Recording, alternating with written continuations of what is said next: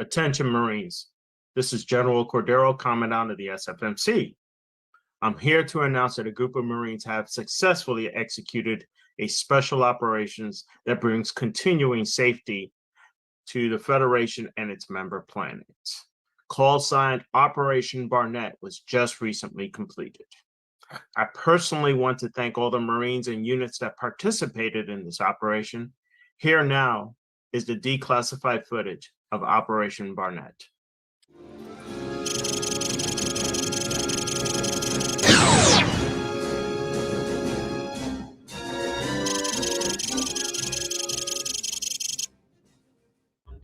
Sir, rally point secured. Ships are ready to depart for active operations. Thank you, Major. General Anderson, are all communications lines available, including the new tactical observation interface? Yes, the new system, codenamed GatherTown, are up and ready for use. All data streams are encrypted. Awesome.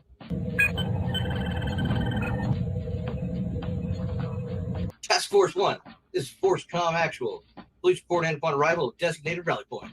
105th MSG. Elmer Rats reporting in. We are ready to rock and roll. Stay alert, stay live, Marine.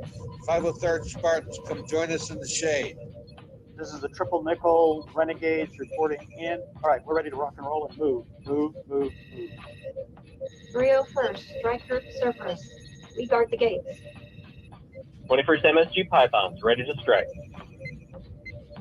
275th Diamond Cutters, find 5x5, reporting in. Very well. Proceed to the target and execute Operation Barnett. Good hunt.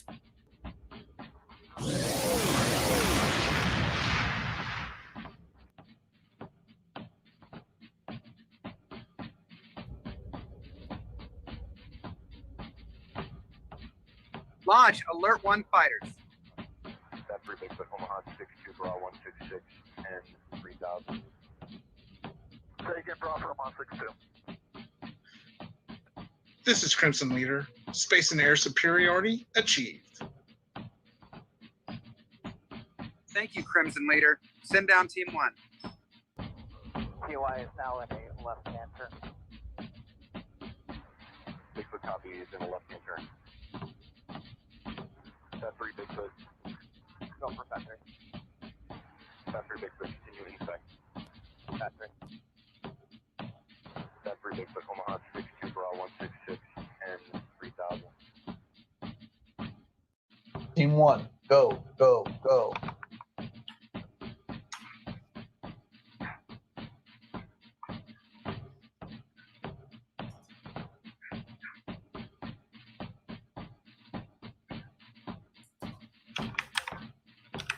Northern door secure. Eastern door secure. Transporter secure. Team 1 leader reporting in. Beam site is now secure. You may begin transporting. Marines, stay alert, stay alive. Acknowledged. All teams proceed as planned. General Carson. They're on site. The link is up. Let's go to Gather Town. Thank you, General Anderson. Team 2 on site.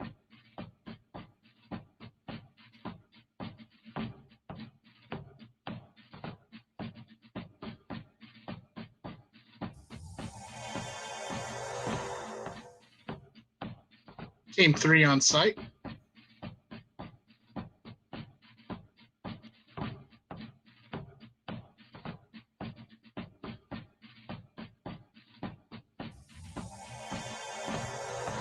Team 4 on site.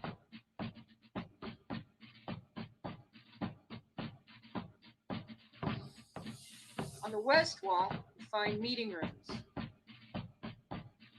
The information desk is here at the center. This is kind of cool. The Depton's office is up here in the top left.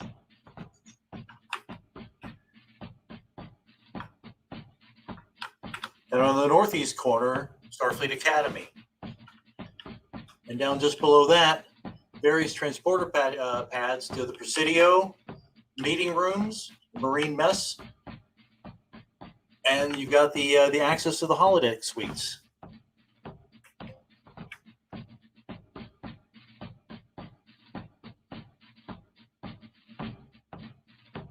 Area secure. Team 3 approaching holodeck suites.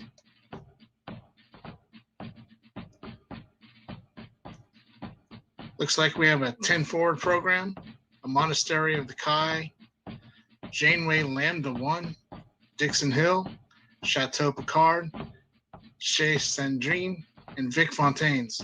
I'm going to check out the 10 forward program. I'll meet you at Vic Fontaines. Oh, look, it's Guinan. In this area by the bar, looks like we can all have private conversations here. Got some tables. Very nice. Exiting.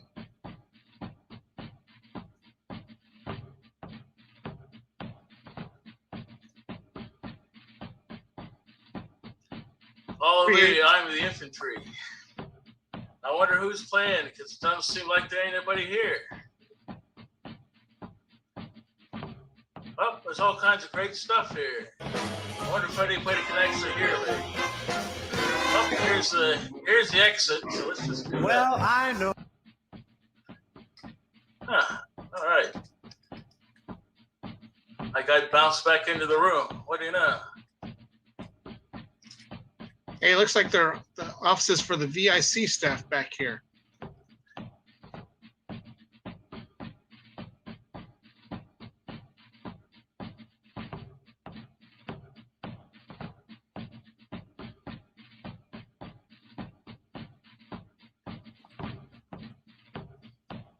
Holodeck suite area secured. Proceeding to the meeting rooms.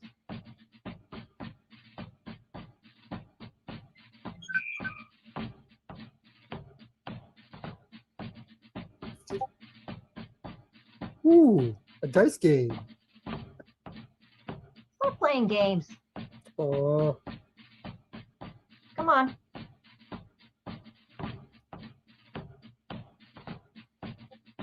Transporters, more ways to move around the area. And a bar. It's a pretty cool office for Lynn Harper.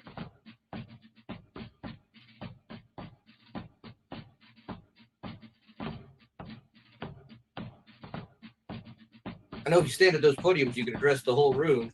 And if you're at the tables, you can talk to everyone at that table. Pretty neat. You can hold actual classes here.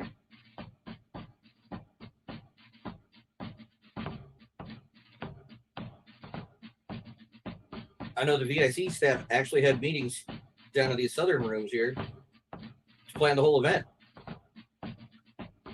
Area is secure.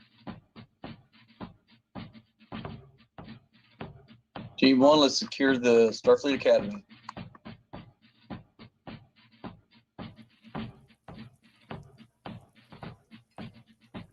From here, you can go to the grounds. Wonder if Boothby's still around.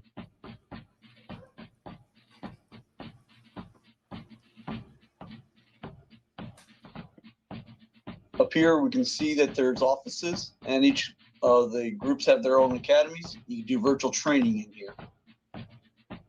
Starfleet Academy is now secure. All teams, proceed further into the facility.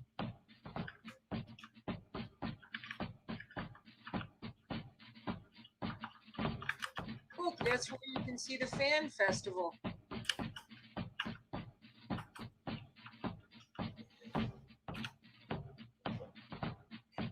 Look at these different booths with different people's information.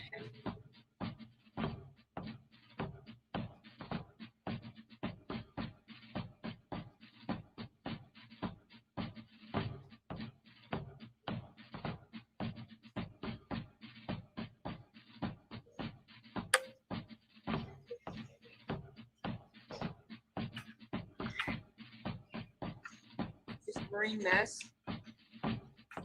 And here's conference room 1 where you can see track A and view it at any time.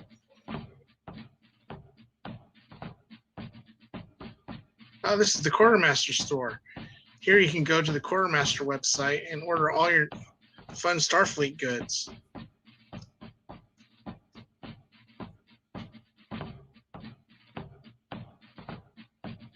Team 3 heading to the food area. I hear they have really nice cake there.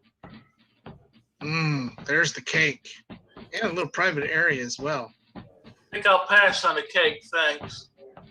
You don't know what you're missing. Look at all these booths. A lot of stuff to check out. In conference room 2 is where you can see track B.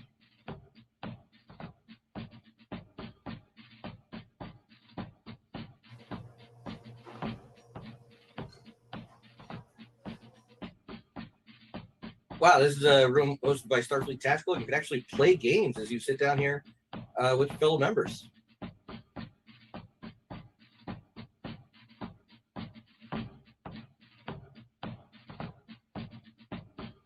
Area secure. Roselle, 147th MSG, Guardians of Forever. Temporal incursion avoided. Facility is secure. Teams will continue to sweep outlying areas. You're ready for our VIPs. Starfleet 1, you're clear to beam down the assets.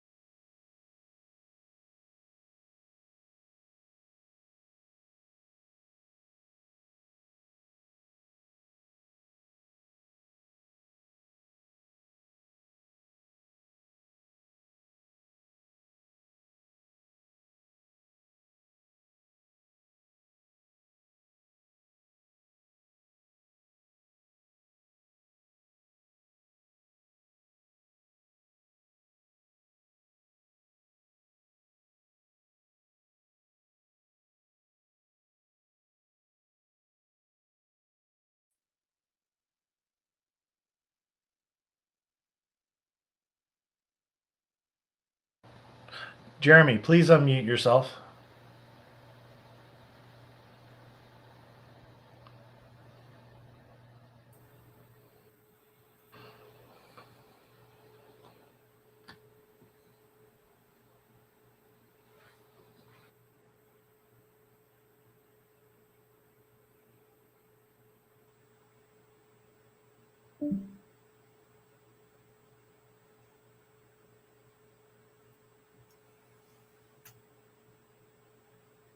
All right, looks like we've got all the VIPs on the stage. Take it over, Aaron. Hi, thank you guys. Welcome to the VIC. Thank the Marines so much because that was an awesome way to secure the GatherTown space for us. I'm really glad everybody's here. We have a lot of stuff planned for this weekend. Tonight, it's just going to be auxiliary programs. Steve and I are here to welcome you, so I'm going to give it over to Steve. Good evening, everybody. I hope everybody is excited about our virtual IC. It is definitely something new.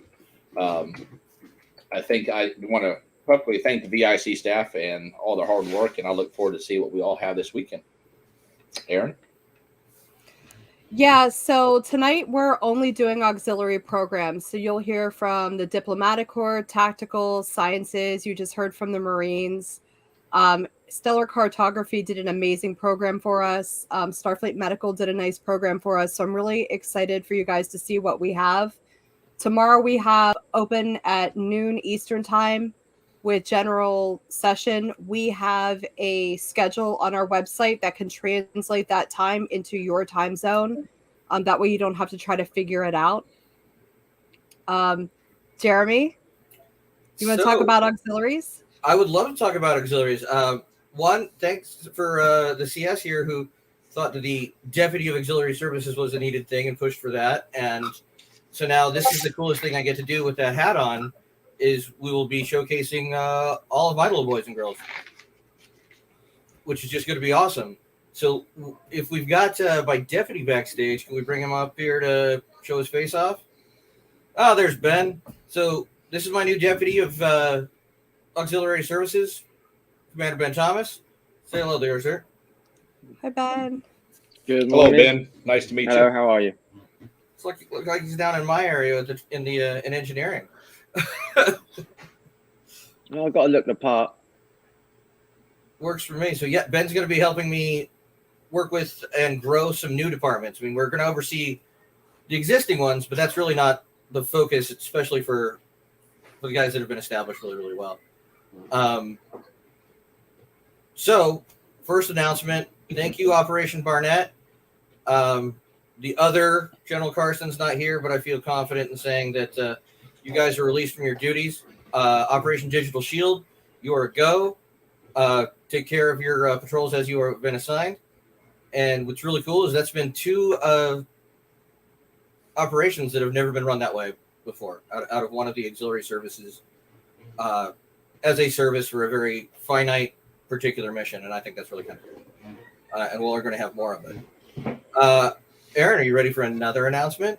I am. Because we're just like, what, 19 Well, before we do that, I just wanted to ask you if somebody has a really good idea and they think it would make it a good auxiliary, what are the steps that they need to take to do that? It starts with well, everything starts with an idea, right? And then you get, toss the ball around, get a couple of people together. It's going to start with a conversation with us here at Auxiliary Services. Send up your idea. The more polished and more thought you have into it, the better. Or you can come at it even cold, like, hey, I think this would be really cool for a service to the fleet. And even if you don't know what to call it yet, but like, I'm pretty sure this is going to be a good thing. Come with us. We'll try and help you grow and see what can be done. But if you've got a more polished product, absolutely better. We have to show something from Pet Fleet soon, but I know that you have an announcement before we do that. Absolutely, and kind of involves you. So those that don't know, Aaron was my acting deputy for a while. And that was really kind of, well, I just needed someone to help me find Ben, so that was fun. So very, very thankful there. But now Aaron is going to be the chief engineer of the Corps of Engineers, Starfleet Corps of Engineers. And this is going to encompass all sorts of making, Right. printing, props, uniforms, web design, graphics, whatever. If it's a thing you make and it's a service, we want you part of the Corps of Engineers. Now I'll let Aaron take it away as the new chief engineer. So all of those things he mentioned have their own little sub department within the Corps of Engineers, and we are now staffing. So we need directors, assistant directors, general staff. So if you're interested in anything, it's going to be put on HR tomorrow. But one of the great things about this is we're offering mentorships. So if you don't know how to do something, you can still join and you'll have the opportunity to learn how to make graphics, how to edit videos. There's really no limit to this engineering department. It's all about creation. So if you're interested in joining this, you'll be able to see everything live on HR tomorrow. Please apply for it, and I'll be happy to take a look at it and get you in there. And that's it. Are we ready for Pet Fleet? Steve and I are going to leave. I guess Bye, guys. Pet Fleet, you guys are stuck with me today. We left the excitable general over at HQ, so we should be safe for now. I'll stay with you for a little while, or Steve can. Roll that sweet Pet Fleet footage.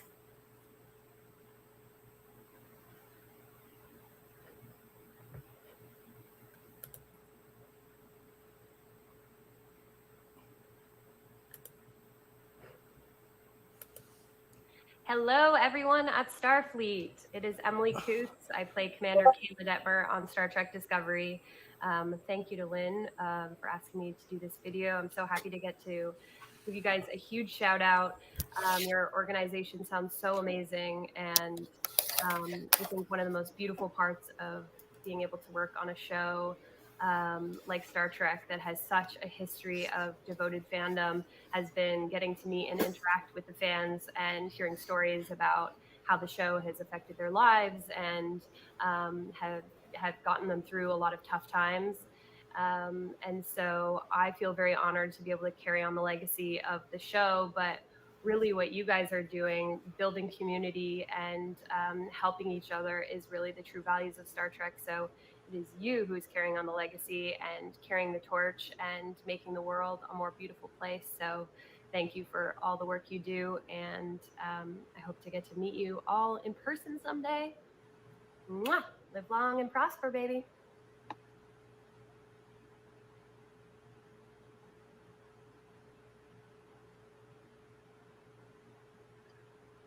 Greetings.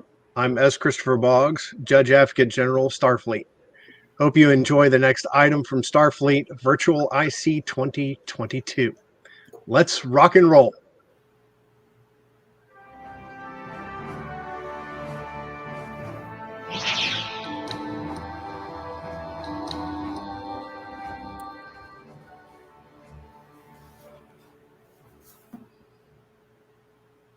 Hello, we're here to do a little interview with Captain Francis Heyman Smith from Region 2, USS Neptune. And we're here to talk about Pet Fleet. One of the goals of this interview is to provide all of our viewers with an overview of what your department is and to support you and your initiatives. So there is a section in the SFI membership manual which talks about Pet Fleet, but I was wondering, how did Pet Fleet come about? Was it inspired by the various Star Trek characters who were pet owners, like Data, like Captain Archer? Yeah, I believe it was. Humans especially, and I'm sure in other species as well, our pets are part of our families and they're part of our crews as well. So we really wanted to have a way to include them. Right, right. How long have you been at the helm of Pet Fleet, and what inspired you to get involved? I've been Director of Pet Fleet since November of 2017. And I was inspired just because pets are my life, quite literally. I'm a veterinarian. I joined Starfleet again in 2016 and wanted to start becoming involved in Starfleet International and the greater, more than just my chapter. which I enjoy tremendously. They're more like family than anything else. But so, and our captain was very encouraging of anybody who wants to try to do other things. So just threw my hat in the ring. That's awesome. How long have you been a veterinarian? Wow, 35 years. Yep. Wow. Do you have a specialty? A small animal. Small I animal. do dogs and cats mostly. Every once in a while, a little bit of something else.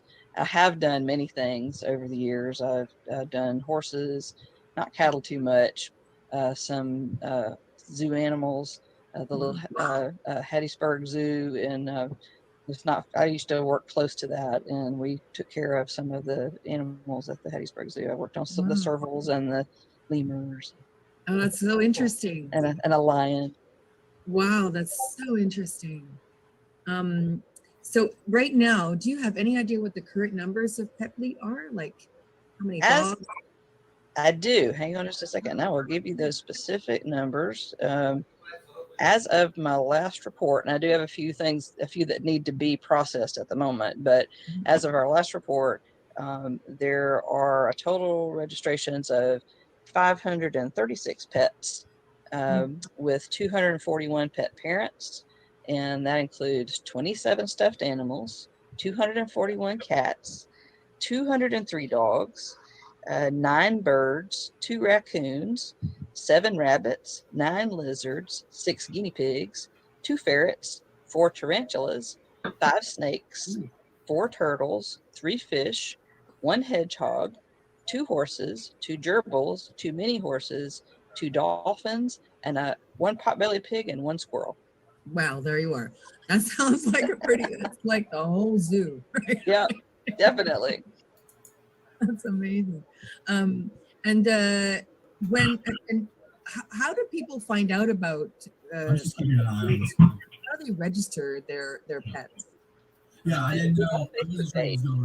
And I also have a couple of things I need to process for that as well. But there is an application to fill out that you can fill out and just send it to the Pet Fleet email address, and then I process them. Sometimes it takes me a little bit to get them all done, but I do. And then people get a certificate back and a little welcome letter saying, welcome their pet into Pet Fleet. So, so that's, I know my cat is actually registered.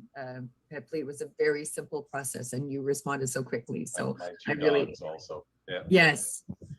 This is truly a Pet Fleet interview because there are animals crawling around.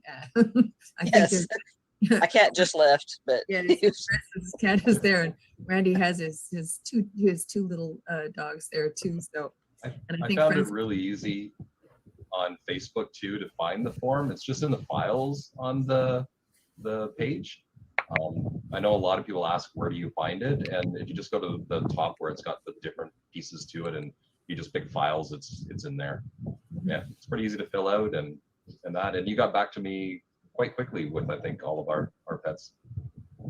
Yeah. Are there any benefits to being a member of Pet Fleet?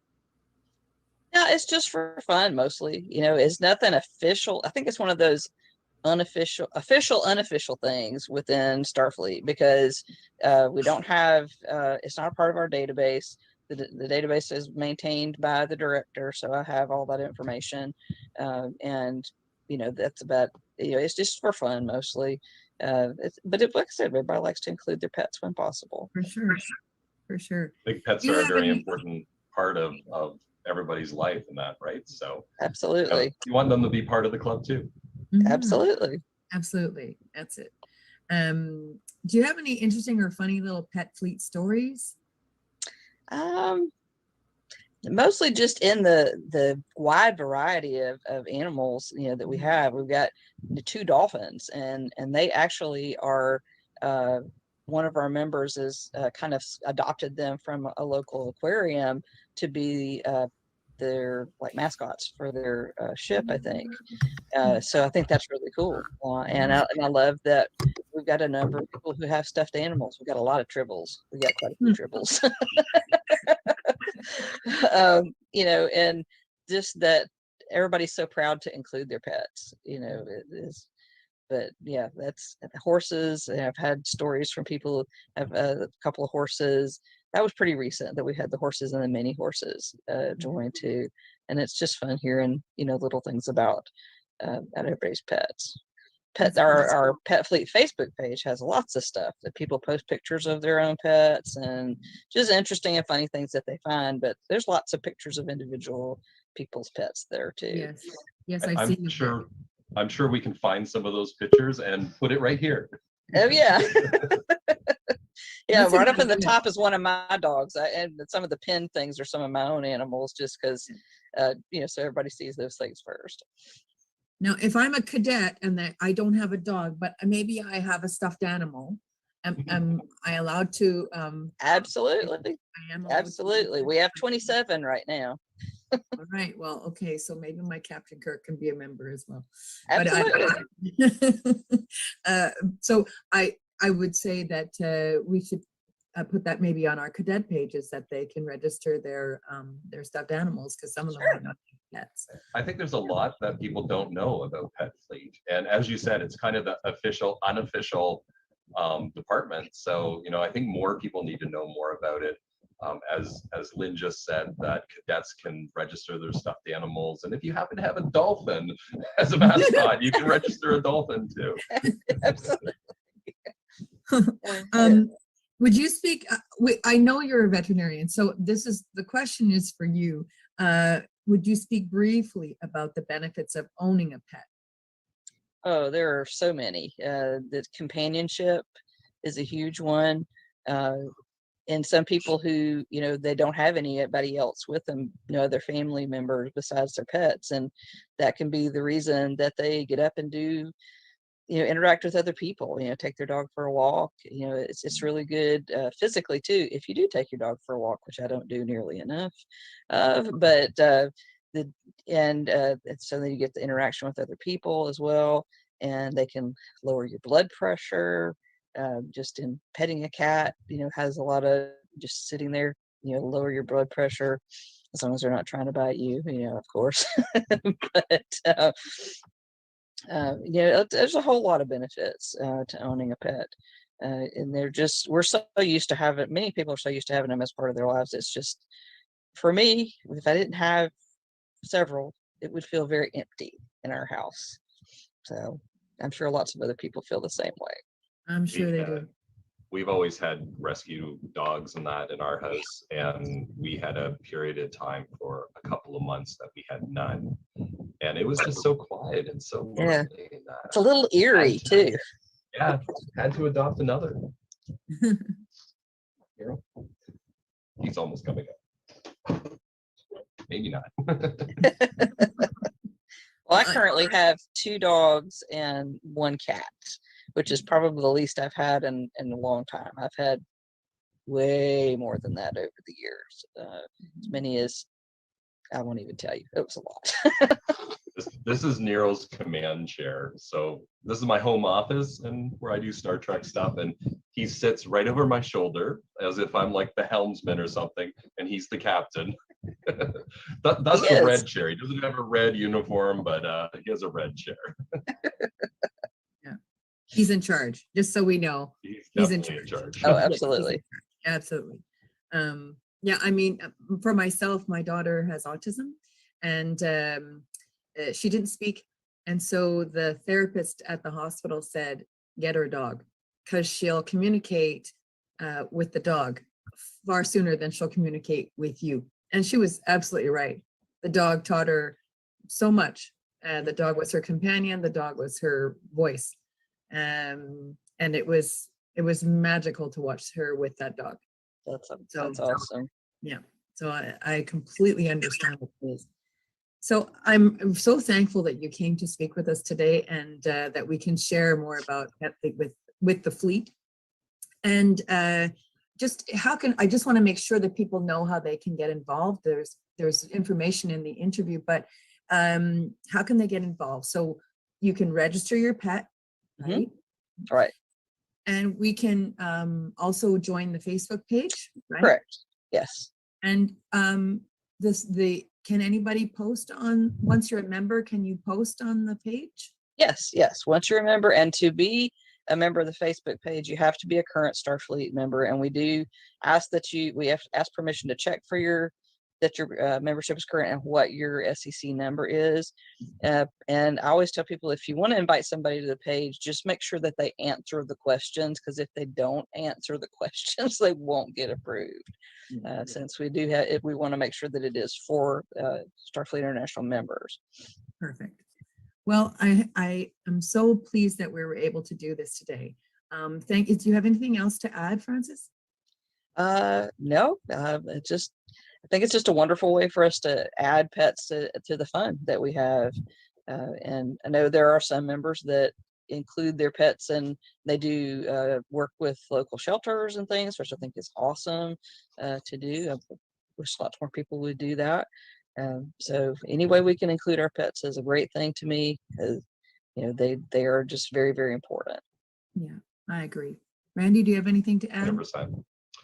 I think Pet Fleet should be added to the Starfleet website, as have their own page and everything. And I know a core of people that are great at web design and stuff like that. And I think that we're gonna maybe try to make that happen if we can. That'd be If awesome. not, then maybe we can work on its own website and have its own content also there. So yeah, it'd be great to have people be able to search and find, whether it's in Starfleet or whether it's standalone. Have you ever thought of doing a photo contest for pets?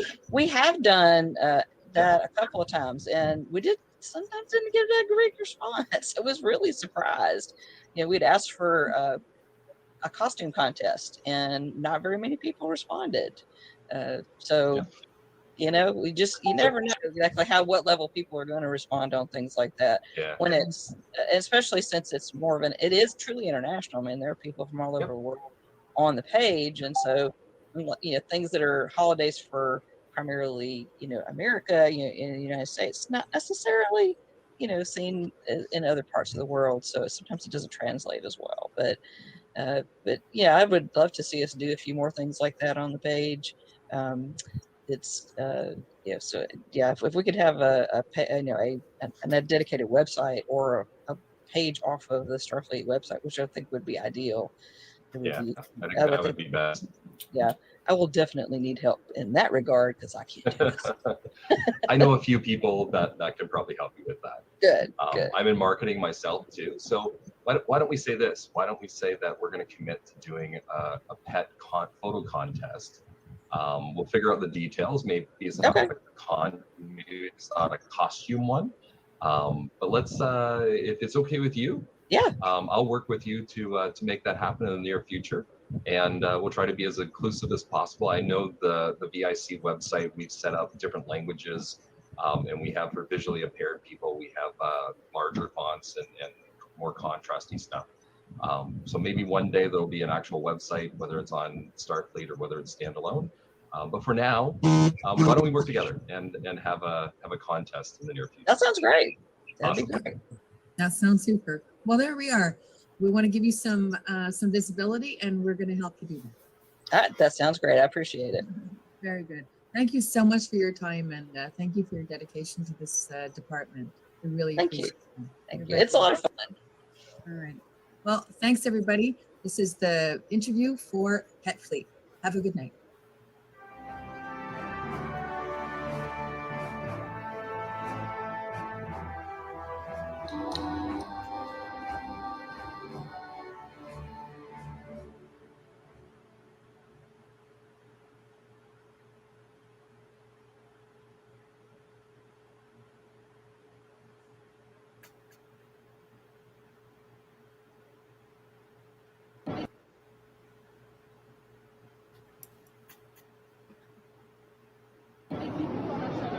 Hi, I'm Alice Krieger, and I played one of the Ball Queens. And I believe you were in the middle of a conference. And I just wanted to say I hope you're having a great time, having a lovely time together, and bless you for all the charitable work you do. Take care.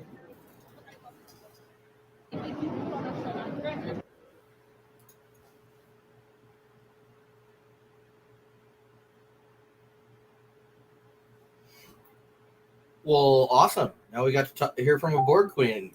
I know, but that's we okay. have Kevin here. He's going to talk to us for a little while about Starfleet Tactical, which has a room in Gathertown. Before Kevin gets started, I just wanted to say for Pet Fleet, we're going to get you better web access. Yeah. Not just for Randy, but that is going to be my job to get that better across the board for all the auxiliary services. So it's coming. Take it away, Kevin. Kevin, you're muted. Yep, thank you. There we go. Well, up until today, we were the newest auxiliary, but I'd like to congratulate Erin on her appointment to engineering.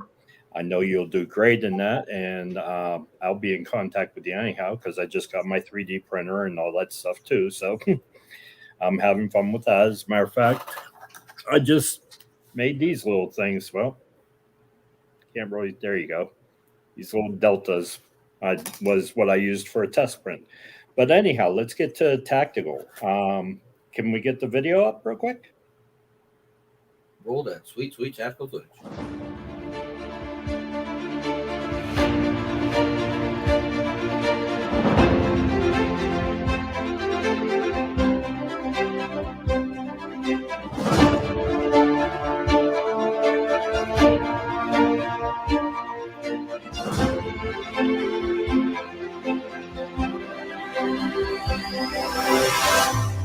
Shall we play a game?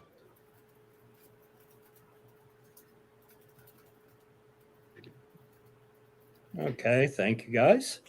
As you can see at the bottom of the screen there, the easiest way to contact us is tactical.sfi@gmail.com.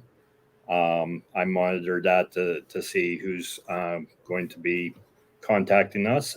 We have just a kind of generalized HR position open on the website, on the SFI site, because we're actually looking for everyone. And if you wanted to get in, just like in engineering with Erin, you want to get in on the ground floor of actually making a auxiliary happen and determining what its future is going to be, that was the perfect time to do that with both departments. We are going to be looking at doing a manual. The whole thing is about gaming, and it doesn't matter what kind of gaming, whether it's tabletop, Dungeons and Dragons, or Starfleet Adventures, or whether it's online or on your phone games. We are going to work out a way to have various tournament ladders and have a little bit of fun competition between our members. But we're also going to have the ability to connect with the gaming community at large. SFI has not always had a good reputation with the gaming community, but it has been getting better. And we want to promote that and get, SFI to be more well-known. Since Tactical started, and we really haven't got a whole lot going on with it yet, we have already recruited some people from one game who want to create a ship in Region 1. So, and they're working on that right now. I've been assisting them with that for a couple months. But like I said, it's a great opportunity to get in here on the ground floor, figure out, especially if you know a little bit about like how ladders work and tournaments work, because we could really use some help with that. And if you enjoy writing manuals, we're going to do that. We're also going to mentor people who want to learn how to play a game. So if you have particular knowledge in any game there is, and like I said, it doesn't have to be Star Trek related or even sci-fi related. If you want to mentor somebody on how to, be a chess master, let us know. We'll figure something out. There's always people that want to play chess in every other game out there. So just give us a contact at tactical.sfi@gmail.com. Kevin, I was wondering what games you like to play and what inspired you to start this auxiliary. Well, I play a lot of RPGs, tabletop RPGs, Dungeons, Dragons, Pathfinder, Space Master, Starfinder, Star Trek Adventures. And what I really enjoy in those is not something that a lot of people get into, but I try to push people to do it. And that is developing character backgrounds. You know, some of my characters, I can tell you who their grandfather was, you know, and, you know, they got willed a certain item that came to them through, you know, their ancestry or something like that. And we develop really detailed backgrounds with the people that I game with. We have history that goes back for some of our characters 100 years. It's interesting. That's really cool. I like character background, but I don't think I've gone much further than like father or something, you know. Right. Well, I'm really excited to see what happens with Tactical. There's a mini room in the Tactical room in Gathertown if you have a minute. It's attached to the booth room. You can check it out. And it has tabletop games that you can play with people and some arcade games. Anyway, I am going to leave you guys. Kevin's going to stick around with Jeremy. And it looks like next up we have we have a special greeting and then our science programs. And how much longer do I get with Kevin here? You get a little while. I have a little while. Okay, cool. Yeah, you're here until 10, sir. Well, I'm here for a while. I don't know how long I got Kevin. Oh, Kevin's going to just stay with you the whole time. Oh, shit. All right. Kevin's Yeah. okay. Diplomat, not science. Oh, it is the diplomatic corps next and then science. Oh, my bad. Sorry. Bye, guys. Bye. There's Drew keeping us on point. So I guess I'll just take my hints from Drew. And we will. How long do I have? The next. I know it's Drew and Sean. That was Sean. Thank you. Okay. How long till the next thing goes? Do we get to talk to Kevin here? We got about 6 minutes, and then you'll all be back on screen. Okay, cool. So with the tactical group, well, we still got you here, Kevin. Yeah. I really liked your idea of mentoring folks and creating a core of people that can be the mentors, the ones that know how to set up a game, maybe help set up a tournament. And so is this going to be kind of Starfleet's looking for group? Yeah. What I'd like to see is like say Starfleet Online, where we actually have a Starfleet presence inside the game, and you know our members would be able to join that presence and operate together against everyone else if we have to, you know. But at the same time, try to promote SFI to everyone else that's in the game. You mean you would use it for something other than taking a picture of your chapter's vessel every 6 months? Because that's kind of what I've done with my lifetime subscription. Well, the mentoring part of Tactical was actually what gave me the idea that we needed to have Tactical. And that was because I started to get a little bit interested in some of the online gaming. Like I said, the Starfleet Command or any of the other games that are out there that are Starfleet related. And I realized very quickly after downloading the programs, I didn't know what the heck I was doing. So, you know, my quest was to start finding people in SFI because I can relate to them really well and talk to them about, you know, how do I learn how to play the game?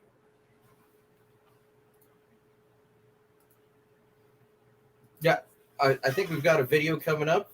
Yep.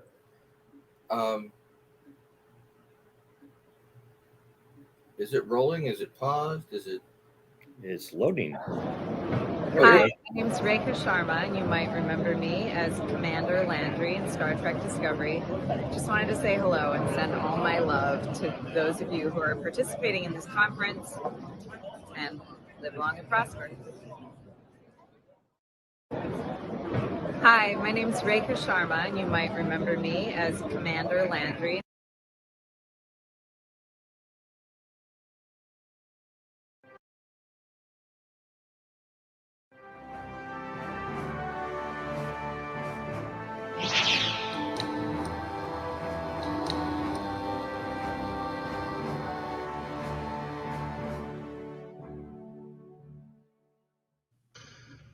Hello, I am Captain Aaron Himes. I am the Chief Diplomatic Officer of the Starfleet International Diplomatic Corps, and I am making this video to kind of introduce what the Diplomatic Corps is and what our goals are.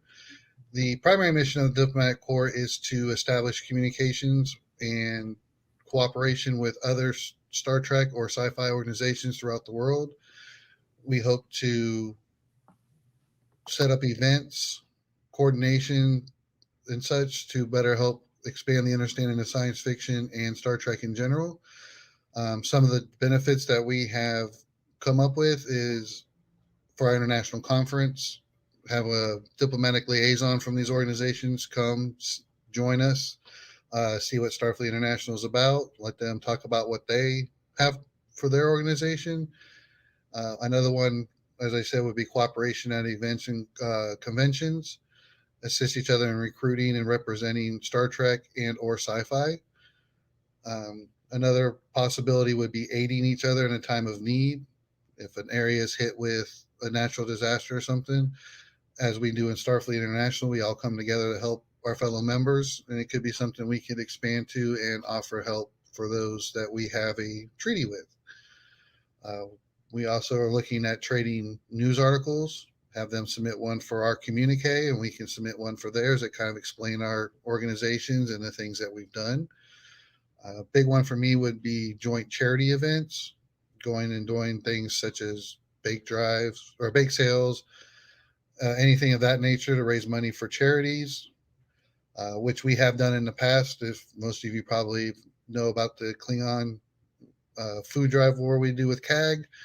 The last 2 years we've done that. Each year we've raised over 3,000 pounds of food to help those in need during the holidays. Then another thing would be to help local chapters of Starfleet International and other organizations in their area to coordinate to do things together, such as, again, as events, charity, raising, or just going out and doing something fun. Another thing that was put out there was an opportunity to join our After Dark and our MAAs that Starfleet International does, have one of their representatives, which we have had in the past again with CAG, to join in, talk to our members, let our members find out a little bit about them and some things that they like to do. But overall, we want to just bridge between the organizations. Several Star Trek clubs out there are from people who used to be in Starfleet International. We would like to reestablish contact with them, let them know and see what Starfleet International has to offer to help them and basically have fun. Another thing that we are working on is reintroducing our sistership program, and that will be to help expand cultural understanding between the different chapters and members of Starfleet. You know, let people who are in France see what it's like for people who are in the northern part of the United States and so forth. It pretty much just boils down to understanding, cooperation, and to just getting to know each other. So we will be working on all that over the next couple months. Like I said, I am redoing the sistership program. We will be expanding our staff a bit. I would like to eventually get to the point where each region can have an ambassador that's attached to the Diplomatic Corps, and they'll work with ships that wish to have ambassadors established with the Diplomatic Corps. This is not a requirement. Just because you have an ambassador in your region or chapter at this time does not mean they have to be a part of the Diplomatic Corps or follow our directives. They can continue doing what they've always done. We will still be glad to help them and give them any information or resources they might need to do their jobs better. And that's pretty much it. We really look forward to bringing in more organizations. I have talked to a few. Some are a bit hard to get a hold of, but we won't give up. And with luck, maybe in a year or two, the next time we do a food drive, there could be 5 or 6 organizations out there raising food to help the needy and other things that we've done. Other things are some step challenges and things of that nature. So, and if you have any questions, you're more than welcome to message me. I am on Facebook. You know, my email address for the Starfleet Diplomatic Corps has been posted several times. I will be posting it again. There will be some positions at HR that will be opening real soon. Things like senior ambassadors and such. So just watch out for that. And if you're interested, put an application in. I'd be glad to have you. Thank you. Awesome. Diplomatic Corps. Very good. Growing, got some opportunity to do some cool things. I look forward to seeing where he can get with it. And I know there's a lot of positions now open on HR. I really enjoyed the food/toy drive we did this past year, because we expanded it to toys as well. Food can be toys. Wait, never mind. Don't play with food. Wait, hang on. Well, I actually thought it was interesting because CAG beat us in food, but we beat them in toys. There's a certain logic to that somewhere. But I bet our food didn't move. True. And if you're doing it by pounds, they probably just delivered a cow. That's just kind of cheating. I mean, it's ingenious. I don't know. True. Live charge weigh a lot. What do we got next? I believe we have another pretty awesome greeting here.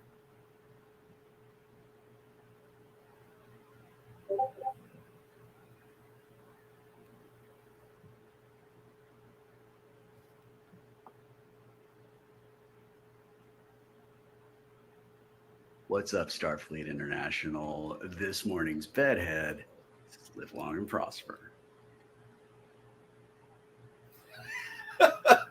What's up, Starfleet International? This morning's bedhead.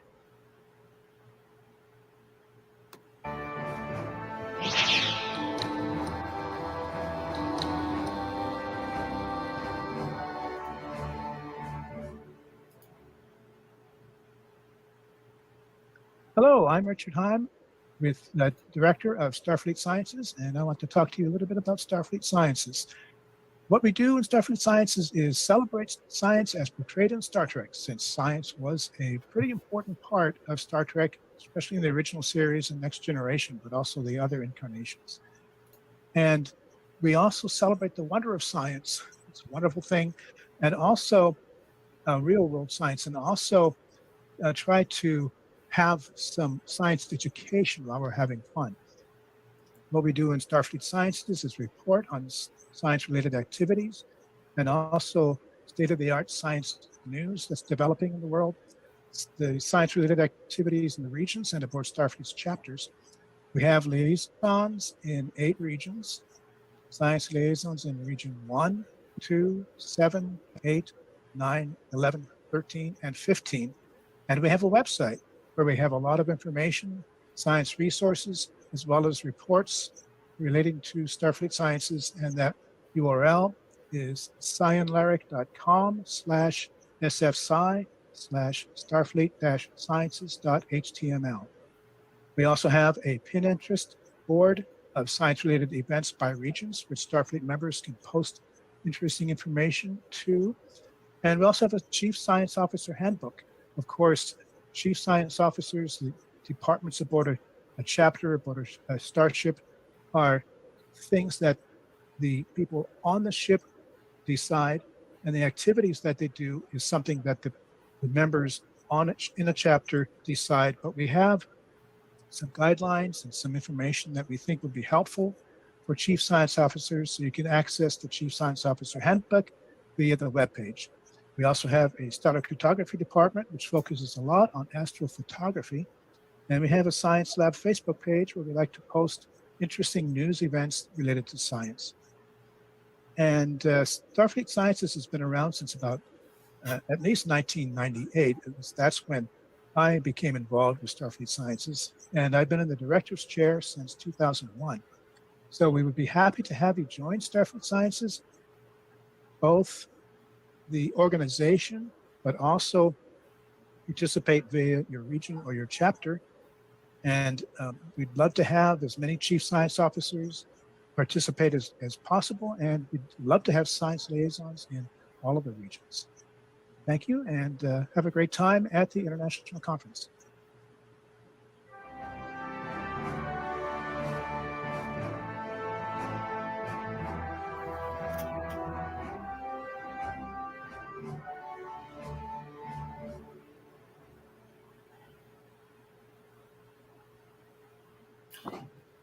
So let me tell you about that dude. When I first took over this job, I did a briefing with the VCS James Herring, and just talking about how the different departments report and all this kind of stuff. I really think science has been the undersold gem for Starfleet for ages. He sends an 18-page report up, and it just kind of doesn't get socialized around, but he's got just tons of great info for all the people that want to geek out science style, which, I don't know, Star Trek Club, I'm guessing there's a couple of us. So we're going to get him some PR, is what we decided is that department needs, is better PR. We're going to get him web access across the board for all the departments. It's going to get a lot more equalized. But be looking for the sciences, because that he's been doing so much for so long, and it's really kind of time that people come and join him, because he's just doing it's awesome work. Yeah, I've seen some of his reports, and they're jam-packed full of stuff, like you said. And it's actually a really interesting time for the sciences because of all the real-world science that's going on right now. I mean, they just brought up that what is it, the Hadron Collider, and doing it at a speed that's never been done before, and things like that. From the Webb telescope, we've got all the stuff that's happened over, with COVID and the introductions to medicine. Yeah. Great time to be in sciences. Definitely is. And I mean, SpaceX is getting ready. They've got their go now to do their orbital test flights on Super Heavy and all that too. So, oh, I missed that. I knew they were doing the test fire. I didn't know that they got the go for orbital. They got the go for orbital. Yes. It's I think a 4-month long open window. Well, okay then. Yep. That's a hell of a window for a launch. Well, I think they're going to do at least 2 of them. Okay. As many corn silos as he can put engines on and plug into space, right? That's right. That thing's we amazing. can get to Mars. But I won't geek out about that because we have stellar cartography coming up. But can I just say that was like the coolest freaking intro for Will Wheaton? We got Will Wheaton bedhead and acting Ensign. I'm good. Yes. We hear you. Hush.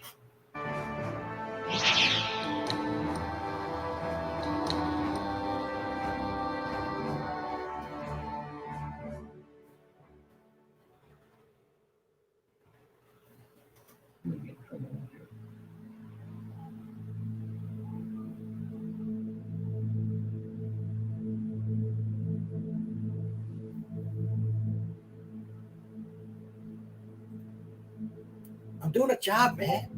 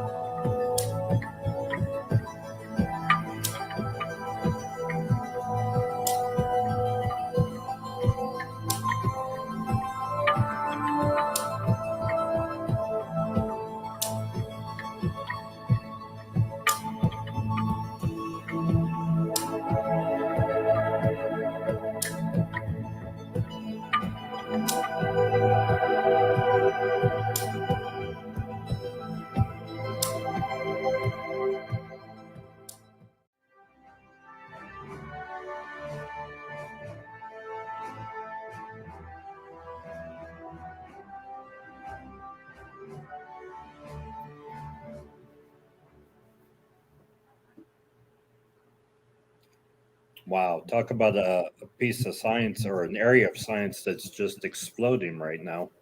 It is, and most of that right now that was put together was just Mike Calhoun. Yeah, but I mean, the stuff from the James Webb is just blowing everything out of the water. It is. It's been very, very pretty. It's been very hard not to put anything from that as the background for anything I do. Yep. Although I like your command center better than mine. I'm gonna have to steal that. Thank you. It is tactical, you know. Yeah, that's fair. That's fair. But no, great stuff coming out of stellar cartography, and again, one of the ones that we really need to grow and expand upon. Get him a real website and URL, things beyond just a Facebook group, because he's definitely doing work beyond just that. And I know there's others out there that would love to mingle on those kind of things. And I know there's events coming up. here in my neck of the woods of Texas in 2024, there's going to be that Eclipse event. So we're looking for stellar cartography and like-minded folks to set up those meet and greet events that we might all go out and maybe camp in the boondocks and get good pictures and stuff. Or I'm just going to drink because I can't work a camper to save my life, but I can bartend, man. Good. Always a needed skill. Exactly. You know, it's my fallback. I think we have another introduction from some famous folk. And then the medical program is what I think is next. After a short break, yes. Oh, a short break. Okay. Yeah, we have a short break for about 10 minutes, I believe. Oh, okay. No. Nope. Okay. What do we got? Medical comes up at 9:25, and it's Oh yeah, now- we're doing good. So we're selling this under budget and below time, man. We're doing good. We're 2 minutes ahead. Yeah. You can take a break during medical. CS was looking in on us. But the net, just so He you doesn't can know do- how to take a mute off, but he's looking in on us. Have you guys seen that Gatherer avatar? This is not the federal government, and it's a skeleton. I saw something trying to do something to my character on Gathertown, but I don't think Gathertown's working quite right for me, to be honest. That's just a meeple of me on there right now. We got Jeffrey Lord, the guy. Hey everyone. This going forward, I'll finish out here. He'll be your MC for the rest of the evening. Yes, sir. It's been fun. So medical coming up in 1 minute with another cool greeting before that. And Are we doing After Dark tonight? there is an After Dark. Mhm. There'll be the medical program, a tribute to Dennis Rayburn, a happy birthday to Gene Roddenberry, and then After Dark. I'll be sending the link right at 11 for After Dark.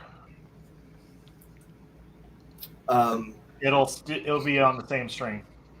Yeah, not sure how much of After Dark I'm making, but we'll see. I am hosting a room or a house full of people tomorrow, but it'll be fun. Oh, here we go. Here we are.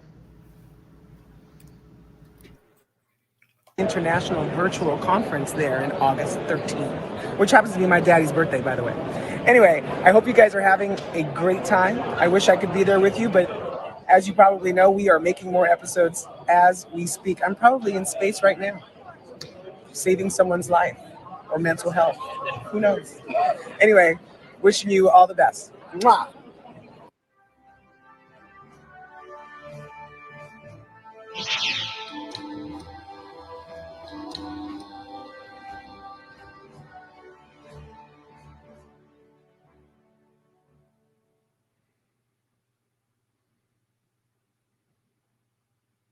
Assistant Surgeon General's report, stardate 2207-25.13. Dr. Wade Poitras reporting. I am the Chief Medical Officer on board the USS Cerberus, and currently I am in command of a medical away team on the surface of Vega 4. It's beautiful here, but not for long, I'm afraid. Let me start at the beginning. The Cerberus received a distress signal approximately 40 hours ago from the colony on Vega 4. Vega 4 is a colony on the outskirts of the Federation in the Lyra sector, I believe. The message itself was distorted, but the gist of the message was that there was some type of plague ravaging the surface, and that there was some kind of Borg threat.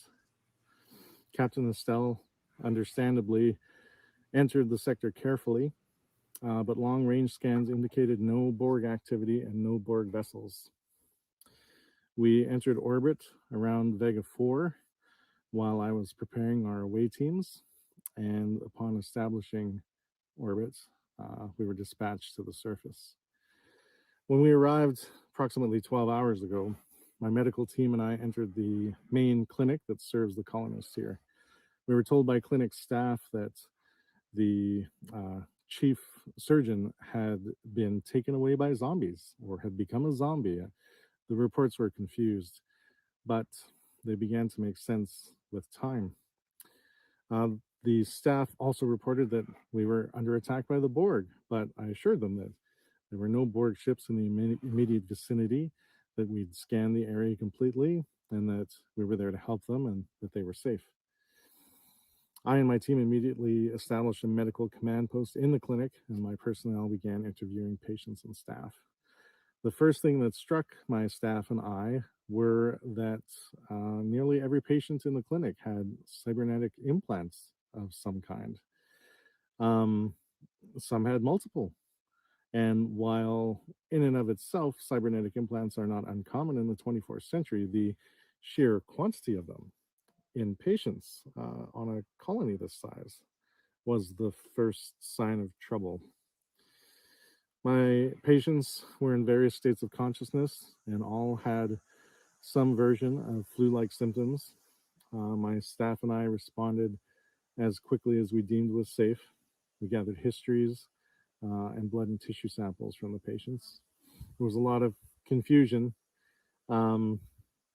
People on the ground here are talking about the Borg, they're talking about this plague. I've got to be honest, there's a lot of fear and anxiety, but we're doing the best we can. But that being said, what my investigation has found is quite troubling. I don't think we're dealing with two separate threats here. There isn't an attack coming from an enemy, and there isn't just an ordinary plague.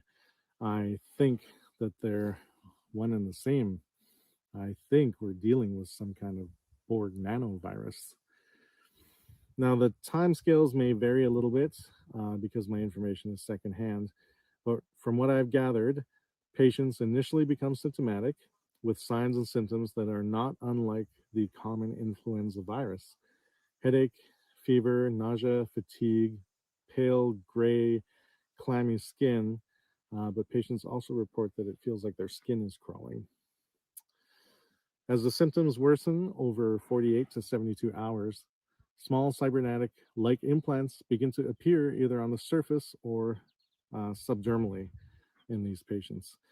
By day 3, the patients enter a trance-like state or full unconsciousness. And then hours later, they regain consciousness, but are unresponsive to staff. Their eyes are open, and they try to leave the clinic, but they don't respond. I've seen 2 patients enter this phase myself since we've been here, and I have them both currently restrained with force fields.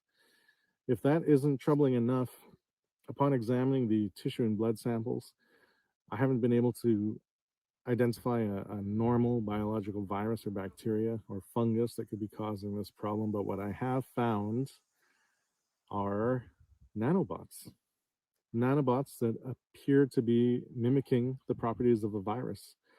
They attach themselves to cells like a virus, and upon gaining entry to the cell, they hijack the cellular machinery and begin assimilating that cell. These nanoviruses seem to be able to adapt to all of the host's immune system defenses, and they have an affinity for neurological tissue. I believe this is why patients enter this altered state of consciousness. Their higher brain functions are being hijacked or shut down in some way. I have reports from clinic staff that before we arrived, several patients were unconscious, and when clinic staff returned in the morning, they found that those patients were gone. They had walked out of the clinic during the night and haven't been heard from since. We also have 1 or 2 reports that colonists have seen these patients gathering at a storage facility on the outskirts of the colony. Now, this colony is sitting along a major trade route, and the last ship to pass through was 2.5 to 3 weeks ago. Some of the colonists here have mentioned that it had a crew complement of 80 and that they stopped over for a couple of days, and that several of the crew were sick. There have been no reports of actual Borg activity in this sector for several years. And really, I haven't heard of any Starfleet vessel that's encountered a Borg ship since the USS Voyager returned from the Delta Quadrant several years ago. Very few of these colonists have ever encountered the Borg, but everyone has heard the stories, and that is contributing to the confusion. but from what I've seen, their fears are not far off the mark. I believe we're dealing with a new type of Borg threat. Some kind of Borg nanovirus that arrived here at Vega 4 on a cargo vessel. Where that cargo vessel picked it up, I have no idea. I've found the virus in fluid samples from several of my patients, but it does not appear that the virus is airborne. It transmits via droplets, like a conventional flu-like illness. But the really troubling part is that I've deduced that the incubation period is approximately 3 weeks, and that the patients are infectious and spreading the virus for nearly the entirety of this incubation period.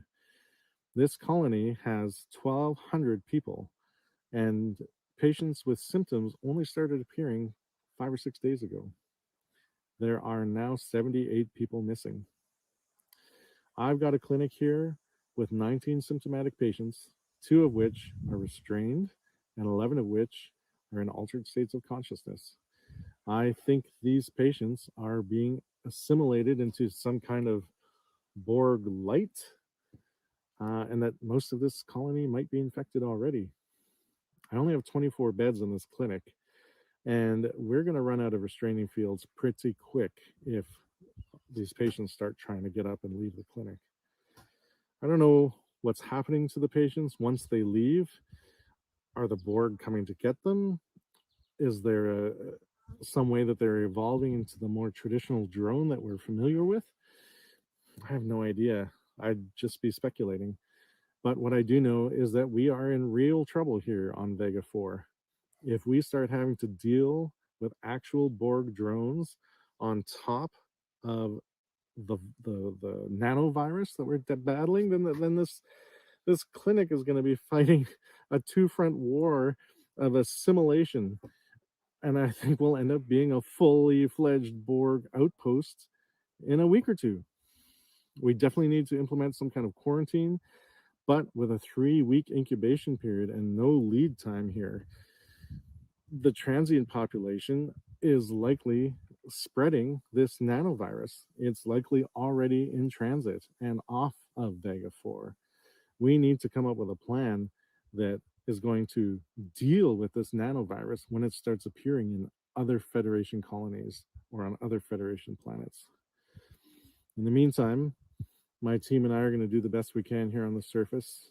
We're in triage mode, and I'm worried that this entire population is infected already. I'm not sure how this is going to turn out. I don't think there's a damn thing I can do about it. That concludes my report. Wish us luck. Dr. Poitras out.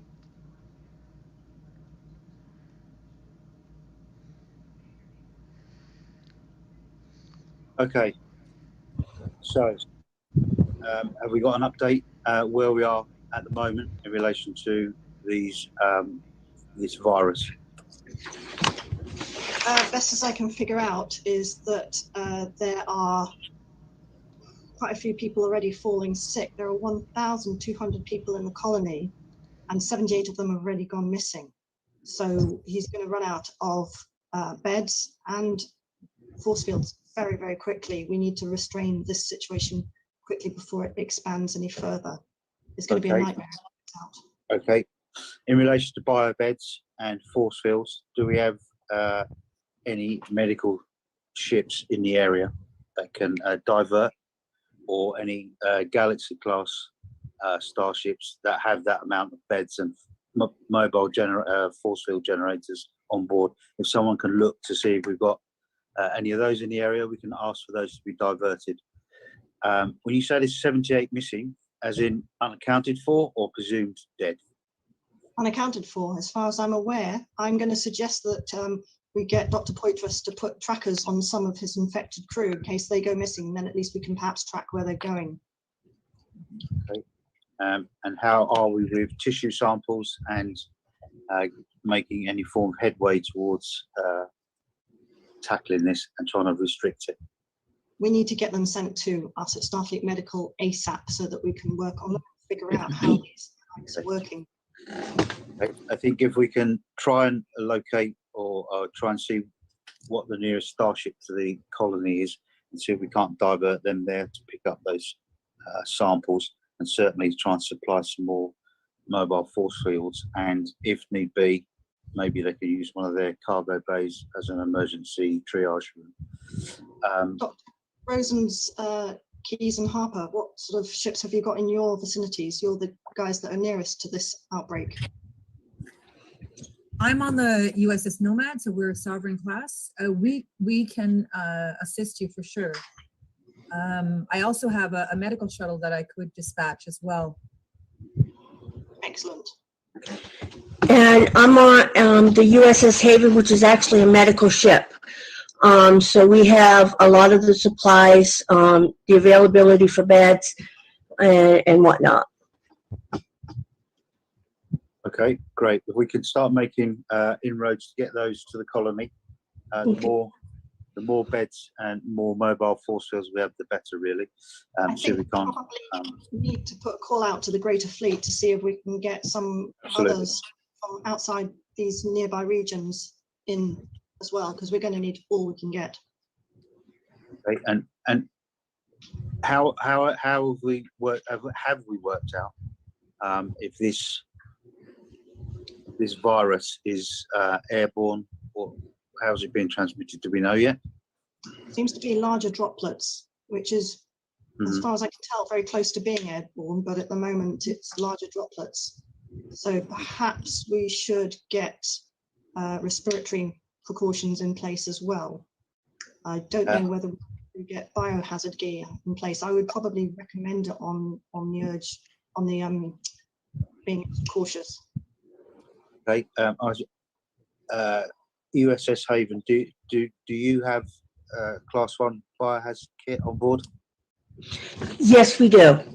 Okay, great. That's it. So if you use that and use some caution, we don't want you getting infected. Okay. When you arrive, if you could let us know time-wise how long it's going to take you to get there. Have a chat, work out what time. Just let Captain Slack know so she can update me at some point, so we know what sort of time span we're looking at. As far as symptoms go and incubation period, what do we know on that? Very flu-like, so headaches, shivers, temperatures, but also people feeling things crawling under their skin. I presume that's the effect of the nanites interacting with the cell structure. So we need to not miss anything, really. We need to really keep an eye on this.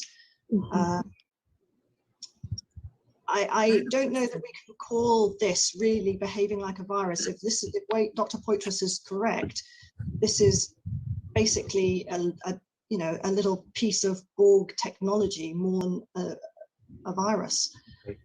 And I don't know that our traditional viral stratagems are going to work. We might need to look at more the technological side of things, perhaps radiations, perhaps magnetic technology. Okay, I can put out in a call to Cold Station 12, where the viral storage is, and see if any of the resident doctors there have any knowledge of it, so we can try and trace that down. Does anybody know if we've had any Borg incursions or any contact with Borg in the last month or so? That's the worrying thing. Unknown Apparently contact on long-range sensors, possibly Borg. Okay. There was mention of a cargo ship, I think, if I recall correctly. They don't know where it came from, but they may have been patient zero, so to speak. Do we know if there's any records of the trade routes? Do we know of any of the ship that we're talking about? And I'm wondering too if we should be establishing quarantine in that sector. Absolutely. That'll be done now. So I'll get that done now. So that's done. In relation to incubation, just remind me again what the incubation period appears to be. Potentially up to 3 weeks. So this may have already spread further than we'd like to admit. Okay. And Have we still got contact with those on the colony, or is that gone as well now? As of now, we have. I don't know that we're going to have it much longer at the rate things are progressing. Okay, let's get them aware of what's going on incubation period wise, and see if they can't dig up and go through records to show who's been in and out of there in the last 4 weeks, I think.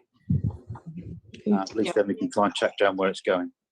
We need to get all medical teams track and tracing on this one. Okay. Yep. Okay. Anything else? Yeah, I'd like to make sure that anyone passing out the perimeter of this area gets magnetically scanned or put through some sort of magnetic equipment so that we can perhaps tell whether they've been infected with these nanites before they become symptomatic. I think we need to just get that quarantine perimeter up and not let anyone out of that perimeter, and that is going to be a nightmare. I don't quite know how we're going to realistically manage it, but I think that's going to be one of our best strategies to contain this thing. Okay, we'll do that with one port in, one port out, and the biobeds can, the residence filters can be adjusted to compensate for nanoprobes. So if you let them know on the colony that they need to realign their biobeds to detect those, and once we get ships into the area, it'll be one port in, one port out, so we can keep tracks on what's going on then, so no one leaves. So, anything else? We just need those samples in at Starfleet Medical as soon as possible so we can analyse what they're doing and how they're evading the immune system. The more we know about this, the better. Okay, so if we can get the 2 ships there, then if we can give estimates when you get them, and then we know where we're going from there, we can advise the colony when help is going to arrive. Anything else? Dr. Poitra, he talked about the people not being communicative. They were like as if they were in a trance. And I'm wondering though whether they are communicating via like a technologically induced form of telepathy. And I'm wondering if there's a way to interrupt this communication so that we can communicate with them. And I'm not sure how we would go about doing that. And I'm thinking also, would we not do well to communicate with Starfleet engineers? Because this is their nanoprobes, and I'm wondering if they would be able to lend us a hand. Okay, definitely. We can talk to them. I think disruption-wise, I think we're going to need to just check with. I think what we'll do is we'll speak to Coal Station 12 where the viruses are. I do know they have nanoprobe research there, and see if they can recommend anything in the way of a pulse to try and disrupt that link, if there is a link there. I was also thinking that it might be prudent perhaps to send an EMH to speak with the team that's on the ground before sending any of us down. What do you think? Yep, good call. Whoever gets there first, if they can do that, and then we can. Then at least we'll have an idea of what's going on down there. I hope he doesn't get. Investigating whether any types of radiation disrupt these nanites.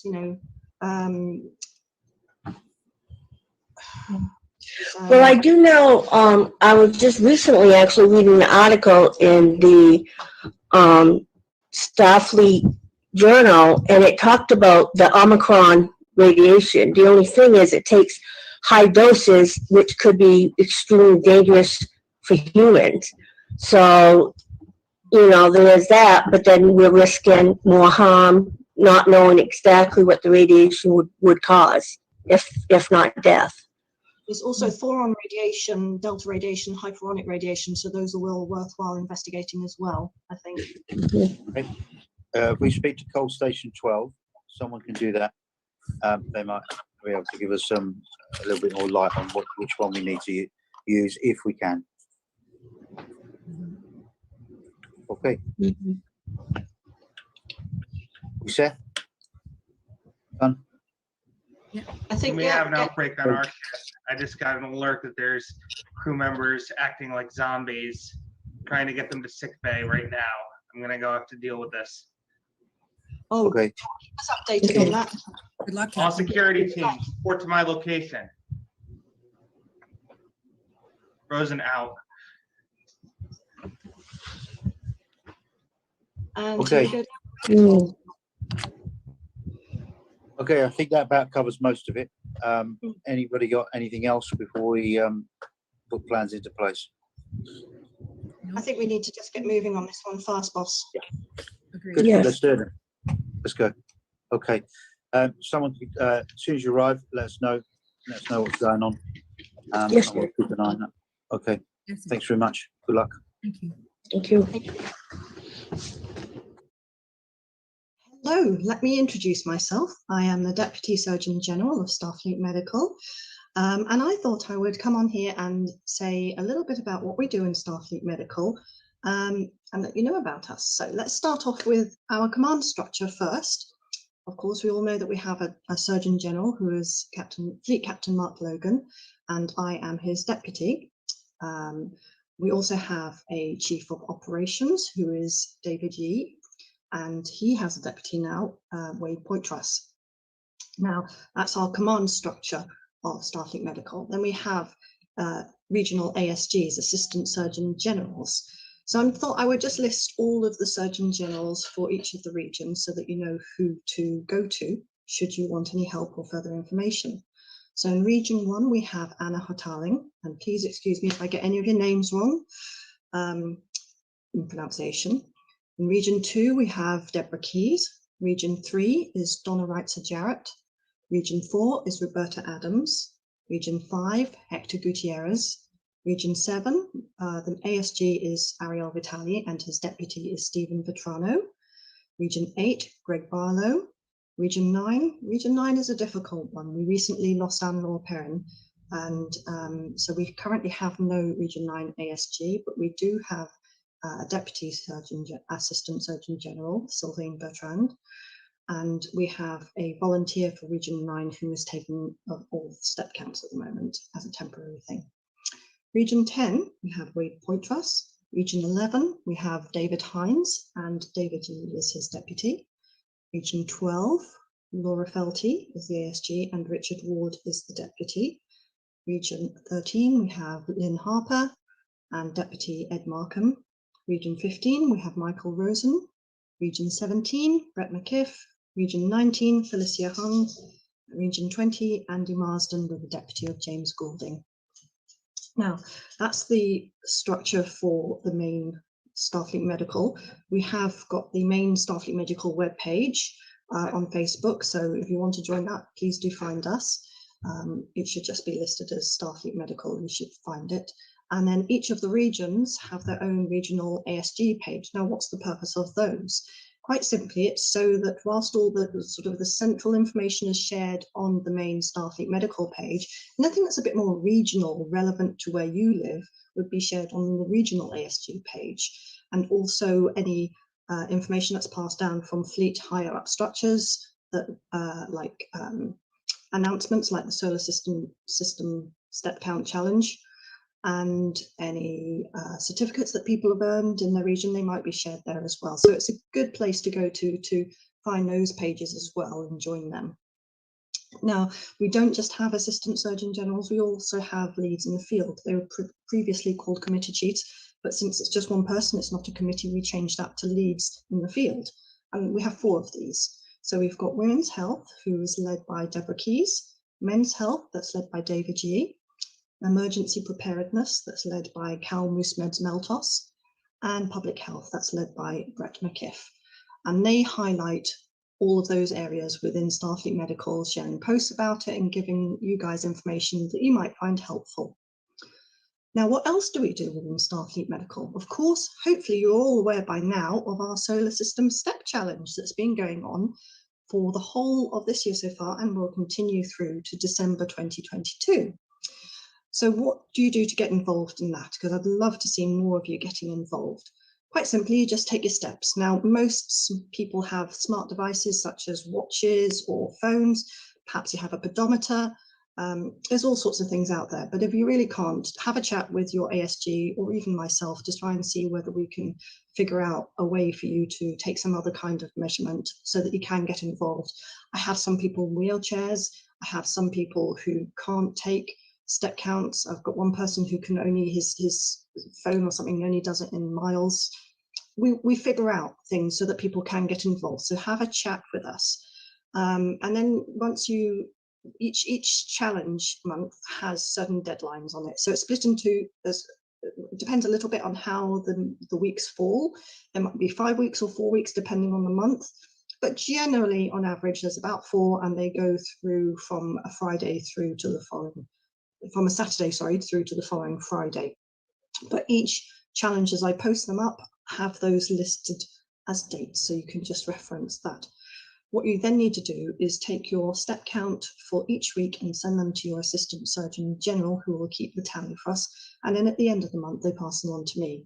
Now, there are deadlines for these because it's a lot of work, trust me. I'm producing somewhere in the region of 200 certificates per month. And it takes a bit of time. So I like to get the data in swiftly without too much delay, otherwise it messes things up. So if you could please pay attention to those 48-hour deadlines, that would be wonderful. And you just send them to your ASGs, they pass on to me, and it's job done. And at the end of the month, I post up all the certificates to your ASGs, and then the ASGs will get them out to you guys. There really is no limitation, you know, in terms of who can take part. It's the only person you're really competing against is yourself. So don't worry about, oh, I'm not able to do very much walking, etc. Doesn't matter. Do what you can do. Next month, perhaps try and beat yourself. That's about it. It's just for fun. It's not a competition, except maybe against yourself. But if you don't want to be even against yourself, that's absolutely fine too. The point is just to get people moving, involved, and having a bit of fun at the same time. So, so far we've had January, there was Pluto, February, there was Neptune, March, there was Uranus, April, there was Saturn, May, we had Titan, June, we had Jupiter, and this month, July, for a few more days, it's Ganymede. So what's going to come in August? You'll have to stay tuned. It won't be long now before the announcement is made. Actually, I just realized it's August by the time you get this, isn't it? There's a blooper for you. Yeah, so there's August as well. And I will release them all as they come along. What else do we do in Starfleet Medical? We have the Hypo Spray. That's our quarterly auxiliary magazine that we produce. It's mainly our staff members that contribute it, but we welcome articles from absolutely anyone as long as they're medically themed. And the only thing we are quite strict about is that no one is allowed to give medical advice. That's to protect Starfleet International, really. So, you know, because one lawsuit could take down the whole fleet. So we're not going to go there, no medical advice. But other than that, everyone's allowed to contribute, and you can just contact your ASG or myself for information as to who you need to send that to. The medical advice also applies to posts on any of our pages as well, and we will adhere to that strictly. So by all means, share links for pages, articles that you found on the web that aren't written by you. That's all fine. Star Trek stuff is always welcomed, but just make sure that you personally are not giving any medical advice, regardless of any training you may have. Okay, so we have the Hyper Spray, and we've been producing that every quarter for the last nearly 3 years now, and I think it's been quite popular. They can all be found on the Starfleet Medical Facebook page, and I also post them up on the business only pages and members only pages as well. So you can find them all in the file section there. In the Hyper Spray, as well as articles that we have produced, usually around a theme that we create, there's also a Cadets Corner, which contains some fun bits for not just cadets, but adults as well to have a go at and try. So why not have a look at those? Okay. Now, aside from the Hyper Spray, we also offer awards. So there are, if you go to our medical website, which is medical.sfi.org, and you click on the menu for awards, you have a choice where you can look at the awards manual, and then you can see the occupational life or staff awards. And you can also nominate yourself or somebody else via the awards nomination form that can be found there. So if you think you or someone else you know is eligible for an award, why not tell us about it? And you might find a nice little certificate and coming your way. On the medical website as well, there's also a wonderful Starfleet Medical Handbook that we've produced, which you can find via the resources tab. It's well worth a read. It's good fun, and I think you'll enjoy that. So why not go and have a look out for that as well? There are also some other types of awards we do. They're called core levels, and these more information about these can also be found on our SF Medical website, medical.sfi.org. Again, look under the resources tab and look for medical training. These core levels range from 1 to 10, with each of the core levels corresponding to a fictional medical rank. Now, these ranks are just for fun. You do not have to have any of them in order to achieve any, fleet position. They're not relevant to that. So don't worry about that. But they're just for you to enjoy getting into sort of the feel of Starfleet Medical, if you like. So they go from core level 1, which would be a star-based medic, up to core level 10, which is top dude, the Surgeon General. When you've done the exams, you just need to send your certificates and the form that we've created for you to fill in with dates of certificates as well to the email found on the form on that website, and we will take the rest from there. So there's quite a lot going on in Starfleet Medical. I hope you can agree. If you think that you want to join us, then how would you go about doing that? Well, it's very easy. So there's two things. You need to log into the main database recording. If you go to member and then affiliation status, you can click on Starfleet Medical there, and you can, that's all you need to do really. And then the other thing you will also need to do is again go to our medical.sfi.org website, and on the home menu there's a drop down menu and there's a join Starfleet Medical link there. Just fill in the form there, and then Bob's your uncle, you're all signed up to Starfleet Medical. Okay, so just one more thing before I forget.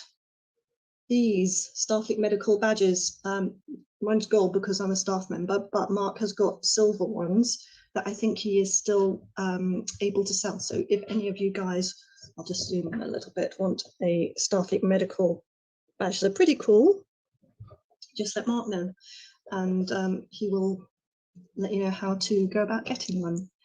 So I think I've nattered on a fair amount there. So thank you for listening to me spew about Starfleet Medical, and I hope you enjoy what we've got to offer, and I look forward to seeing more of you signing up to us and taking part in the fun soon. Peace and long life. Deputy Surgeon General out. Hello, I am Captain Deborah Carter Keys, a research assistant in the Research and Development Department of Starfleet Medical. The majority of my work has been researching for the Starfleet Medical database. I have researched the various species of Star Trek and their immune system, endocrine system, renal and urinary system, circulatory system, digestive system, and reproductive system. Forgot nervous system. I've also done psychiatry and psychology in Star Trek and researched medical conditions in humans, medications and drugs in Star Trek, and medical conditions in Star Trek. I hope that when the database gets up and going that you will all take a look at it and explore it and see what's in there and enjoy. Captain Deborah Keys out. Greetings, Starfleet. I am Marine Captain Kel Meltos of the 169th USS Gorkon, Region 1, also the Chief Medical Officer thereof. Today, I come to you in my role as Starfleet Medical's lead for the Department of Emergency Preparedness. I just started this role in January, getting it all figured out. We post articles about preparedness, emergencies, disasters, to help you be more informed in your own life. Remember, we only play doctors, though. I thank my superiors for putting up with me learning the position, and in exchange, as soon as we get all the details sorted out, in September, October, we will be having a preparedness challenge. More details on that to come later. Thank you for letting me serve you in this role. Live long and prosper. Good day. Hi there. I'm Second Lieutenant Hector Gutierrez. I'm the CMO for USS Antares, also the Assistant Surgeon General for Region 5. As in those positions, I have the unique opportunity to do some patient education, sharing information for health and welfare. So that way everyone in my region stays healthy, safe, kind of an advisor, sometimes bartender, sometimes counselor for minor things, but mostly as an information source so that way they can be educated and know how to take care of themselves on board in their chapters. I've got 11 chapters, 4 of them physical meetings, the rest are correspondence. And through my Facebook pages, they get to see information that helps them for the future, such as CPR training, first aid, safety tips, especially in my region. We have mountain, ocean, river, a lot of outdoor activities. And I thank you for your time and greetings from the Great Northwest. Hi, I am Captain Deborah Keys, and I am the lead for Women's Health, a part of Starfleet Medical. I post articles on women's health, wellness, and issues regularly on the Starfleet Medical page. I have also written several articles about women in the quarterly hypospray. Articles such as The Women of Starfleet Medical, Deanna Troy, Counseling, Crisis, and Community, The Future of Women's Reproductive Health as Portrayed in Star Trek, Betazoids, Telepathic Abilities, Bajoran Women, and the Phase. I hope you all take advantage of the hypospray, read the articles, and I hope you learn something that you didn't know about Star Trek. And Captain Deborah Keys out. Greetings from Region 13. Bonjour de la Région 13. I'm Captain Lynn Harper, Commanding Officer of the USS Nomad and Assistant Surgeon General for Region 13. For those of you who are not affiliated with Starfleet Medical, let me take this opportunity to invite you to join our ranks. The Starfleet Medical team is a lively group who strive to provide resources and activities which seek to foster a sense of well-being and healthy living for all in Starfleet International. Some of you are already engaged in the current Starfleet Medical Step Challenge, which is taking us on a guided tour of the solar system. Each month fosters a new challenge, and it is never too late to take a step towards a more active lifestyle. I encourage you to check out the Starfleet Medical Facebook page and your regional Starfleet Medical page. There's always something interesting being posted. Until next time, live long and prosper.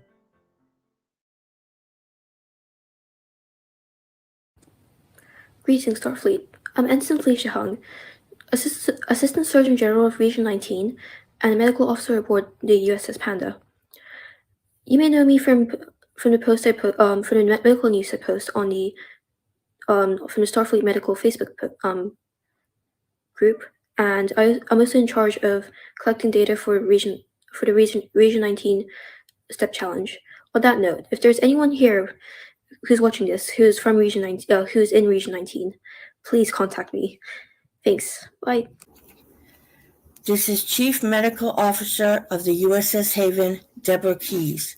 I am also a Starfleet psychologist and have been asked to do an evaluation on an individual named Worf. The case number is 1839664. Date of the report is 2374. His date of birth, December 9th, 2340. The last Starfleet rank he held was Lieutenant Commander. Purpose for evaluation.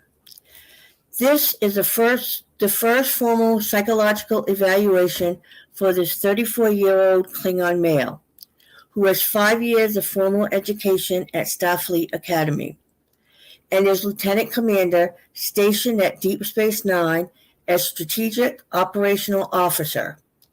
He is being sent for a psychological evaluation to determine his psychological status for commission as Federation Ambassador to his home planet, Kronos.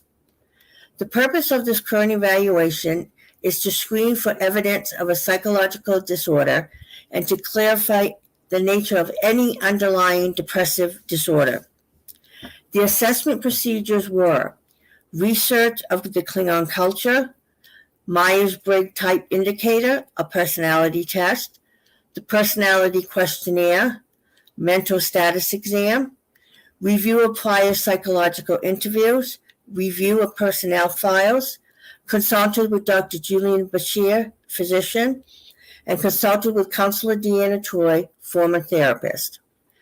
This patient participated in a 1 hour of testing and 3 hours of diagnostic interview. The tests were administered and interpreted by Deborah Keys, licensed mental health counselor and master's in counseling. Background. Worf was born in 2340 into a powerful political house, the House of Mogg, on Kronos. He reports vivid memories of what he calls a typical Klingon childhood. On his first ritual hunt, before the age of 6, with one of his father's friends, he attacked a wild beast and it mauled his arm, providing a lifelong scar. However, his life changed forever in 2346 when his parents were killed during a surprise attack by the Romulans at the Kitmore outpost. He reports having no memory whatsoever of his father. The colony's distress call was answered by the Federation ship USS Intrepid, and Chief Petty Officer Sergei Rosenchek found Worf in the rubble and took him in after failing to find any living relatives. Rosenko and his wife Helena raised him on a small farm on the planet Gault, a world of about 20,000 inhabitants, almost all of which are human. Worf also has 2 brothers, one Klingon who survived the destruction of Kitmore Outpost, but they did not find each other until they were adults, and a human brother with whom he often quarreled. At the age of 15, while playing a championship game as captain of his soccer team, he unintentionally broke the neck of an opponent, and the boy died a day later, forever guilting him into a life of restraint among humans. To feed his thirst for Klingon culture, the Rosencheks consciously exposed him to as much as they possibly could, serving him Klingon food, including his favorite, rokeg, which is blood pie, and sending him to Kronos for his initial Age of Ascension ceremony in 2355 at the age of 15. As usual, when on the home world, he stayed with a cousin's family, but felt rejected and ran away to the nearby mountains. There, while undergoing the rite of Majkar in the lava caves of Namat, the vision of the original Klingon warrior Kahless came to him, prophesying that Worf would do what no other Klingon had done. Worf entered Starfleet Academy with his human brother in 2357. The fear of depending on others protected him and had been the main point to come out in his entrance exam psychological test. He had one of his most serious romances with the half-human ambassador, Kate Ilya. Worf had ended this initial affair in 2359 during his academy years. His brother dropped out of school, but Worf went on to graduate in 2361 and was commissioned with the rank of ensign, becoming the first Klingon officer in Starfleet. Although he takes immense pride and sense of honor from serving in Starfleet, most other Klingons shunned and belittled his choice of vocation. In 2364, Worf signed aboard the USS Enterprise D in the Command Division as junior grade lieutenant. It is important to note that Worf was unwilling to share what he did on or that transpired for him for the 3 years between graduation and commission. After the death of the security chief, he became acting chief and then assumed the post full-time in early 2365, switching to security full-time in the operations division and gaining a promotion to full lieutenant. Also in 2365, while on the USS Enterprise D, he was reunited with his former love, Ambassador K'Elir. They mated, but when he asked her for marriage, she declined. In 2366, Worf is plunged into the politics of the Klingon Empire when his deceased father is accused of treason. He also learns that he has a brother, Kurn, who was not on the Kitmore outpost when the massacre occurred. He and his brother decided to keep this a secret.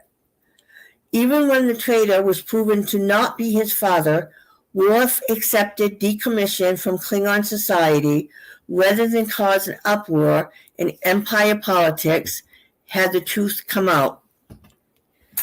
In 2367, Worf discovered he had a son, Alexander, as a result of his mating with Ambassador K'Elir. Shortly thereafter, K'Elir is seriously injured. He reports that before she dies, he takes her face in his hands and say, "Jahok, my blood," and she in turn, "Madok, our blood," which is the beginning of the marriage oath. But Worf stops, saying,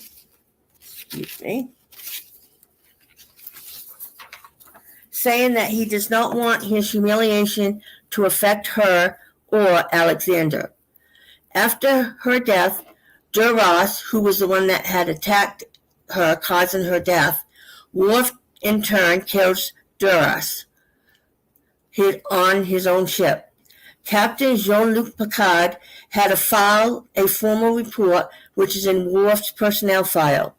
The report states, "It is with regret that I make this entry in the personnel file of Lieutenant Worf, whom I consider a fine officer. However, despite whatever sympathy I have for his personal reasons and the ways of his culture, I cannot condone murder by anyone wearing the Starfleet uniform. The officer in question is spared further disciplinary action only due to the circumstances of the location aboard the Klingon vessel, Vaughn, and the not expected indifference of the Klingon Empire to the incident. After the death of his mother, he sent Alexander to the Rozhenkos on Earth." Also in 2367, after a deflector blast attempt by Worf failed, he attempts suicide, feeling hopeless and that he is no longer a warrior because he is afraid of whatever is causing the sleeplessness of him and his crewmates.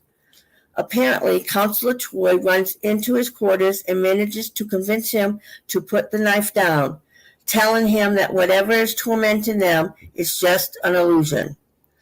Later in 2367, Worf resigns from Starfleet Commission to fight in the Klingon Civil War, which erupted when Duras' son, Toro, challenged Gowron for leadership in the Klingon Empire. Worf believed Gowron was the legitimate ruler and convinced his brother to bring forces loyal to him into the battle on Gowron's behalf. Worf served on his brother's ship. Gowron won the war after Starfleet exposed Romulan support for the House of Duras. In appreciation of his support, Chancellor Gowron restored Worf's honor, allowing Kurn to have a seat on the High Council as the recognized brother and representative of the House of Mogg. In 2368, when the Klingon Civil War was over, Worf had his Starfleet Commission reactivated. Helena Rozhenkos returned with Alexander to plead that Worf take him back for support and guidance. The two Worf and his son shared a testy relationship at first, but thanks to sessions with the ship counselor, whom he eventually selected as the boy's foster parent if need be. They feared better. Shortly after Worf had the Starfleet Commission reactivated, he is seriously injured when a support beam breaks and causes a heavy container to fall on him. He awakens in sickbay to shocking news. He was paralyzed from the waist down. Worf, however, believes his life is already over, so he asks Commander Riker to assist in his ceremonial suicide, Habak, citing the belief that no Klingon should live as an object of pity or shame. Dr. Crusher presents him with implants designed to partially restore the feeling in his legs, but Worf refuses, telling them he would rather die than be less than the man that he was. Riker confronts Worf, reminding him that the Klingon law dictates that it is Worf's son and not Riker who is supposed to assist in Worf's death. Unable to deny this, Worf abandons the idea of killing himself and asks to try Dr. Russell's surgery instead. In 2370, Worf and Counselor Troi dated for a few weeks. In 2371, Worf was promoted to lieutenant commander. Shortly thereafter, the Enterprise 1701D was destroyed at Veridian 3, and all the crew members seemed to go their own way. Worf sent Alexander once again to live with the Rozhenkos on Earth and went on extended leave to visit the Klingon monastery and clerics of Borath, the legendary site of the great warrior's predicted return. In search of a spiritual answer to the letdown the rapid events provoked, and that questioning of his own faith in the teaching of Kahless was shaken up when Kahless did appear to return. At the end of the crisis, Sisko convinced Worf to join the crew of Deep Space Nine as Strategic Operations Officer. In this role, he would coordinate all Starfleet activity in the Bajoran sector and act as executive officer of the USS Defiant, meaning he had to adjust to the requirements and obligations that came with the Red Command personnel uniform.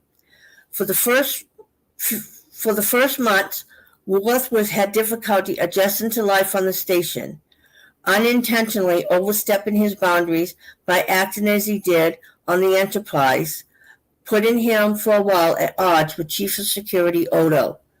For Worf, the station's life seemed just too much gray. Worf admitted to continued bouts of depression over the end of what he perceived as glory days of the USS Enterprise D, and countered it somewhat by taking quarters on the station's starship, the USS Defiant, and finding a kinship with Dax, a friend who trains with the Betleth Sword of Honor and the Mek'leth Klingon blade weapon as well. In 2372, Worf's public opposition to the war against Cardassia caused his house to once again be stripped of its honor, properties, and costs current his seat on the High Council. For 4 months later, his depressed brother showed up at the station asking for his own suicide right, and that it was the only way to restore his honor. In this right, Worf would kill his brother.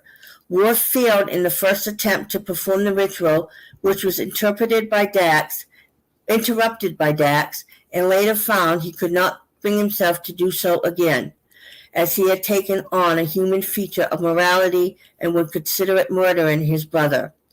Worf realized his brother had no future, and short of suicide, opted to have his memory wiped and replaced with another Klingon identity, and sent him to live with the family friend. Even then, he lived with regret that his actions had been forever tainted by his human-learned values of mercy. In 2373, on detached leave in command of the USS Defiant and on service with the Sovereign-class USS Enterprise, Worf briefly found himself back with his old colleagues when Captain Picard rescued the USS Defiant crew and fought off the board's would-be temporal sabotage. During a mission to the Gamma Quadrant, he was captured by the Dominion and held captive in a Jem'Hadar internment camp until successful escape. He was then assigned to serve aboard the IKS Rotarian under command of General Martok during the Dominion occupation of Deep Space Nine. For his help to the Klingon Empire, his status in the Empire was restored when he was asked to join the House of Martok, albeit the House of Mog remains stricken. Also, in 2373, Worf became involved with Deep Space Nine science officer Jadzia Dax, a Trill woman. She was familiar with Klingon customs due to the experience of the Dax symbiote previous host, Curzon Dax. She was the first non-human that Worf could physically be with in the traditional Klingon way, although it still left bruises, cuts, and broken bones. In 2074, Worf and Jadzia were married, Klingon style. Later that year, under the temporary command of Major Kira Nerys, Lieutenant Commander Worf and Lieutenant Commander Jadzia Dax were assigned to rendezvous with a Cardassian operative, Glenn Lassaran, who had been passing military intelligence to Starfleet for 2 months. Lassaran requested a face-to-face meeting with Starfleet representatives at coordinates in the Badlands in order to personally convey information about the whereabouts and activities of founders in the Alpha Quadrant. As was learned later, in exchange for the information, Lassaran desired immediate assistance to defect from the Dominion in fear for his life. Worf and Dax attempted to rendezvous with Lassaran on Sokara outside a Dominion base. During a 2-day hike through the planet's jungle, Dax was injured by a Jem'Hadar patrol. An anticoagulant rendered Dax untreatable. Worf then opted to abandon the rendezvous in order to return Dax to a starbase for surgery. Lassaran was killed attempting to re-enter the Dominion base after a 2-day absence. The information Lassaran had to offer would have brought the war to a swifter end, thus saving millions of lives. Jadzia Dax is highly valued by Starfleet, but every officer puts his or her life on the line every day for the common good. Worf was aware of his duty and the consequences of failure, and nonetheless deserted his mission for strictly personal reasons. He was reprimanded for his actions and became ineligible for any further promotion or any permanent command position in Starfleet. While Worf was away during a mission, Jadzia visited a Bajoran temple on the station where she was attacked and killed by an alien possessing the body of Gul Dukat. Worf's interests include soccer, Klingon operas, love poetry, poker, Klingon novels, and the holodeck for recreation, which include his combat calisthenics and commanding the historic Battle of Togvay. He has a fair amount of training and experience in martial arts and starship security and tactics. There appears to be no substance abuse by Worf, but he does seem to suffer from bouts of depression. He has received mental health counseling for his depression and for family issues with his son. He is not on any medication, and it appears that he has never been on any psychotropic medications. Mental status exam. Worf is a dark-skinned, muscular Klingon male with a dark brown, lengthy mustache and a thick mane of hair, which is usually bound. He has brown eyes. He wears a metallic sash, a family heirloom, over his regulation uniform, slung diagonally over his right shoulder. He is widowed. Results of the mental status revealed an alert, attentive individual who showed no evidence of excessive distractibility, and he tracked the conversation well. The patient was casually dressed and groomed. Orientation was intact for person, time, and place. Eye contact was appropriate. There was no abnormality of gait, posture, or deportment. Speech functions were appropriate for rate, volume, porosity, and fluency, with no evidence of paraphasic errors. Vocabulary and grammar skills were suggestive of intellectual function within the average range. The patient's attitude was open and cooperative. His mood was eurythmic. Affect was appropriate to verbal content and showed broad range. Memory function was grossly intact with respect to immediate and remote recall of events and factual information. His thought process was intact, goal-oriented, and well-organized. Thought content revealed no evidence of delusions, paranoia, or suicidal homicidal ideation at this time.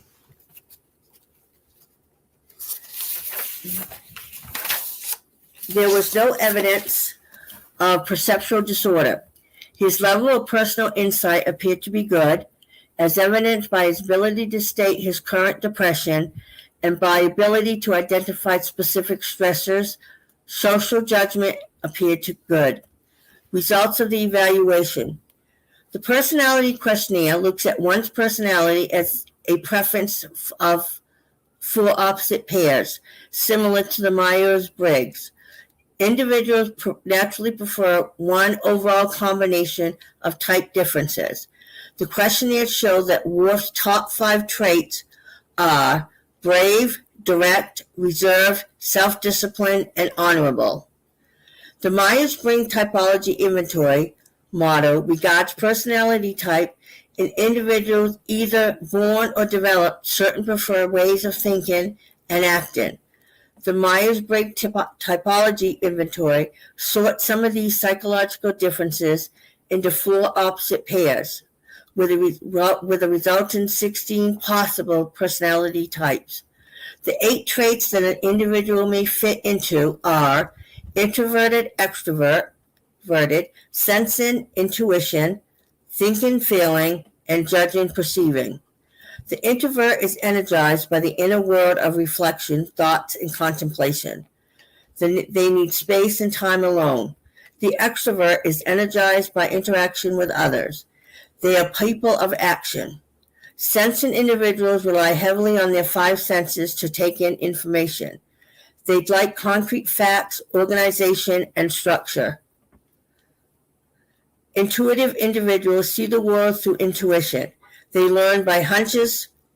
Thinking individuals decide on the basis of logic, analysis, and reasoning. Feeling individuals decide on the basis of their feelings, likes, and dislikes. Judging individuals try to order and control their world.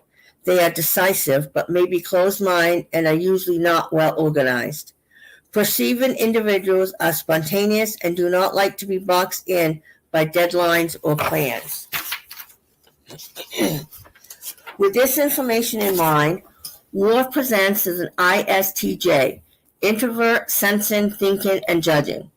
Individuals with this personality type are quiet, serious, practical, matter-of-fact, realistic, and responsible. They make decisions logically about what should be done and work towards it steadily. They take pleasure in making everything orderly and organized, their work, their home, their life. They value tradition and loyalty. Summary recommendations. As the only Klingon in Starfleet, Worf has already achieved an illustrious and honorable career aboard the USS Enterprise, as well as played a key role in Empire politics.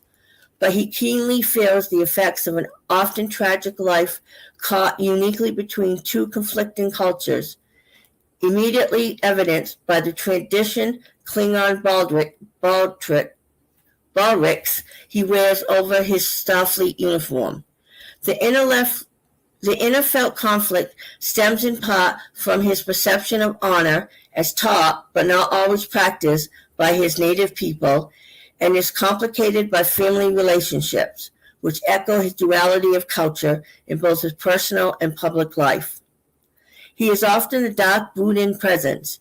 He maintains a certain social distance in most circumstances, but is highly loyal and dedicated to his friends and the ideas of the Klingon honor.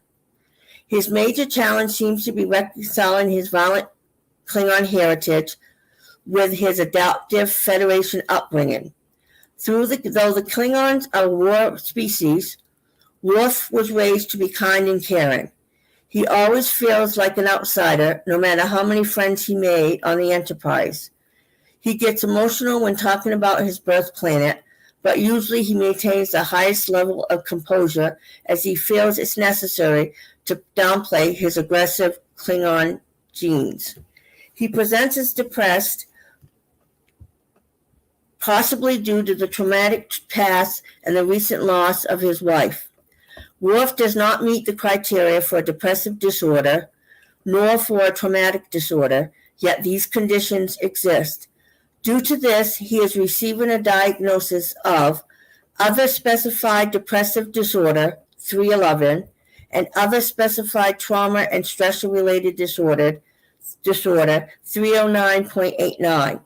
These categories apply to presentation in which symptoms characteristic of a depressive disorder and of a trauma and stress-related disorder that cause clinically significant distress or impairment in social, occupational, or other important areas of functioning predominantly, but do not meet full criteria for any one of these disorders. In the depressive disorder and the depressive disorder and the trauma and stress-related disorder diagnostic classes. It should be noted that these tests and diagnoses are typically for humans. Where Worf is half Klingon and half human, this evaluation needs to take this into consideration.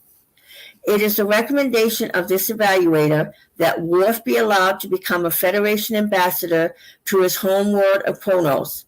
It is recommended, however, that he is monitored for suicidal ideation as he has attempted to commit suicide several times in the past. Individual therapy is also recommended to focus on grief and loss. Please let me know if any additional information is needed concerning the results of this evaluation. Deborah Keys, Masters in Counseling, licensed mental health counselor.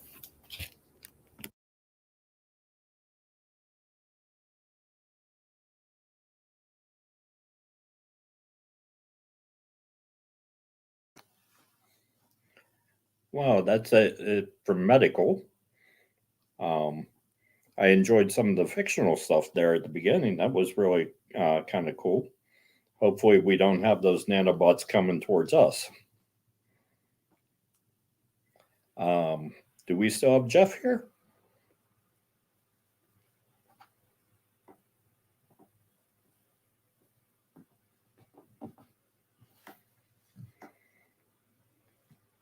Okay, well, if Jeff's not coming in, he was to be my... Oh, there he is. Hey, Jeff. Hey, everybody. How are y'all doing today? We're doing pretty good. Jeff, Good to hear. I don't personally know you. Can you give me a quick introduction?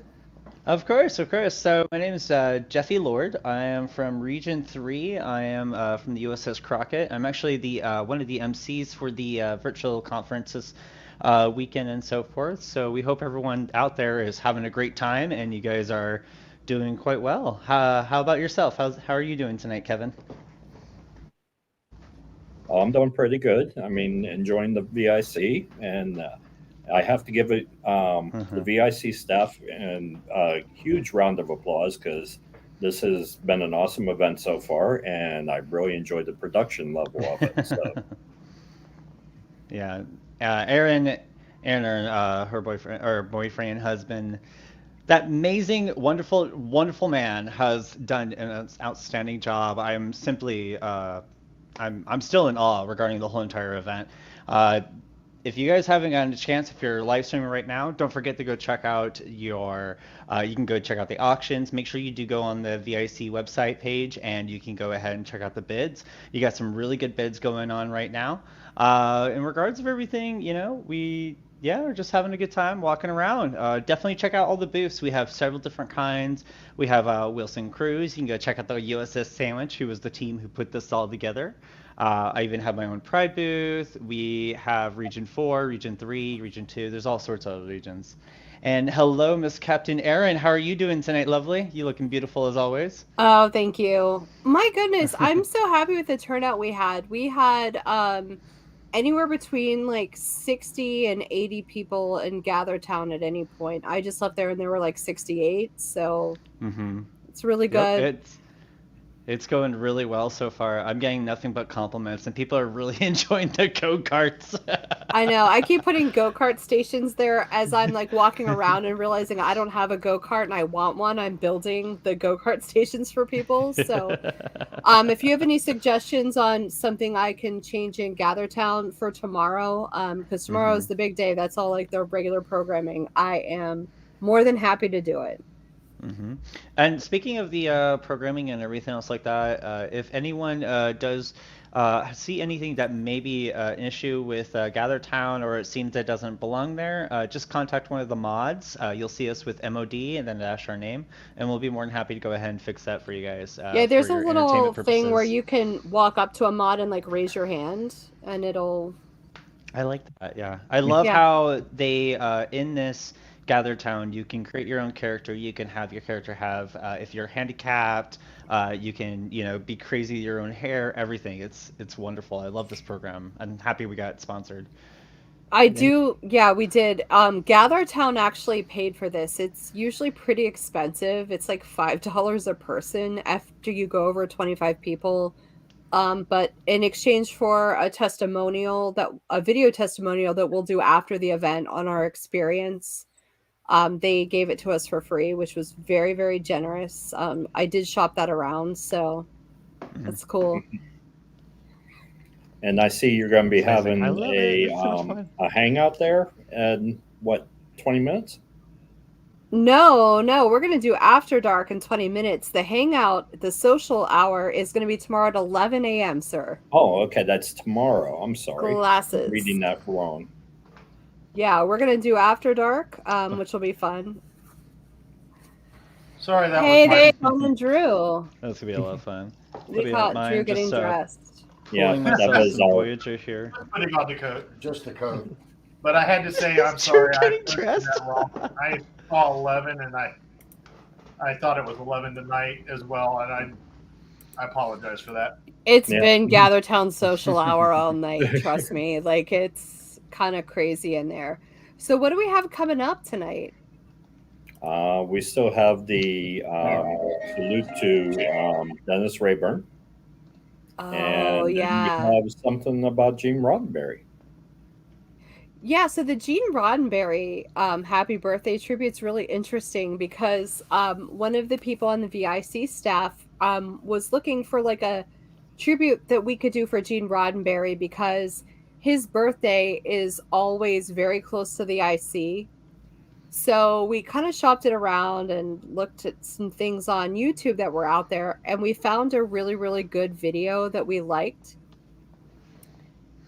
So That's awesome. Ken Kopacki, one of the guys on our staff, reached out to this person that put it up there and was like, hey, this is what we're doing. Can we use this with your permission? That way we don't get like flagged for like copyrights or anything. And this guy was like, yeah, by the way, I was on Star Trek. And he was like, wait, what? And he's like, yeah, not only was I on Star Trek, but I was this character. And, mind blown. And he's like, oh, cool. And then the guy was like, hey, do you want me to maybe like participate in your convention? And we're like, yeah, Yes, that'd be please. cool. That'd be very cool. So it was a really neat thing how it came together for us to get permission to actually do this. I'm really excited for you guys to watch it because it's a really nice little video. And it's a really good homage to Gene Roddenberry by somebody that loved and admired him. So, fun little fact, I just realized, because I just recently moved, speaking of Jane Roddenberry, I forgot I had this, I don't know how, but I actually have his autograph on a Polaroid photo that my one friend took. Oh, used to you be have a- to show everybody tomorrow while you're emceeing. I actually have. I don't have it here with me. It's actually with my mom back in Texas. Oh, so it's in like So, permanent storage. for now, she's gonna get it to me as soon as possible because she has all my Star Trek collectibles in there and everything. John's here. John Hardy, hello. Hi, How are Steve. you? Hi, You John. sweet face. Oh, I love you. Oh, John too. I'm glad you're here. Did you go check out GatherTown? Yeah, well, just this morning. That's awesome. It's really cool. So, I saw the medical program you guys did. It was really cool. I like the intro you did for it, Kevin. Thank you for that. Okay, no problem. So otherwise, we have those two videos coming up, and one's in a couple of minutes, right? Mm-hmm. 10:45. Yes. Cool. So I saw some of the 10:45, CS candidates had GatherTown booths. Did you guys catch those? Yes, they do. I have Yeah, to get So in there. yeah. You haven't been in there quite a yet, few of them Kevin. You can, No, I haven't. Kevin, you have to get I in there. know, I Everyone gotta get is in there. having a great time. You have to go. I would It's gonna like be to. fun. You know what, Kevin? I'll try if you to get in sneak there, I in would tomorrow definitely. during my moderator duties. Go in there. We have a social hour there at 11 a.m. And the reason we did it that early was because a lot of the stuff we're doing now is really conducive to, say, somebody that lives in, I don't know, the Australia, New Zealand, and it's a little late here in the United States, but it's daytime for them. But not in the UK. It's like bedtime there. So I wanted to do something that was early enough to include everybody that's in the UK. Right. I think that's a wonderful idea. And Kevin, once you get in there, I challenge you to a go-kart race. I'm just saying, around the bar. All right, we'll go. We'll have to try that. Somebody was telling me that they wanted me to build a go-kart race that's like a U shape. Oh, that'd be a lot Aaron, of fun. Aaron, let me ask you a question about GatherTown. What is the plan post VIC? I'm gonna delete it, blow it up. Really? So this won't be something that like SFI will be able to use going forward? I'm gonna light it on fire. You've heard it here, folks, right here at the Starfleet Virtual Convention of 2022. Aaron the is creator pre-admitting of to arson. Yes. I'm gonna Yes. burn down the VIC, but after the VIC is over. No, I'm just kidding. I'm just totally messing with you guys. Of course, you could use it if you wanted to. That's perfectly fine. I built the space. You can go in there if you want. The only thing is when you use gather spaces like this, normally if you have over 25 people, you got to pay for it. So you got to do it in small groups. Anyway, they're queuing us to do this next program. Yep. So. All right, everybody. Yep. There we go. This is for Dennis Here we Rayborn. go. Good friend.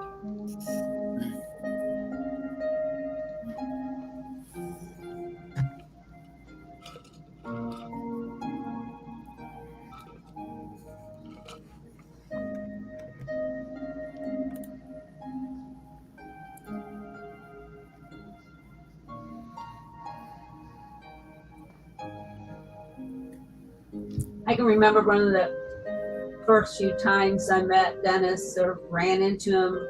He was at one of our meetings, our socials, and there's a poker group going on, and he comes down and he's in a hooded sweatshirt and great big sunglasses, so no one could see his face while he's looking at his cards, all intense, and like, who is this guy?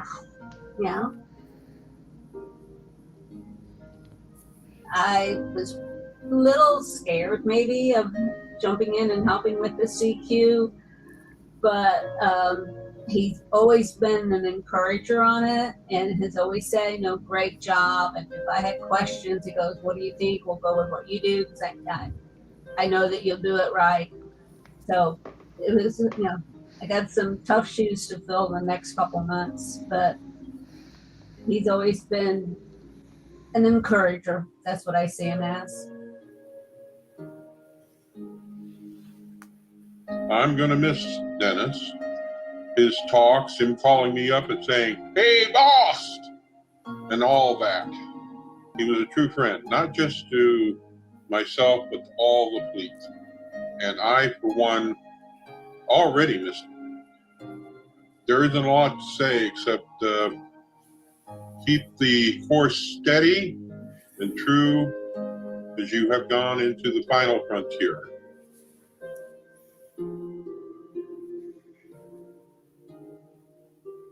It's still hard getting used to the fact he's not here anymore.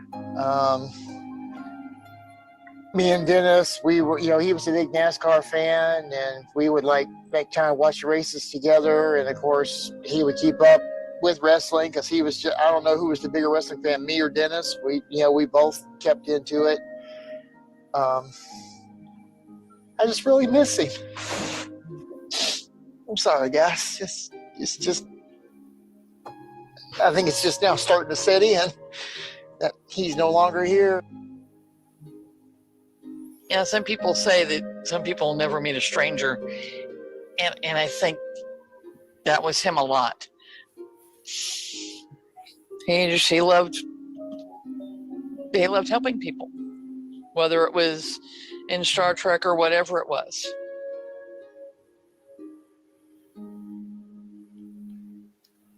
Dennis, I know you're on your mission and enjoying it like you enjoy the life here.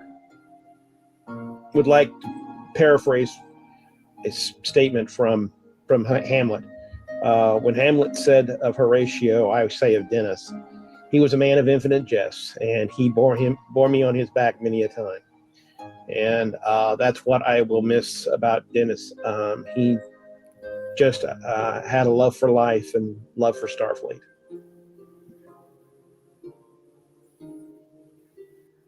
I don't know what to say really to truly evaluate or portray the loss of Dennis, but I felt like I should say something because Dennis and I were very close also. I still want to, I catch myself picking up the phone and wanting to call him. I spoke to him the day before this happened. It was so unexpected and it seems so unreal now.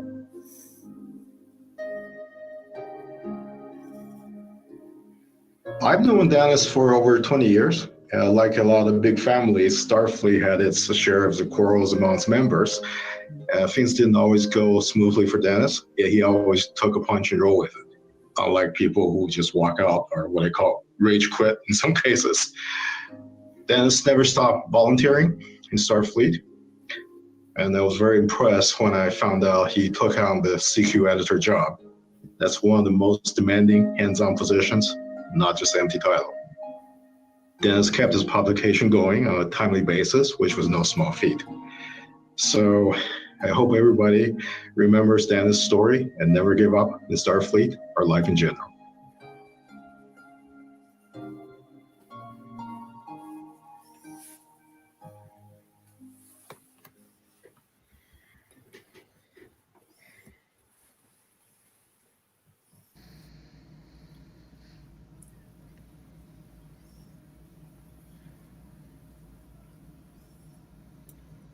That was really nice. Very, That was very a touching beautiful, very And beautiful tribute. All of us at SFI, our hearts go out to Joe, his family, his crewmates, and everyone that ever interacted with Dennis.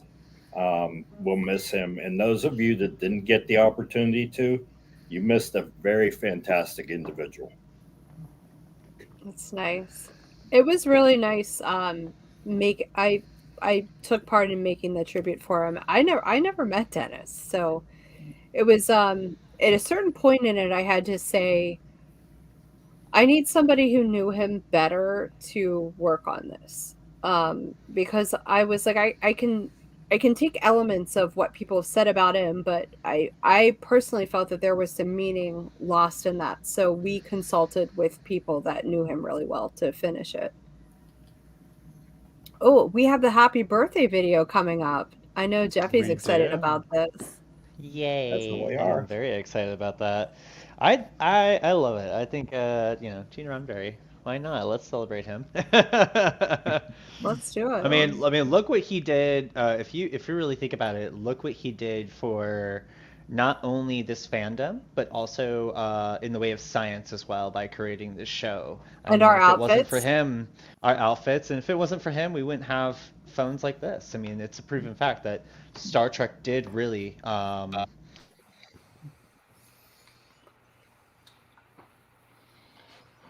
Move forward. Whoa. Oh, we got cut off. There's also think about the. Are we all good? Are we all back? Yeah, we're back. Think about the changes in television with the multicultural kiss that Star Trek Oh yeah. So not only adding science to spaghetti westerns, but crossing boundaries and bringing change that even today with Pride, think about if that never happened. Exactly. No, you're entirely right there. At one point in time, I remember reading an article, the 110 things Star Trek changed about our lives. And it just reading down the list, it was just amazing whenever you thought about the number of things Star Trek kind of predicted would be in the future, and how many of the things that they showed back in the 60s that now in, 2020 and beyond, we've got. Wait, let's see this video. Yeah. Definitely. And it's coming up August 19th. Greetings, Starfleet. This is Admiral Wayne Augustin, Regional Coordinator of Region 7. I hope you enjoy the next item from Virtual IC 2022. Now stay awake. There may be a quiz after this.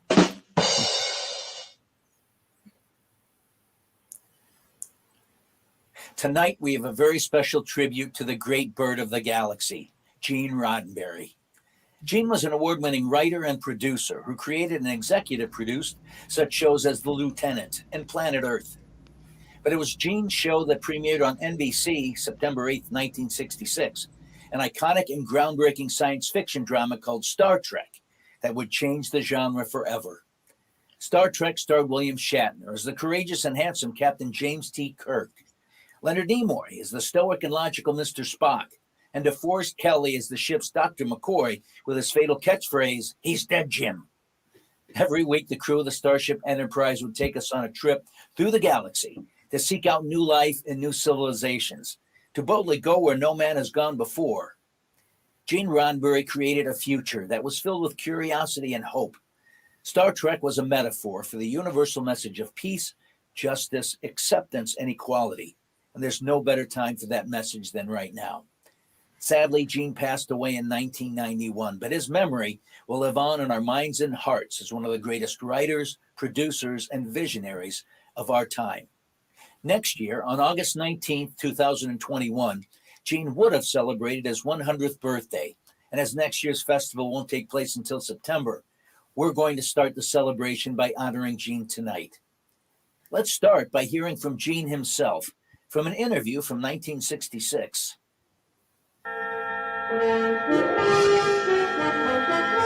I was a freelance writer who got tired of writing scripts about nothing at all, and I began reading science fiction. And among the science fiction I read was The Swifts, about the Lilliputians. And I began to see from that you could write about something in science fiction. And so I dreamed up the Star Trek idea so that I could comment on man and society. They didn't want to have anything to do with it. They thought that I made it too complicated. They felt I had offered them a wagon train to the stars, which I had, because I wanted to sell it. And Westerns were very big at the time. And I felt that I'd double-cross them. I'd written them this thing about where the mind went in certain ways. And they wanted someone with bare knuckles in a fist fight.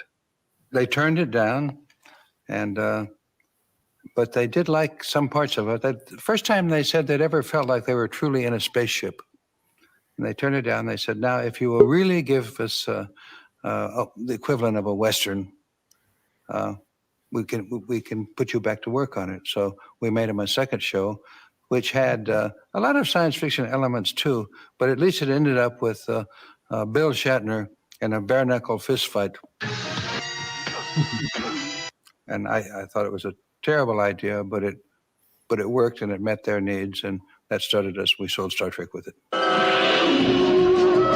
When I was trying to find a name for Nichelle Nichols, thought of the Swahili for freedom, which is uhuru, and decided to feminize it, make it uhura.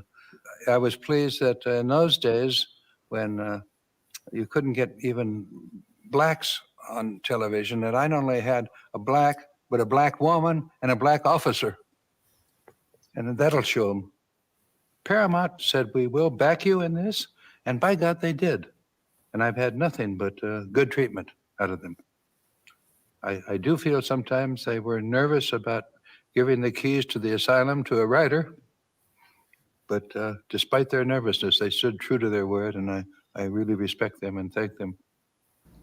I had the pleasure of guest starring on an episode of Star Trek: The Next Generation, the first of many television series and motion pictures to follow the original series and continue to expand the immense and timeless Star Trek universe. I am forever grateful to have been brought into the Star Trek family and work with some of the most talented actors, writers, producers, and industry professionals that help make Gene's vision of the future a reality. And now, we're pleased and excited to have a very special message from Gene's son, Rod Roddenberry. Rod is now carrying the torch and keeping Gene's memory and legacy alive, developing and executive producing such shows as Earth Final Conflict, Star Trek Discovery, Picard, the animated series Star Trek Lower Decks, and 2 new Star Trek shows in production, Star Trek Prodigy and Star Trek Strange New Worlds. Please help me welcome my friend and executive producer, Rod Roddenberry. Thanks, Jeff. First, please let me start by saying thank you, Jeff Rector, for doing this, and of course to the Burbank International Film Festival and everyone who's on the board and has tirelessly spent years making this film festival happen.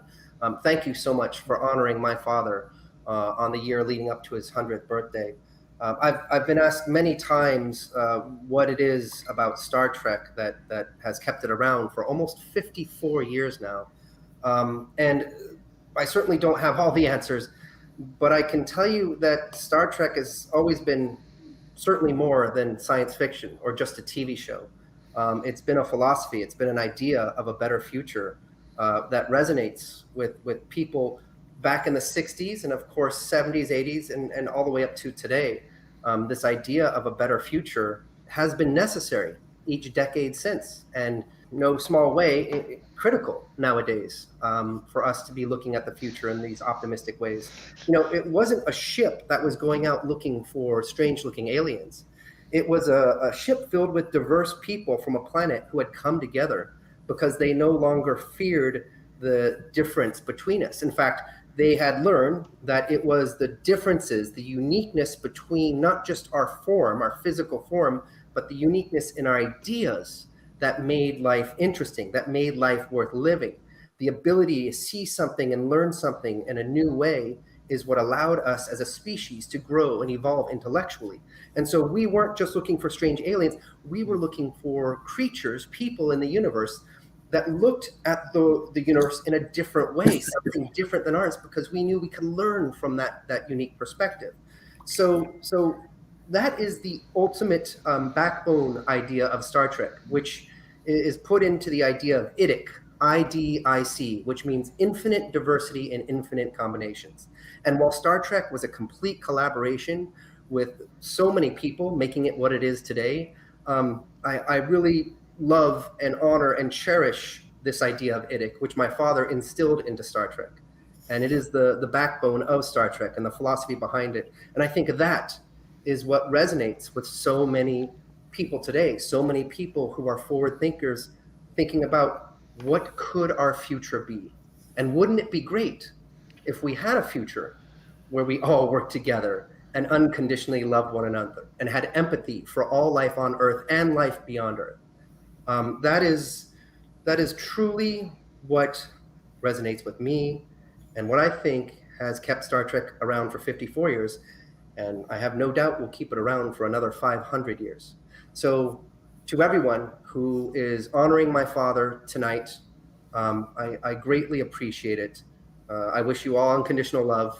And I say, live long and prosper. And Dad, happy 100th birthday.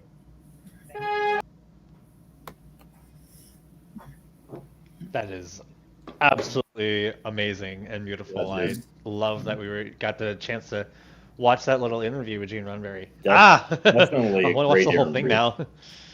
That was Yeah, definitely a great it's really, interview. really nice. And the fact, spoke. and one of my. Go ahead. Oh no! Keep going. I Sorry, was you gonna cut out a say, little bit. Sorry. and both of them spoke about how much we need that vision right now, and and our world, Star Trek gives us that picture into a future where we solve all the problems that we have right now, and sometimes we need that. We just need that little. Sometimes it's a kick in the butt that we actually use to, create new devices like, our cell phones and things like that because of what was portrayed. And the other times it's just an emotional, tap on the shoulder saying, hey, things can get better. That is very true. And the fact that they are so in about IDIC, and diversity, and they're sticking to that, they have been sticking to that. That has helped out a lot through fandoms for allowing people to know that and so forth like that. Oh, someone's at my Pride booth. Hello. So it's time for us to transition into After Dark. I know Franklin Newman's going to join us, which is great. So before we stop, I wanted to thank Sean and Drew for hosting this for us tonight, and I will see you guys tomorrow for regular programming. Bye. Oh, Jeremy. Yeah, we're done with her, and we're done with this conference room. Screw that. Let's go to the friggin' bar. Let's meet at Vic's for After Dark. Let's play the After Dark intro. Vic's. Meet y'all at Vic's. All right. Follow me. I'll see you at Vic's. We need a YouTube mod to kick somebody. Yeah, somebody needs to be kicked on YouTube. Okay. Oh, it has begun. Yep. We knew it was going to be there. Now I have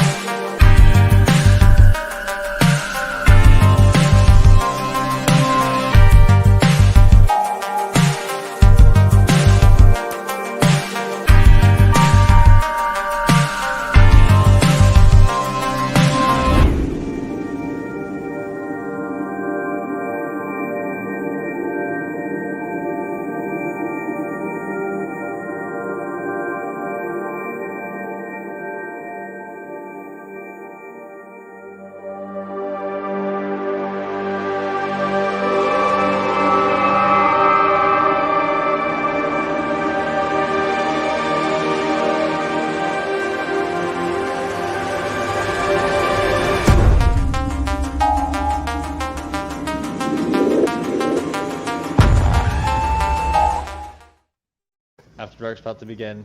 Here we go. Good evening, everybody. How's everybody doing? Hello, hello, doing well. Hey, Steve. I'm tired. I'm ready to go to sleep. So, does been anybody drinking have coffee an all night. update on the auction yet? You want an update on the auction? The last time I looked, we had enough to pie the CS in the face, the VCS in the face, Jeremy Carson in the face, and the other guy. Come on, Derek France, RC10 in the face. Gee whiz, Jeremy. Come on. So, No, seriously, I'm not the RC. I'm Forcecom. That other schmuck took it. Oh, that's what you meant. I thought you were making a slight at Derek. Oh, So, yeah. Franklin Newman wants to come in and chat with us, which will be really cool. that's cool. Before I have to drop out so that he can come and take my spot, there'll be one more challenge. $2,500 raised, and I cut off the hair live on air the next After Dark. $2,500. If we raise $2,500 for the scholarships, he's gonna buzz his hair. Buzz it. Live. That'll be the contribute to from Oh, After wow. Dark team. So let's get it above 2,500. I'd like to see 3,000 because that'll give one person a really good scholarship. But That even would be better, if he amazing. buzzes his hair, then that means the next IC we get like off and off lots of it, right? Oh my god. I could grow it back out longer by the next IC. Only for those of us that need it, Jeremy. Did you There's guys half get a the reason, man. chance? Did everybody here get the chance to check out GatherTown? Yes. I haven't I'm yet. gonna drop out. I and let love this unenthusiastic yes. Did you like it? I need a link. Yes, I liked it. we got a link. Thank you. It's cool, Like right? I've said before, I'm gonna Aaron, you drop out, guys bring me did an on. outstanding job. This is amazing. I love everything you guys have had to offer for everybody here. This is entertaining. Donna's here. I did- Hi. Donna I've been in. Donna impersonated me earlier. I did. It was a lot of fun. And then I ran somebody down, didn't I, Steve? You tried. Yeah, him. Everybody was I running did get down you Steve. back. You did talk to me. I did find you. The problem was we didn't want anyone on the stage. We're like, why is no one special on the stage? If you hadn't been on the stage, I wouldn't have tried to get you. But then I'm like, Antonio, find out who that is. We need to really protect the funny. stage people. Yeah, okay, the gig is up. We had proxies for GatherTown. Well, I have to prepare for tomorrow. Oh, Holy balls. Randy. That's a lot. Mike Calhoun's about to get pied in the face. Oh, Like, I here really we thought go. that was me going and upping my bids. but- $1,612.40. I know. We need Starfleet scholarship. That's amazing. $1,750 to pie Mike Calhoun in the face. He's next. We have different levels for this, so I'm really excited for that dude to get pied. Yep. I'm so And sad. I don't just have- so. Oh. The golf Just so course if everyone is very knows, popular, if, as I understand it. Wait, if what's you up, are Jeffy? in, oh sorry, if you're in GatherTown right now, everyone head over to the holodeck, Vix Fontaine. That's where we're all hanging out for the Starfleet After Dark here in GatherTown. Awesome. I'm gonna go to bed, guys. See I you, got a busy Aaron. day tomorrow. Yeah, that's what the other fucking general did. Yeah, like, can't hang. Whatever. Bye. Have a great night, Aaron. Thank you so much for everything. I might peek in GatherTown for a sec before I go to sleep. Do it. Do Yeah, it. I would like to say something very special about this IC, and that's the fact that no one needs a challenge coin because no one is getting it.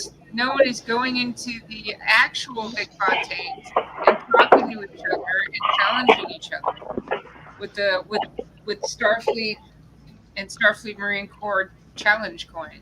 All right, that's And not as for that lack happens, of then trying. step away from the bar. I had actually thought about that, and I had a conversation with the Dev Dun on how we could pull that off. And apparently, the only thing you could do at GatherTown is throw up confetti on each other and give a little wiggle.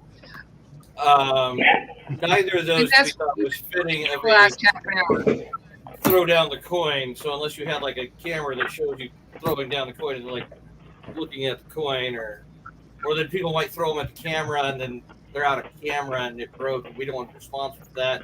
But it was a thing. But we thought about it. Well, I was watching the stream, and I know we capped over 100 people watching. So That's amazing. That's really good to hear. That, Okay. I don't know. Like an Someone IC, has- we usually have about 100 to 120 actual people. And this is just Friday, kids. I mean, that's a bigger Friday than most ICs. Who is not the federal government that's running around GatherTown right now? Because this is. AFK. I talked to that guy. I tried talking to that person That like guy's 3 skeptic as hell. times. I just want to know who gave somebody glitter bombs with no retaliation. Like, really? That's actually GatherTown. Like, we're not held responsible for that. That's a That's feature. just how GatherTown is. That's a Oh, feature. I just gotta say, I got glitter bombed, and if I find out who glitter bombed me, it is on. Hysterical. So I met up with some people. They like when you get up to GatherTown, sometimes the people like just run away from you, and you can't ever connect because like they just go too fast. So you like you hit the F, and it's actually funny. It's the F All bomb. right, Johnny, I don't know what percentage you have. You're fired. Just for saying that. So a bunch of us were sitting there, like people were running past us who were hitting F, and we realized that we were glittering all over Will Wheaton's face. Well, guys, unfortunately, I've worked all day and I need to get ready for tomorrow too, so I will be stepping out. And I have a I great got night. one thing to say, Steve. See ya, boss. We have lasted the CS again. Boss. Challenge. Anybody else notice that he was the fit admiral? Donna, which one is that? Hold on. This one. Yeah, the first one. This Yeah. one particularly. This one is the 1st Brigade. Well, I can't even have one of those. I'm not even first Why? brigade. Why not? Let's go Because see I'm what- not You first can have brigade. First Brigade. We'll go hit up. We have about 30 left. Sounds like that's a supply room run. Like, you can't have the other guys, guide on either. Challenge accepted. But this one's so we did a challenge coin, and then we had a problem, and we have to sell them at cost because of a particular person wanted us to do that. So we're selling these at cost, so they're pretty inexpensive. So I'll have my information tomorrow, and I'll put a sign up in the room. If you're interested in a first brigade So your challenge coin, let me. region has a booth, right? I think it does. I could go and see. Region 1 has a booth. All the done regions that. have That's a a booth. rhetorical question. All the regions have a Then we booth. should have a booth. Maybe get with Chris if you can and make sure that it links to a site that you can order them from. Hey, Jeremy, don't say anything until you've had at least another drink. My drinks got bigger. Well, it needs to get emptier. It's got to be. Anyone full has of gotten it. a chance yet, if you're in GatherTown, make sure you hit your way over to the holodeck Vic Fontaine's. We got a whole dance party Service happening up here, on stage Vic. here. Good little sketch, man. Good little sketch. What's going on? Like I took the freaking hyper shovel over here, trying to get back from HQ. After the Barnett people had all the great time. So I have my Marine one. It's right here. Barnett was fun. Give it to you. I don't know. That's this one. Is this the that's Starfleet on one side? Operate. Green. Operate. I'll be there for later. No, don't want 7th Brigade one. I got I'm others. just gonna have to start mugging I have. OICs. So what happens is you're at a real IC and everyone like puts their challenge coin down, and then someone looks at you and goes, "I've got another one. Can you do that one?" You have to do another one. And then You know, that brings up a question. Is there a rank to challenge coins? Are some better than others? So if everybody's got one, the guy on the bottom has to buy? So in Starfleet, no. It's if you challenge and everyone else brings it up, then you bought the round, and then if nobody else has their shit, then they're buying it. So that said, there's a certain amount of tracking rights that go along with things. That it really, I believe, this kind of probably the point of them all is when we all throw down, we see something shiny and cool that we don't have, and so you have to have a conversation about it. Well, do real world count? Actually, I've seen people throw down real world. No, you realize I have a White House duty queen, right? So again, the is really Jeffy around. How are we supposed to following be me around? The point is to start that conversation. Like if that's the most interesting coin you have, I'm about to go do a train. Then sure. Like if you've got like the new Starfleet Commander's coin that came out this year, then that'd be a fun thing to throw down because, well, where did you get that? You know, yeah. The higher ranking ones should spark distinction, but then there's also the opportunity of things that are just specifically unique, and then you throw that down, and you're like, okay, well, that's a conversation piece. Yeah. When I was in one of my ancestors in a past life in the Air Force, they would throw down the 3-star of the medical division because no one in cyber had that shit. It became a talking piece. You know, it was like, wait, what?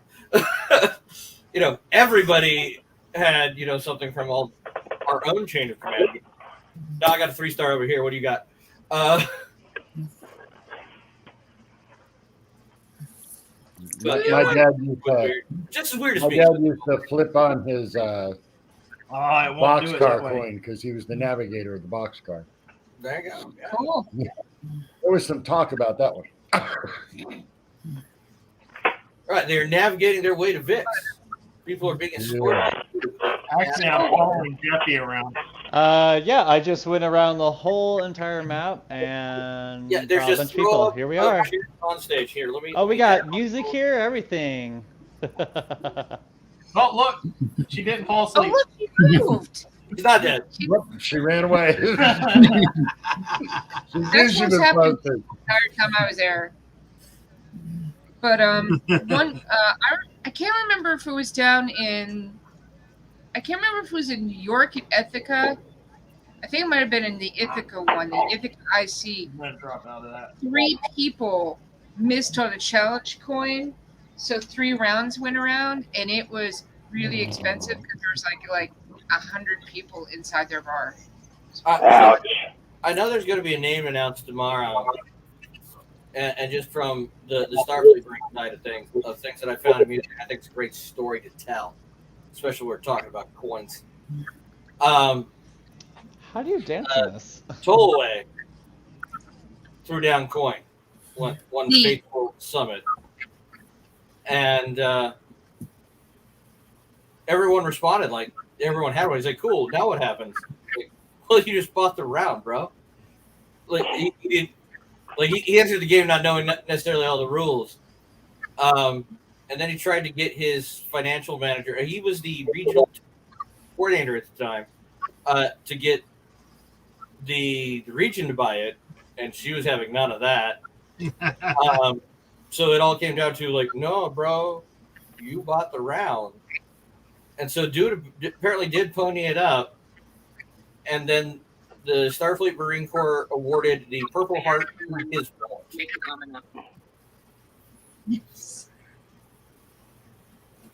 So yeah, Tallway did not get a Purple Lion, but his wallet did. And I've seen the certificate. And yeah, of course, he passed this past year too, so we'll see his name in the final mission tomorrow. So when you're thinking of that, bring out your coin, rub it a little bit, and be glad you didn't pay that goddamn bar bill. Eric, are you trying to ask what the link gather town is? You have to register for it. Somebody said my heart medication. Something. Hector has his feet in the swimming pool. Wait, Hector's not in the ER at the moment? Because every time I talk to him, he's like knee deep in somebody's guts. Fun. Like, he phoned in like 3 times on Operation Barnett, like, with blood on his hands. Well, it could be like John. He spent like, what, 7 months in the Yeah, I spent plenty of time. When you memorize the menu, you've been in the hospital too long. Oh yeah. Yeah, that's like when the doctor walks in and you call him by his first name. Yeah, right. When you ask the doctor how the kid, his kids are doing. Yeah, he and I were competing to see who could get the most hours. He won by 3 days. Gents, I don't think that's a competition we should be having up in this here Starfleet. So I gotta say, great job to all the mods. No special drawings this time. I apparently only had one person soliciting like bad stuff on the YouTube channel. So and we killed it like 5 seconds. Oh yeah, like everyone said, like this is going on. Like it's dead now, Jim. We're good. They nuked it. They nuked it from orbit, as it should be. Kinetic strikes from orbit are fantastic. You're not allowed to get on my keyboard. Luckily, I missed that. I was busy running around Gathertown trying to get unstuck from places. Yeah, so he was just trying to get advertise. into Gathertown that's not supposed to be in Gathertown. So the trick to getting unstuck is follow somebody. Like the worst we're gonna have is this like confetti puke that's happening over here. Oh my god! I just went up and realized how much confetti is going on. Yeah, that's a lot. That's a lot of confetti, bro. Well, I don't know if Jeffy knew it, but I basically found his name, right-clicked on it, and went follow, and it took me to him. So Yeah, so if you guys are, I'm like, follow me to Vix, and then apparently I'm actually about to head over through the all the booths and everything. So if you see me, go ahead and click me, and I'll lead you the way to Vic Fontaine's if you guys want to come enjoy the party. If you're not already in Gathertown. So he's grabbing Be there another, in a moment. another trend of people, going for another round. Jeremy, is that actually a black wedge? Yes, sir. With a little badgy action and a little rank action. Yeah. Flight cap, because might be a general now, but deep in my soul is a zooming. You know, all about the space superiority and shit. No, it's Wait, hang on, I gotta fix my jaunty angle. Hang on. There we go. Can we get him a Navy White hat? One of those big cardboard things. So your Gilligan hat is on the way, by the way, Jeremy. Okay. I don't know. Is it for me or is it for the other Jeremy? 'Cause we keep getting confused about that. It's for you. Okay. I don't know the other Jeremy that well yet. Hey, which other Jeremy? Our region Jeremy or Yes, another that Jeremy? All the You Jeremy. guys don't know you don't know the thing? No. So, you know when you're back at the academy and trying to be a little bit of an overachiever and a bit of a smartass? Apparently, the original Jeremy decided they were going to try to recreate the Riker transporter accident. And now there's a bunch of us running around in the fleet. I'm sorry. Yeah, The instead, other he one, tried to put her in a yeah, clone fight. and an RC, he's caught in the fucking stick in the mud. But whatever. I got a. No, there's a Jeremy here. I know that he's a swabby, but he always wanted to be a flyboy. So. Oh no. I feel really bad for them because I mean it's best being zoomy. Yeah. Yeah. I am getting really tired, guys. You're The getting person what? that didn't get the link, just to give y'all a hint, if you didn't get the link, go to the sfi-vic.com website and click the red button on the main page that links to the space. Holy Should shit, take- Donna's drinking the hard shit today. Yeah, as somebody posted earlier, my heart medication really gets you sleepy. Yeah. Don's gonna be up for the next day and a half. And I'm seriously considering, well, I got some beer down here. Maybe I'll have Oh. So I got to say, running all those videos and all and controlling this takes 2 computers. Yeah. My aspect took 2 computers. I don't know what the hell you guys, dark magic, you guys need. Just like answering the questions took 2 computers and 3 screens. We got 2 computers, a 3rd screen, and a 4th computer in the office set up, ready to go in case. We actually have 3 That's where computers. the Binars are. The Binars are somewhere. All 3 of you guys. Sarit's got GatherTown. I'd like you to meet my dog. Want to say hi? And she's got our main view screen going on a YouTube channel to watch all this shenanigans. Because that's fun. I still have the YouTube up. Yeah. I do. When I ran our regional conference, I was just running on 2 monitors and 1 computer. Yeah, but were you loading up 12 YouTube videos? No, of course I wasn't. Why would you do that? I'm just trying to contribute, all right? That was the problem with last year's VIC because, like, they had me doing everything through 1 laptop. Yeah, turns out you need about 12 guys. Yeah. And each of those guys need 2 computers. I tied last- everything into a PowerPoint. Yeah, last year I was the MC. I had to run all the videos. I was doing the streaming from OSB Studio to Facebook and YouTube. So everything was running through my one poor little laptop. That's the setup. Each one of those screens is a separate computer, by the way. Oh, wow. 3 mouse and 3 keyboards. How do you keep up with that? Yeah, I've got the 2 mouse and keyboards, three screens total. I'm doing all right. I'm keeping up with stuff. But what hasn't kept up apparently is Jeeves. Apparently the freaking service here in Fix is a little abhorrent. So I'm gonna have to go steal behind the bar and make my own ring. So I'll be right back with you guys. Look at him. Who's asking to let? Oh. Who?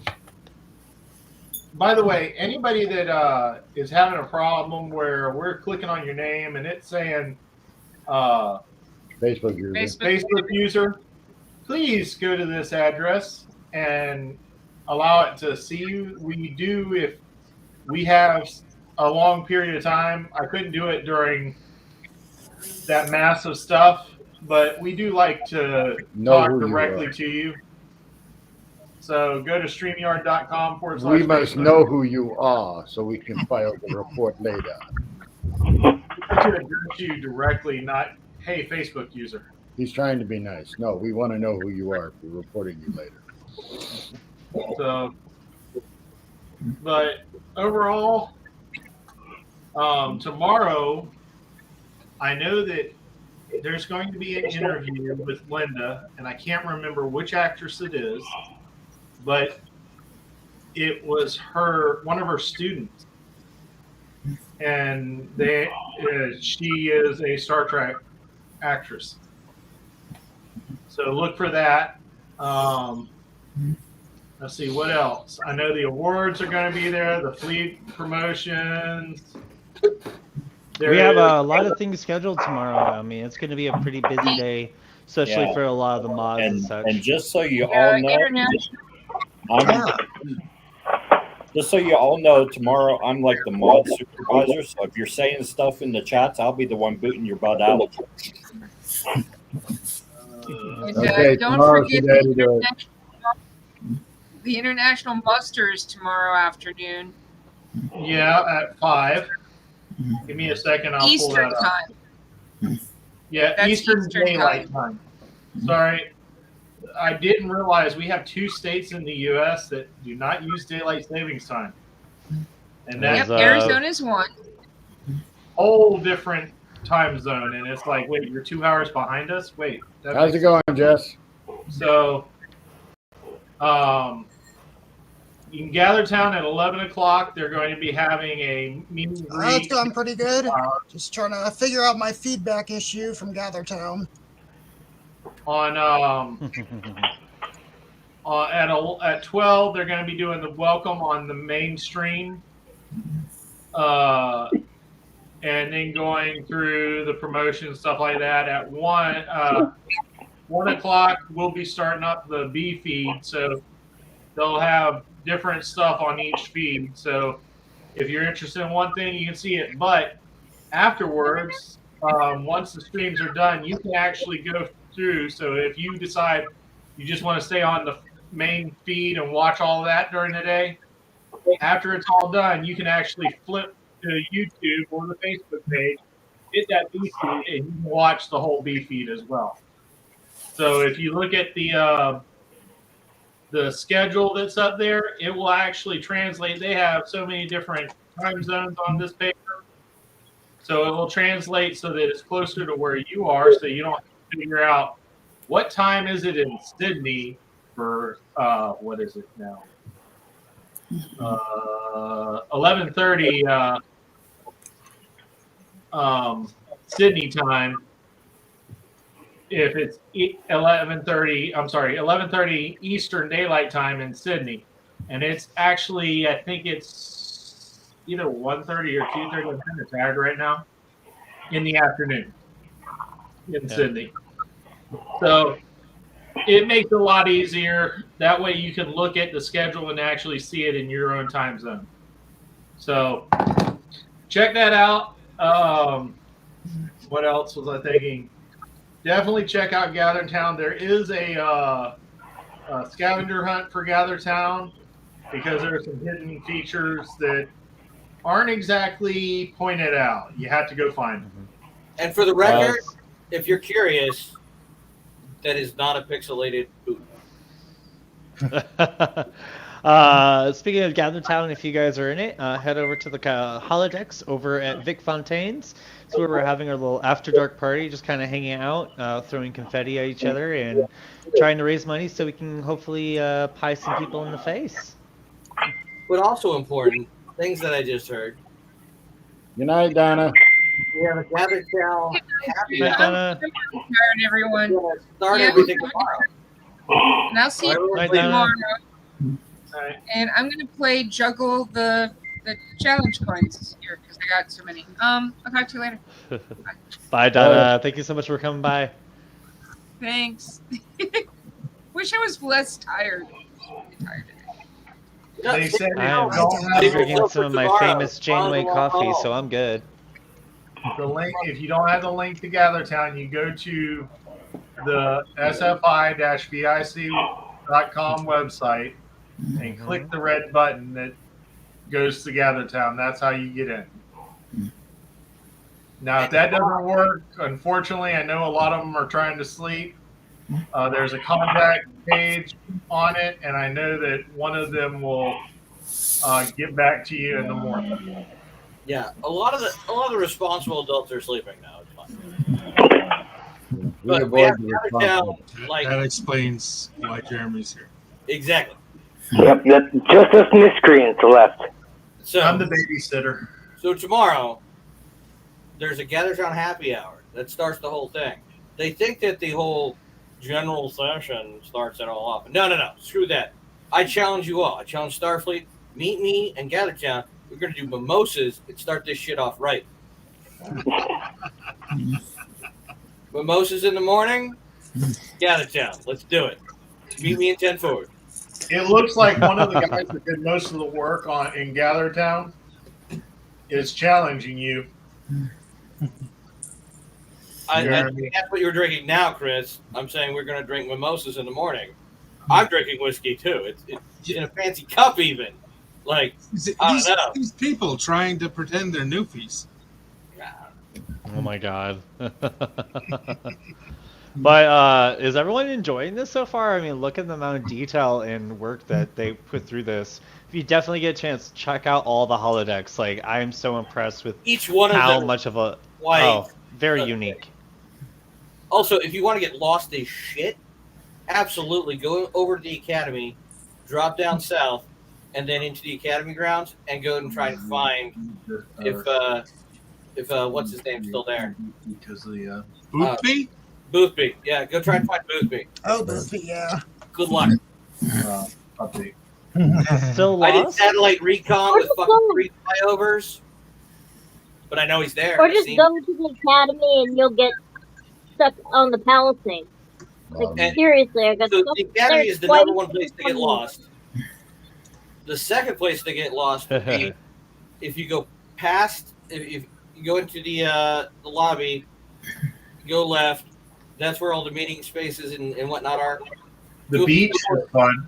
Go through the door there. You're in Chateau Picard, and that's expansive. Like you could go get in a fight with a couple Borgs and a Klingon and whatever. And no one ever know. Like you just lost in the vineyards, man. Did you find? Did you find the beach? What do you think? How do you think I'm dressed? I made a pit stop. Good luck finding your way back. He's not a fashion judge. He doesn't pay attention to that. Made a pit stop on my And way is to the Bix. diplomatic corps, like seriously, is the diplomatic corps recruiting actively by kidnapping? Because I got randomly thrown in there like 5 times and got stuck. Okay, so that's the poor other Tiffany. Again, like I'm Forcecom Jeremy. That's boring Jeremy. But I'm told that diplomatic corps is authorized to recruit however they saw fit. I didn't know that I was part of diplomatic corps until I heard about the after art thing with the Klingons. Like I said, they were given. I believe they were given kind of carte blanche on how to recruit. So, the time-honored Starfleet tradition of press ganging. There's all kinds of irony in press ganging diplomatic corps. We just run up and start talking to people and then say, "Hey, you need to do this." Get them excited about it. I just thought it was funny. I was like, wait a minute. Did I? I'm not going to tell you how I made Operation Barnett happen. That got shady. But I'm glad that they're becoming more active. All of them. Because I got to say, the biggest thing that I think the diplomatic corps needs to work on is inter-chapter focus. Working together. So that's actually not their edicts. Really? Although that's not necessarily a bad idea. So they're very external focused. Like, is their edict is go find us the things that are without, and bring them to the within. We're gonna have some other things that do the. Although they did say they were going to bring back the sister program, so that's a little bit of internal focus. But the most of it, we're going to have some other things that I hope tie together the what is it, the intramurals versus the intramurals? The Stella Pirata. Stella Pirate? The pirate ship. Oh, okay. That or Stella's a pinata. I don't know. Isn't that Donna's ship? No, that's Maria's. Maria, sorry. You see, at I'm too tired. At SpaceCon, we found out people really respond fast when they see more than one chapter working together. Yes. Oh man, they were in a hurry to come see us, which was pretty good. Pretty cool. Simple question. One of the fun things. Oh yeah, because we had 4 chapters there and another one visiting. Yep. So again, that other numbnuts Jeremy and his RC had. He's been pushing this like fleet first concept for a while within Region 3, and he's thrown it up to a couple different ops people or whoever they said they was going to do like things with it, and it just didn't at the HQ level. But I think now we might have some people that actually grasp it and want to like run with it at the HQ level, and certainly that is whomever. Like we're in an election year, right?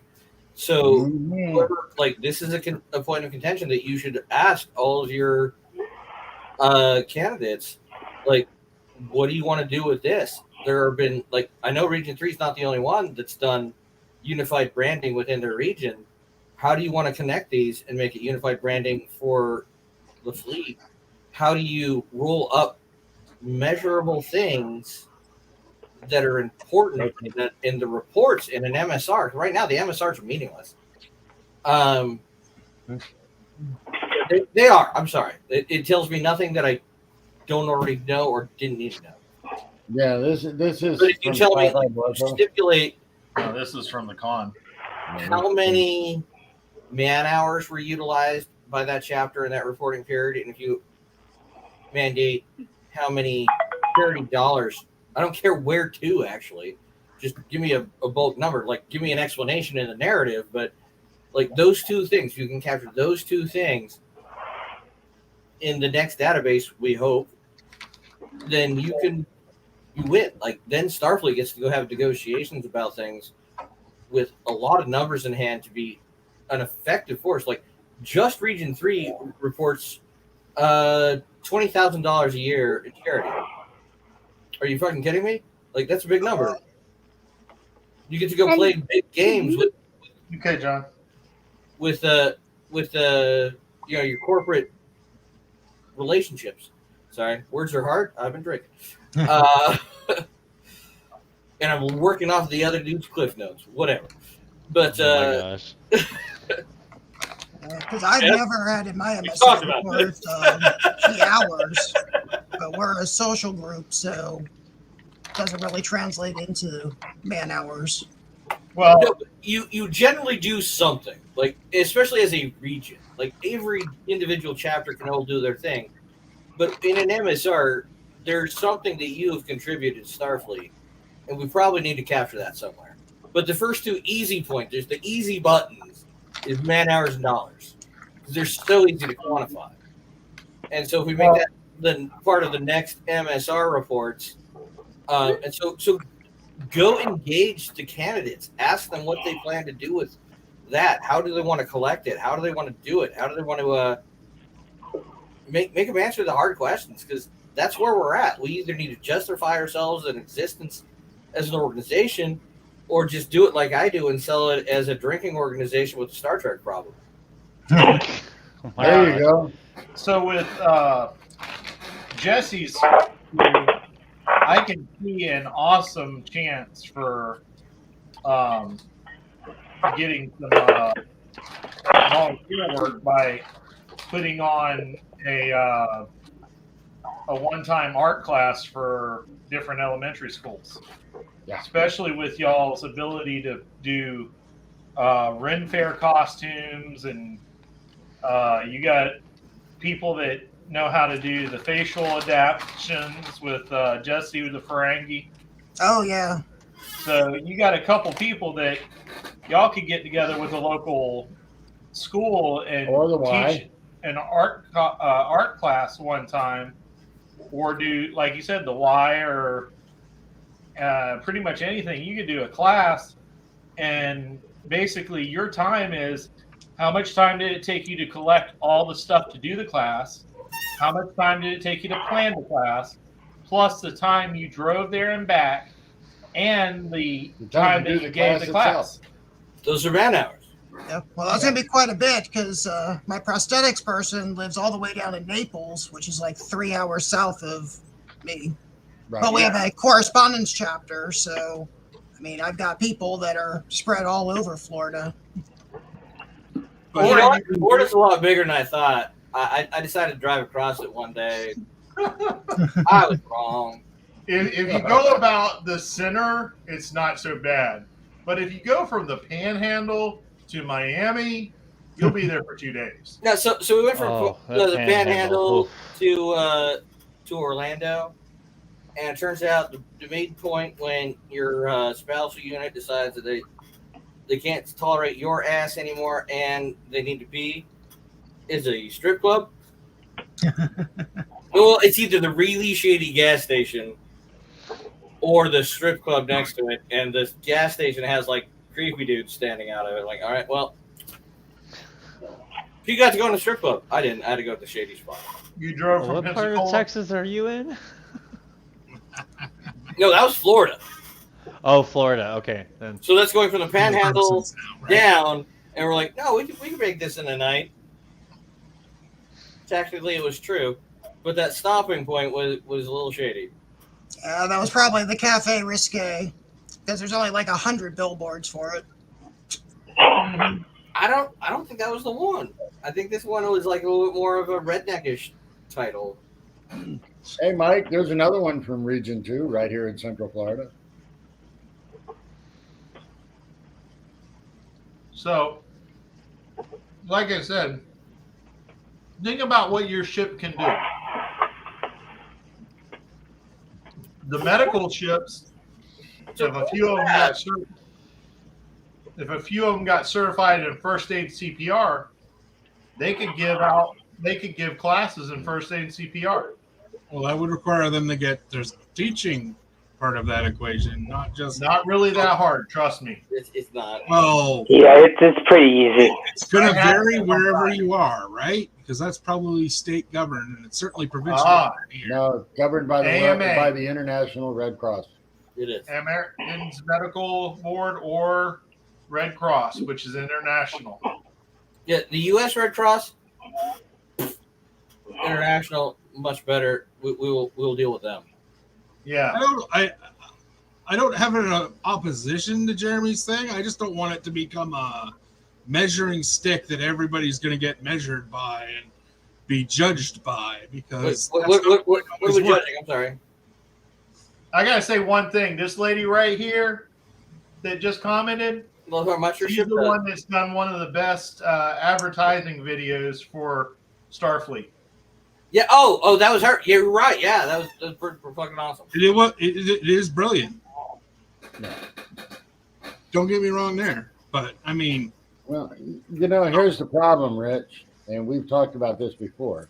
Yeah, I'm not going to get into the in-depth that we did that last time.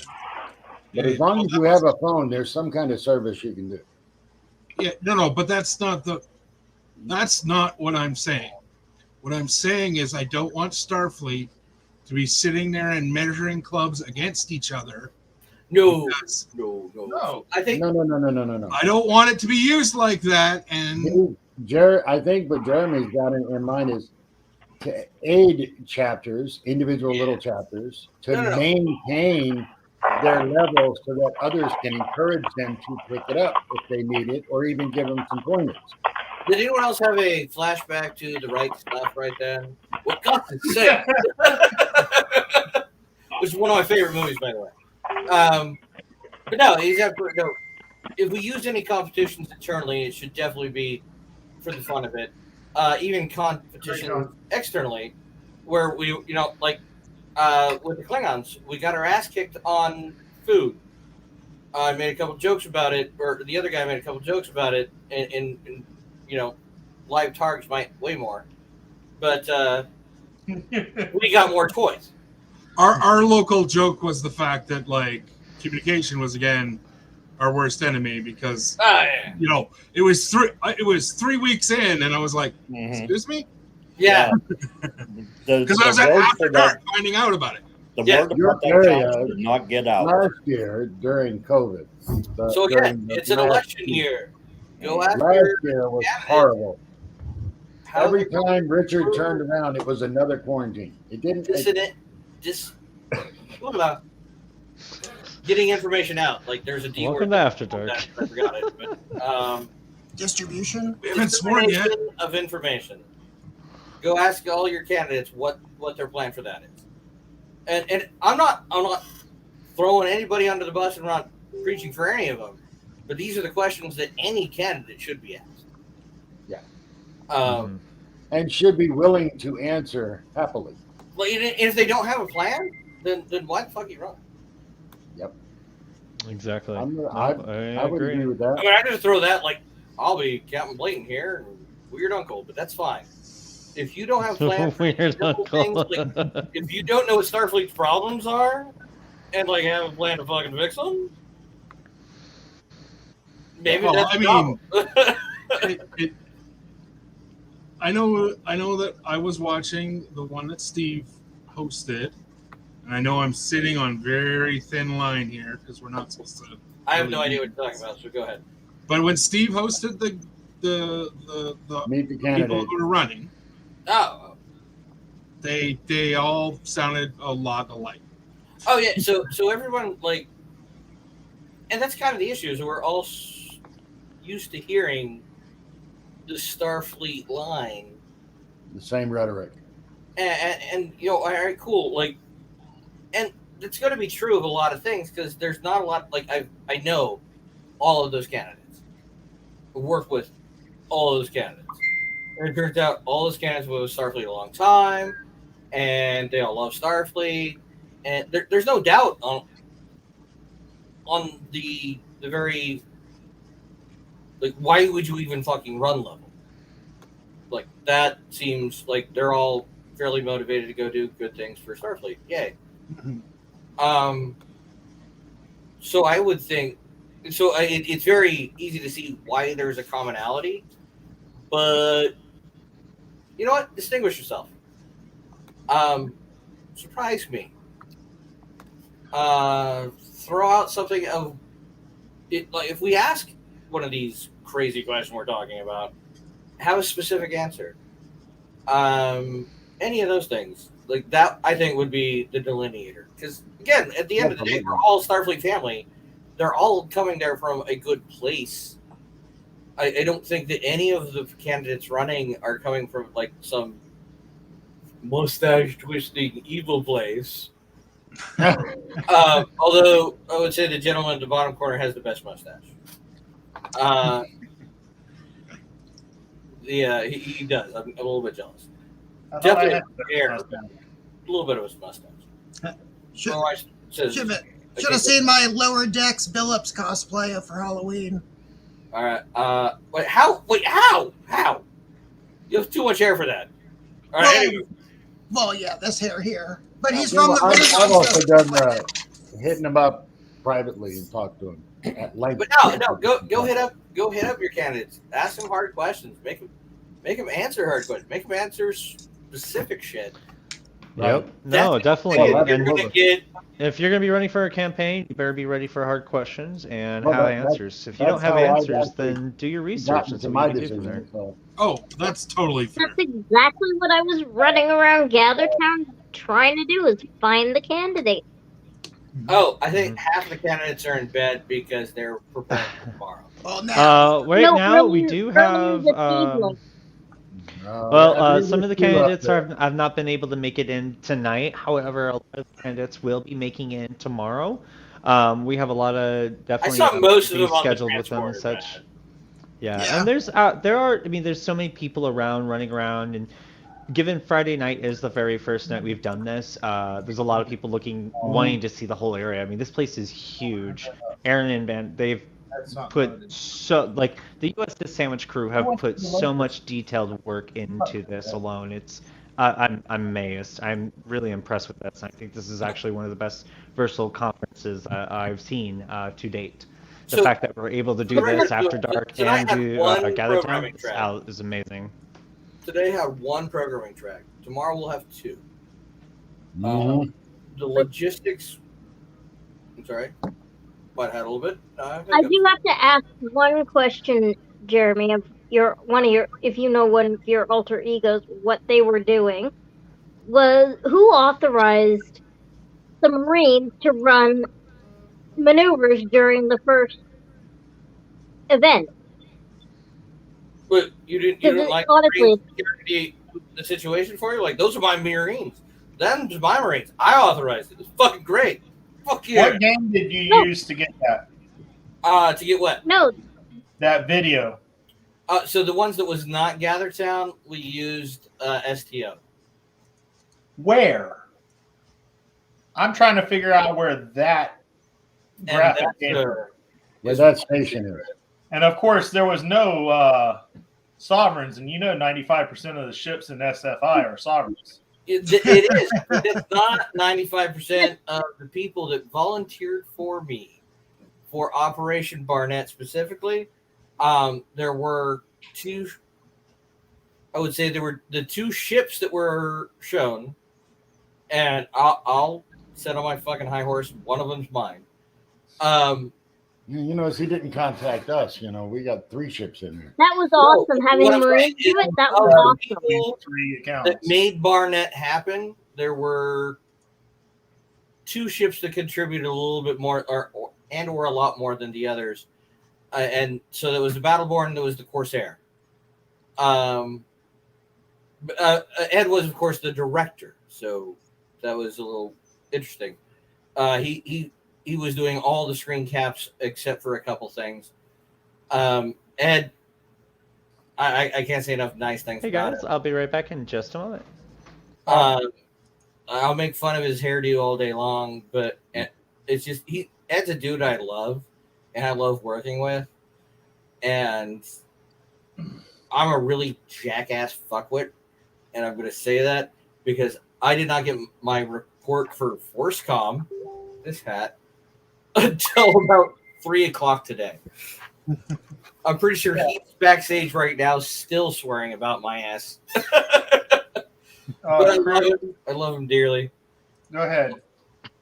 I know you got the. Ed did all the video work for it. So every time you saw team whatever the fuck it was -Z, that was Ed. Because Ed was the video the whole time. So every time you saw a team moving, he joined that team, and why can't I find a print? He was Ed again. So it was just everybody else talked. He just kept the camera going. So Ed was fantastic. It was like not to break the suspension of disbelief. Oh, what did I do? You sent him a Facebook link. But no, Barnett was really, it was Ed and I's idea, but he's the one that I just recruited people to do it. He's the tech behind it. Absolutely. Cool. Check your Facebook Messenger. There you go, Chris. Sorry. I will not do that thing tonight. No, I don't care. Oh, it's a quick. Your simple guys statement. were awesome. All versions of Jeremy have Jeremy, been- your guys were awesome. No, Barnett was awesome. I loved it. Just seeing that play out. I only got to see. I'm the guy that doesn't want to see spoilers of a movie that I know I'm going to go watch. Because how cool would Phantom Menace have been if we didn't know Twat Waffle had a double lightsaber? We'd have been all impressed. But every Taco Bell commercial had it, so we were bored. So Chris No, is no, holy anything. shit! Chris No is thanks, no nothing. getting Whoever questions. authorized and came up with that, props to them. Seriously, that was awesome. We wanted to showcase what Gather Town was, and that was, and the idea was Aaron's. Credit where credit's due.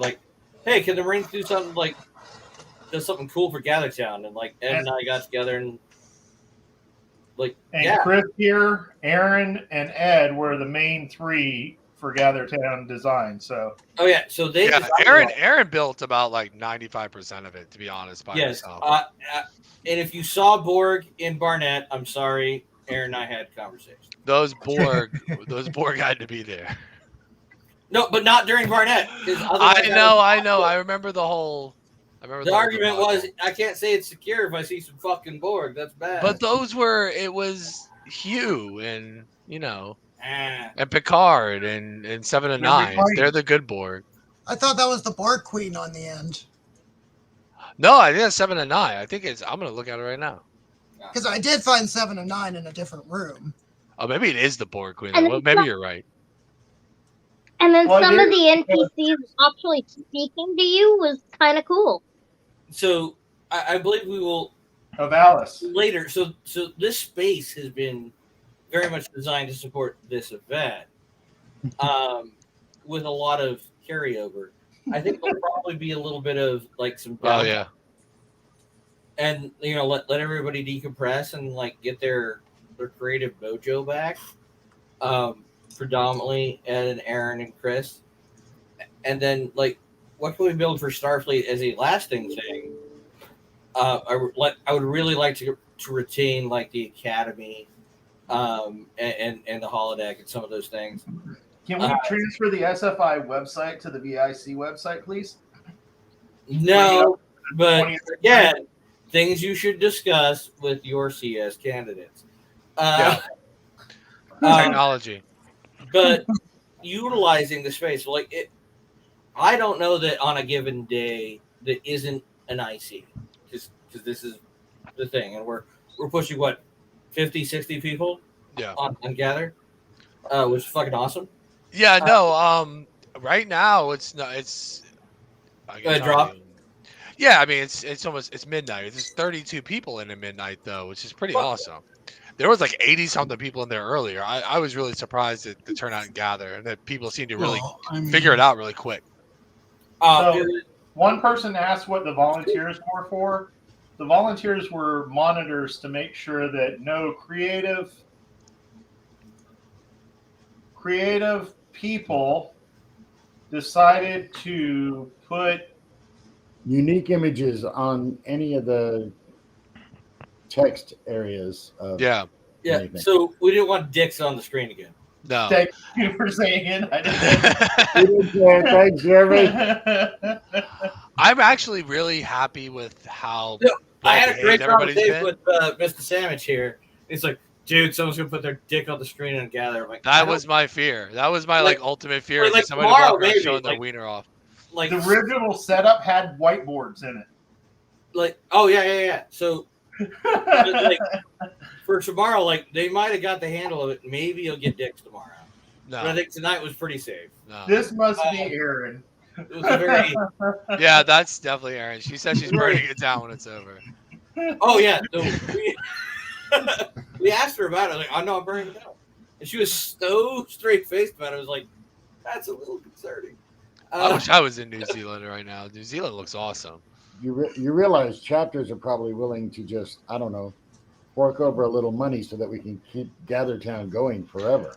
I mean, there are monthly subscriptions to Gather. You can use it for free up to 25 people. So as long as you don't go over 25 people, you're fine. But there are monthly subscriptions for it. I don't know how well we'd be able to raise funds for something We're like gonna that. have to like play around with. Like, I think we should retain the space, maybe rejigger it to be a more all of Starfleet versus a myopic event. Even though I say myopic when this space is fucking huge. Now, if you go but higher, they hold courses for the academies. Yeah. Or go like have a chapter meeting or whatever. If you exceed 25, then that knows that it's a thing that we want to use, right? Yeah. And then you go like talk to your RC and say, well, make them pay for it, bitch. Yeah. I mean, but yeah, the problem is it's in my name which, right hey now. Jeremy, can you go pay for it? I'll have to pay for it.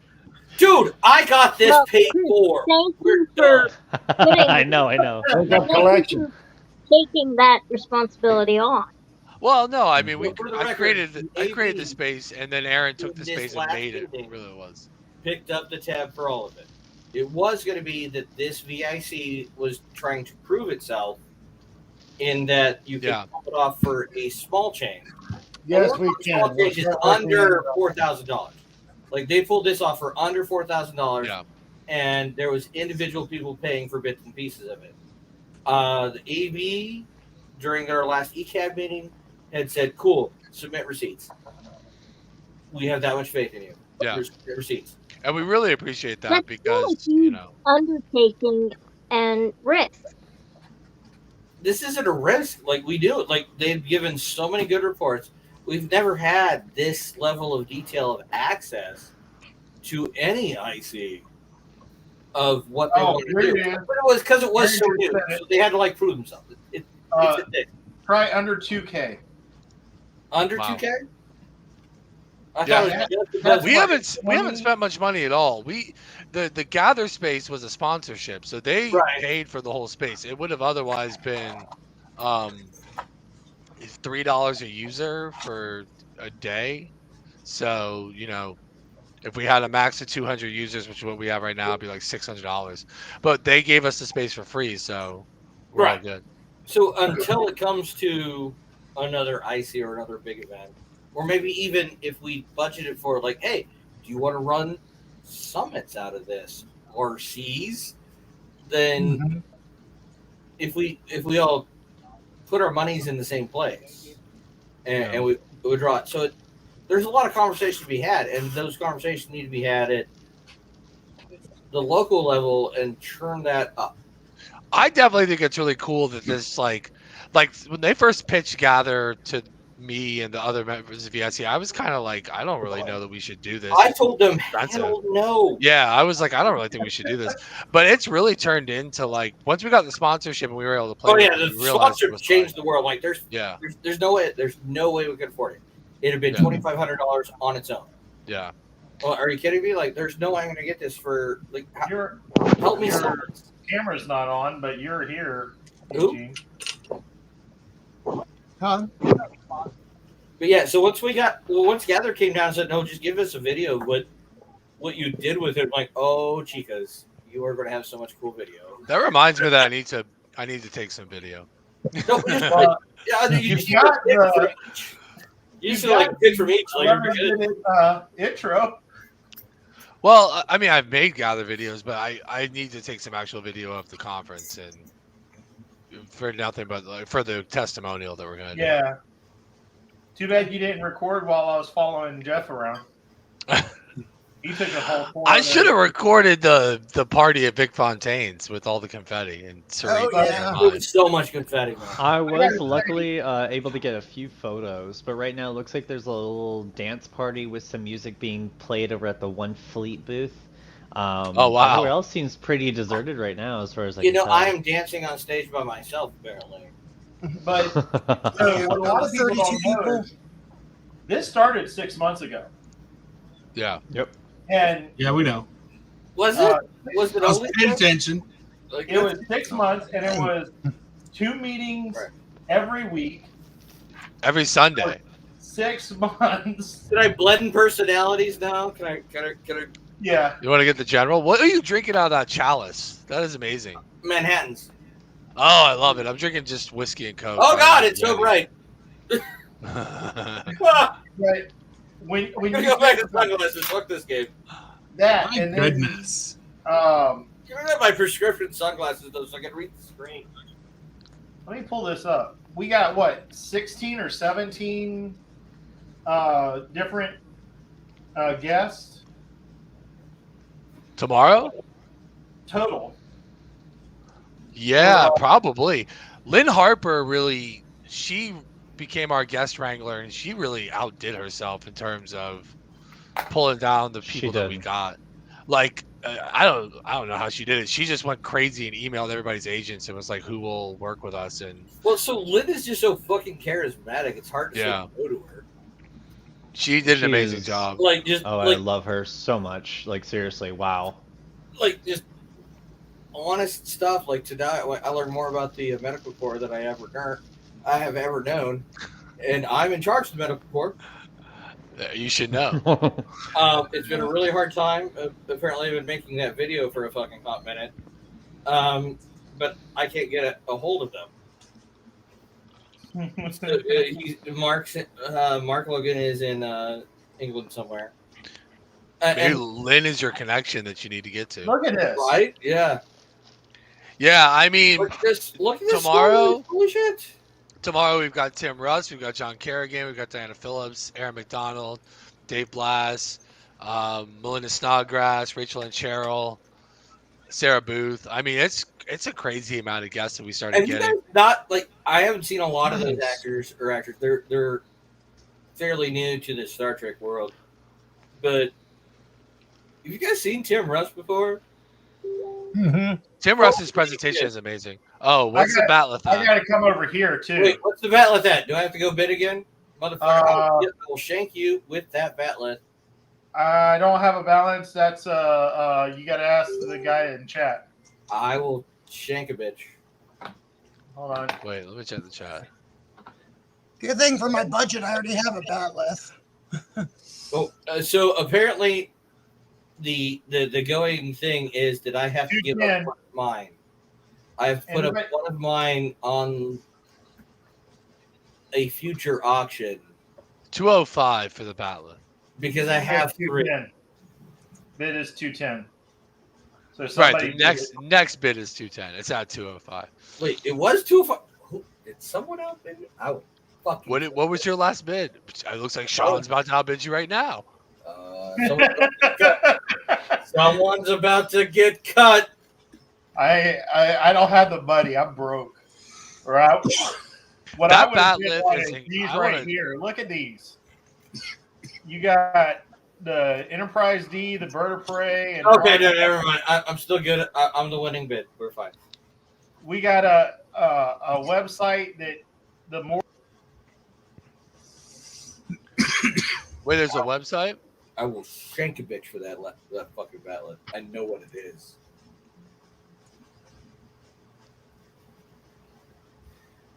So every SFI event I go to, be it a summit or an IC, I've gone through the auction items. I go through, and I pick one of those things like that's coming home with me. Yeah. Oh, It's coming home with me. I've already told Aaron what the fucking shipping address is. It's a beautiful bat lift. It's down the hall from me right now. So Let's fuck around with this. All you're doing is wounding my pocket. Jeremy? What's your website at? I'm sorry, what? I think it's only like The auction. 53. I'm gonna bid on that. The USS Sandwich needs a nice website.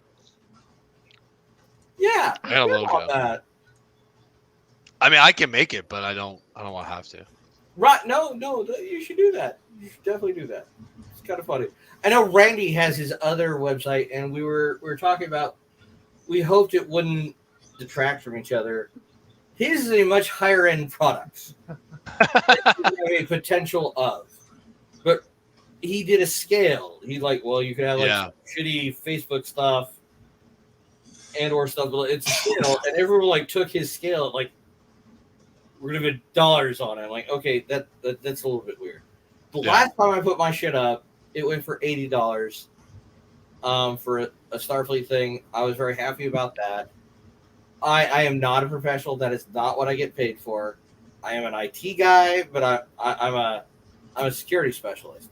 Yeah. So I'll do it, and I've done it, and I've learned WordPress because in my alter personalities hat, their commo convinced them finally of WordPress, which I was dead set against. I'll tell you what. And yet here we are. So now we have WordPress sites that I can stand up in 20 fucking minutes. Well, I'll tell you what. If it'll help bring in more money on that one, I'll team up with you and help build the site. Oh, okay. So right now the team is me. That's my business. Okay. So no, actually, I'm hesitant. Also, I've been drinking. I don't necessarily have a lot of good decision-making processes. Anyway, no. So Canon has offered to make the logo for that bid. So it's kind of a Region 3 bid. But I think WordPress we've got in the bag it pretty well. I'm absolutely willing to accept help on it. I'm not going to pretend that I know everything there fucking is about it because I don't. I just got my chapter site turned off on accident last week. What did you do? I put everything on auto-enable updates.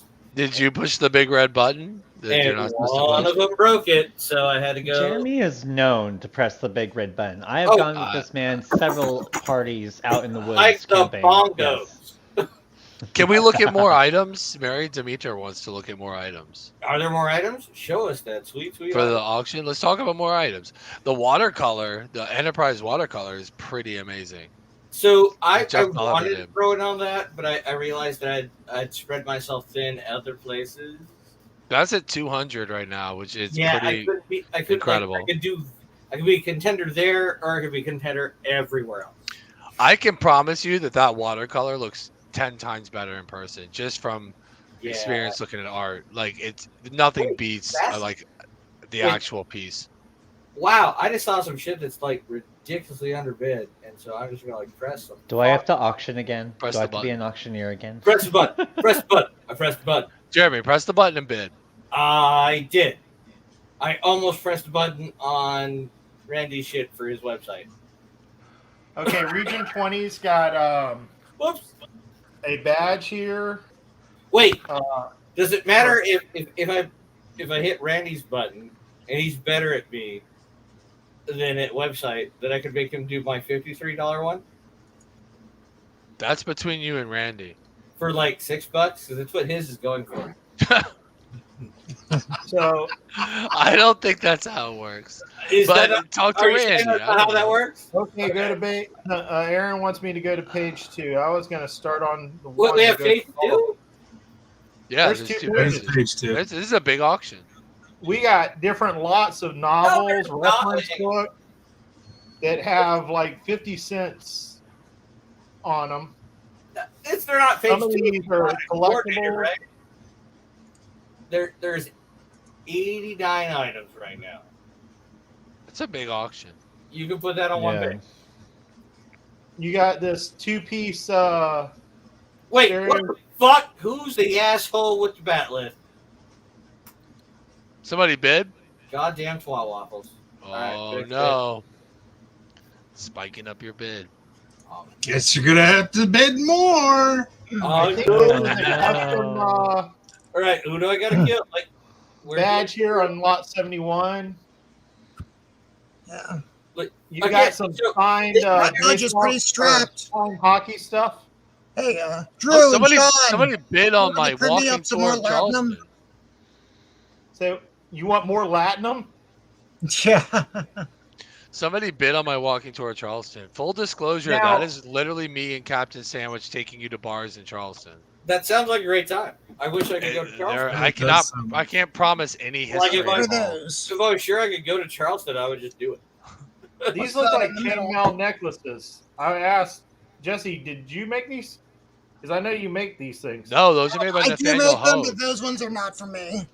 Okay, Those are made by Nathaniel Hogue Yeah. Nathaniel Hogue. donated from the these. Petoskey. These are chainmail necklaces.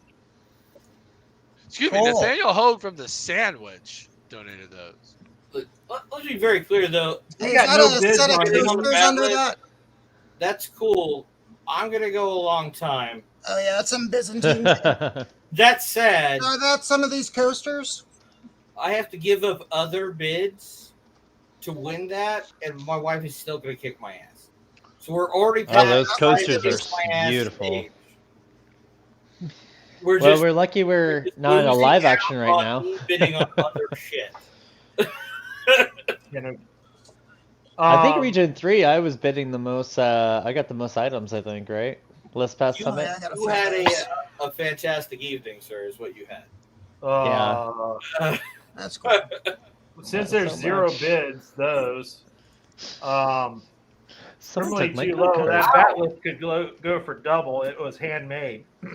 I don't know who it was that was setting it, but yeah, my cup is running empty. This right here, the And artist. apparently, I'm the only one in fucking Vix anymore, so I have to go steal That one is an amazing piece of work by Jeff Tolliver. When I saw that thing, I'm like, Tolliver is just man. amazing. I want that so bad. Is that that's how many bids do we have on that right now? 9? Nine. It's $200, What's which the size I of think it? it should go for $300. I think Hey, that it's worth $300. What's the size of that painting? Hey, it's listed Hold down on. there. Let me go. Look, the guy is standing in front of it. Yeah, Yeah, that's why I'm wondering like how big it actually is. It's it at should have the least, dimensions on it. Does it? Maybe not. Maybe not. I don't see that. Wait, hold on. Details. Does that show it? No. Well, Unfortunately, I don't have that. it's packaged up, so I don't want to take it out and measure it. Oh, yeah. But it's But big. It's big. He's 6 foot tall, so Yeah, he's a big dude, so it's big. it covers his torso. But it's, I mean, that's a one of a kind piece. That's amazing. These were hand done by one of the members, the Targs. trying to see. There's a Micro Machines DS9. It looks like. Ooh. Or wait a minute, it's the Runabout. Yeah, it's got DS9, the Runabout, a Cardassian ship. That one's at 15. I don't know about book prices, so all these are really low. Some of them as low as 50 cents. What's the Bat'leth at again? What's it at now? That's the question. 220. Ooh. 220. There's that Bat'leth is sharp, by the way. It is not. If you're a Voyager fan, there's this litho from the Voyager itself. That's really cool. That one's that's at, absolutely beautiful. $3. The other ones are 8, 9. The other ships are 8, 9, 12, 20. Just for saying, the I'm a DS huge Voyager one. fan. If anyone want to do anything for me, If you scroll down, I really like that Vulcan cat. I don't know what that's at, but Oh yeah, I've been This looking one- at that one too. I think it's. that was so was a cute. cat? I thought it was a Chihuahua. chihuahua. That's a dog. Yeah, it it's a says Chihuahua. Vulcan. The description says Vulcan cat, but it is a Chihuahua. I own a Chihuahua. I should know that. That's the cat. Although are They're you both sure? very cute.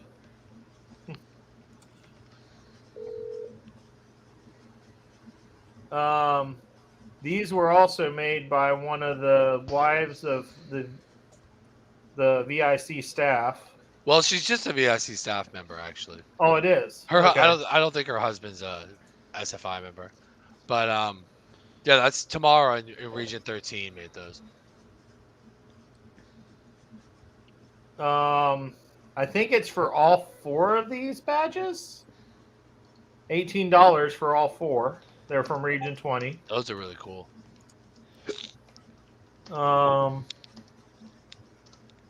Walking tour of Dublin, Ireland.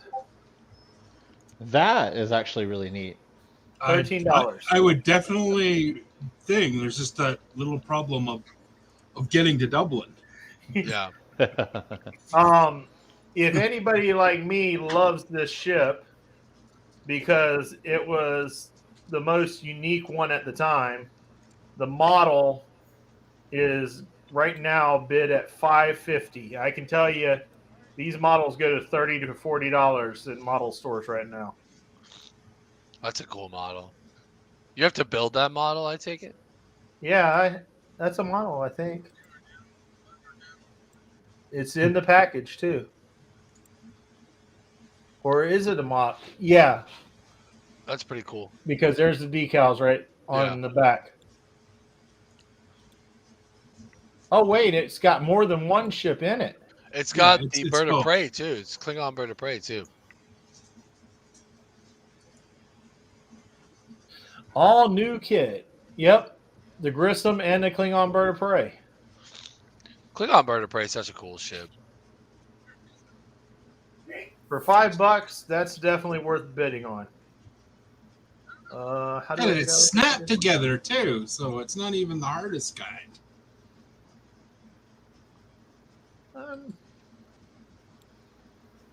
Uh-oh. All right. Inception. Other than books, sorry. I think that was pretty much all of them I went through that other than the books, and those are sets of books. So if you're a book collector or not dyslexic like me, definitely check those out. Did I miss any? I think you're good. I think we got the Coaster Mart one. I don't know. Did we see that auction? The coasters? Coaster Mart, the uniforms. There was a couple coasters. So we got We got quite a few uniforms. You for a got disc Discovery. coasters and you got isolinear chip coasters. I keep wanting to post on the ice linear chip coasters, but I'm spread out. Like I'm thin. Also, if anyone else bids on the goddamn Bat'leth again, I will find you. I will eat your children. $16 for Ecuadorian earrings. It's only a threat if someone has children, though. Here, I'll be right back. I wanna tease Jeremy. I'll be right back. Oh no. Oh, I know what that is. Good at all. There's, Yeah, I know what that is. I don't know what couple that. baseball caps for $1 and $1.50. I really did want. What motherfucker? He did Did not. you really do? Challenge accepted. Did he really just do that? These two, I swear. You're only making my wife cry. You've met her. She's sweet and innocent. No problem. She is the sweetest little thing I've ever met. I love her. You're making her cry. How's everyone's night going so far? Everyone enjoying Gather So Town? my and household such? is in bed. Yeah, I want to show this off in case anybody's thinking about challenging Jeremy's bid. Again? No. Oh, he didn't bid against you. We thought you bid against him. Oh no, I have it in my possession. Turn off your. Yeah, let me turn it off. Hold on. You can see my ugly room, but hold on. I just threw out some bids. I know that's my problem too. Yeah, no one needs to see this shit. All right. Your shit's way better than mine. Check it You're out. surprised speaking. Look at this. I mean, this is the real deal. It's going to my house. I don't know what you're talking about. It is sharp. Aaron It knows is the ship. very heavy. And the Bat'leth that Steve got went for $1,000, I guess. No, it went for about. No, I think we had a Bat'leth at the Region 13 summit that went for. Oh, the 13. Oh no, Yeah, so close to that. at Region 3, there was the Pakistani Bat'leth that I've got, and it went for about $230, I think. But he also got everybody to sign it. So Well, Chris, Wow. the one at Region 13, that was $350, wasn't it? Maybe. Because that, I don't know what. that went to Jeremy in Region 10. It did go to Jeremy. What's You're the right. difference, Jeremy? I don't know what I think that Randy's was talking about $350. them. I don't know what Randy's talking about them. But this Bat'leth should go to the moon. Should go burr. It's going to my house. I already, tomorrow, when we showcase the places that are doing like the chapters are meeting together to watch this shit, we're gonna do a walkthrough of the house of the different displays. Like we have. Where you want the Bat'leth? So there's the bridge, and we've got main engineering, which is here. So anyone who needs to be on the fucking screen and stuff. And we've got 10 forward, which is definitely my bar. My bar is fantastic. We don't know what to call upstairs yet. Whatever. Is it better than 9 forward here? I'll throw it down. Yeah, let's do it. With the computers and the broadcasting setup? No, I have And to the rate work core. the bar, but it's a fantastic bar. So we'll do some with the walkthrough. But the entryway, there are 2 Bat'leths there, and there's a place for that one, the new one, to come and hold roost over the others. It's there. It's ready. We will show He it. already showed the Bat'leth. So it's, tomorrow when they say that we're doing because each time, like, there's various chapters that are going to do. They're on. I'm sorry, there was like scrolly things. I had to read them. But squirrel. Drink that chalice. But, yeah, chalice. Actually, so oddly enough, we bought these cups because we wanted coops for our trailers. Okay. Camping. Nice. Because you can't have glass shit while you're camping. That's sinister. That's bad. And so one of my very BFFs, drinking to Eureba, Who's got the probably not doggies? watching. She was like, "Well, I couldn't find a good coop that was not, glass." I'm like, well, I found these. He loves everything copper anyway. Yeah. She's kind of a mule fan. So, as it turns out, we all got them in, like, This arrived today, so that's why it had to get like broken in today. Yeah. Hey, Jeremy, was your bid 230? I don't know. No. It was 220 a minute ago. It was the highest a minute ago. Let me go like fucking. I'm pretty sure it was 220 a minute ago. I'm going to have to shave my head before I get off the air at this rate. Well, we're going 235. Whatever. Now it's 240. Get it up. I don't want to tell you guys. I'm taking a pie to the face. I've organized operations for this shit. I have one thing that's happening. That's going to my house. There are games that, like, drive it up. I get it. It's for charity, but there should become a point in time where, like, I'm going to start bidding on other things, and I've got about 6 others that I'm bidding on. That's going to my house. You know the Batlift is only 240 right now. I mean, let it you go. could raise it to 245. Just say, all you're doing is hurting other bids at this point. Hey, I know it's not metal, but have you seen Drew's new toy? Actually, my favorite Batlift so far is the one that was. I actually got one of the foam ones off of Amazon, and it's actually the prettiest Batlift I own. Drew got given one with the name of his house from one of the CAD creators. It's a wooden one for cons. Oh, nice.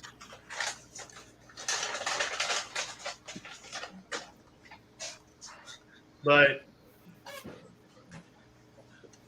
I'm just waiting to see if there's another bid on it to see Jeremy's head explode. There's just going to be a certain amount of, like, I will get it, and when I'm done, there might be a round of repercussions. Like, you might get to go visit that Batlift when it stabs you in the goddamn fucking kidney. Jesse went and got his Batlift. Just saying. Ooh. Look at his cover. Jeremy is chill right now. He's not the man you Hey. want. Oh, no. So this Question about Batlift those was blue pins. happening How big are before those this blue pins? ever hit the auction table. Like, Aaron showed that, like, no, that's coming home with me. Aaron told that like the second week of Mine. the thing. I'm going to put this up for bid. It was mine. It was done. Batlift was Preordained. I wonder if Randy has the total since he's in chat. Randy, if he is in chat, does have the total. That's why he just posted lot 27 actually. Yeah. And Carol He asked, knows the "What's the total." total?" Yeah. But no, I think to go to the other dude with the gentleman with the fantastic mustache. You're muted, Chief. He is definitely muted. Jesse, you're muted. Jesse, you should find your mute button. And Jeremy, check your messages. I'm gonna have And to check your bid. narrow it down for me, love. Like, what platform am I checking my messages? Messenger, Facebook. Hey, Carol Thompson. Oh, if it's Facebook, if you then are it by can chance fuck off. in, You can fuck off for about the next 73 hours. Why did you get booted? oh my gosh, No, I just don't care about Facebook. He checks Facebook once Yeah. every 3 or 4 days. I sent No, I so- sent no, you a let me message know. that you would look in private chat Hey, for the wait, schedule. Drew and Sean, can I actually really like hostilely take over your platform for a moment? Go for it. Okay. Mental fucking health, kids. It is worth investing in. It is like, pay attention to yourself. If things hurt you, don't fucking do it. This is true. And Facebook is bad. It's goddamn sinister. It does not help you at all. Every bit of chemicals that hit your brain on that is usually a mix of just enough good to make the bad feel okay, because it's not good for you. I've been on most of Facebook with I've been on there for about 27 minutes in the last 3 weeks. It has been the best fucking time of my life. Yep, It- I was off it's Facebook for a off good week or Facebook. two, and it was nice. Don't let social media determine your mental health. Oh, For hell no. fuck's sake, just own it a little bit and understand where, like, the things that they're selling are not the things that are good for you. So get the fuck off of the things that are bad. I think VIC is really good for you. I think the social media aspects of it is fantastic. But even then, I have not been on Facebook. Like I've answered enough things in the last 3 weeks to make it go in my various responsibilities, but no, it doesn't own you. It does not own you, and you don't owe it a goddamn thing. Hey, Jeremy, you're not my mom. Fuck off. Your mom should have sent you this message earlier. Oh my god. Speaking Hey, of mental real quick, health- I want to get back. Now I'll get off my I wanna- soapbox and go back to drinking heavily. But Oh my Hold god. on. First, Hey, if you have a problem with mental health, please reach out to somebody and talk. Absolutely. Yeah, there are lots of resources, such as NAMI, National Alliance of Mental Illness. Actually, since COVID, there's been so many really great online opportunities. You don't have to leave your seat. I'm not saying leaving your seat, like you should probably leave your seat on occasion. That's probably good for your mental health. But there are And things physical health. you just go do. Unless you work at Walmart. No, Walmart's not good for you, for the record. Well, I know that. I can tell you my own personal health. Like they're Oh my they're gosh. not going to pay for the good shit. Let's throw that out there. hey, real quick, everyone. Just want to hop real back into Star Trek stuff here. Carol Thompson, if you are still watching, if you're unable to find the auction totals in the Gather Town, you can just go to the sci-fi-vic website and go to the auction. And when clicking on an item, it will show you what the current bid is on those items. If you Yeah, look at register, that. you can make your own bids and going from there. If you're having any issues, He was asking for the total. Keep signing in. Keep finding out. it will show you where the goddamn totals are bad right underneath those there bids is. on the website as well. No. She's asking for the total overall. Oh no! Oh, total overall. Yeah, she's Randy's was asking for an update. The Randy's the guy that knows that number. That's why I said if he's still in chat, maybe he can. I'm pretty sure that dude's in bed. Like if he's smart or anything, he's got a lot. If He he's smart. literally answered something 2 minutes beforehand. They're like, look, it's almost midnight here. I'm Central Time. We're gonna have mimosas and shit going on for Gather Town tomorrow. I shit you not. Will meet me in 10 Forward. Mimosa. So check your Discord. There's still 27 people in Gather. I'm gonna be up all night. Oh, All night. I think he said a total Wait, earlier, what's the which asshole that was did that one? 1,623 or something, and that was before Jeremy upped his bid by $30. Yeah. Whatever. Yeah, I had taken your advice several weeks ago as far as questions were concerned about candidates. Yeah, he can come in. Give me a second. I'll give him a link. Yours, Jeremy. Check Awesome. your Discord. Okay, checking my Discord. Sorry, turning. Awesome. There we go. Just throw out a bunch of bids. Hopefully it was on the bat list. That's a little out of my I gotta admit, these blueprints though are real pretty. Oh yeah. Very What blueprint? myself. You're just gonna make Sarik cry. You don't, I will drag her out of bed and make her cry on screen. You don't do it.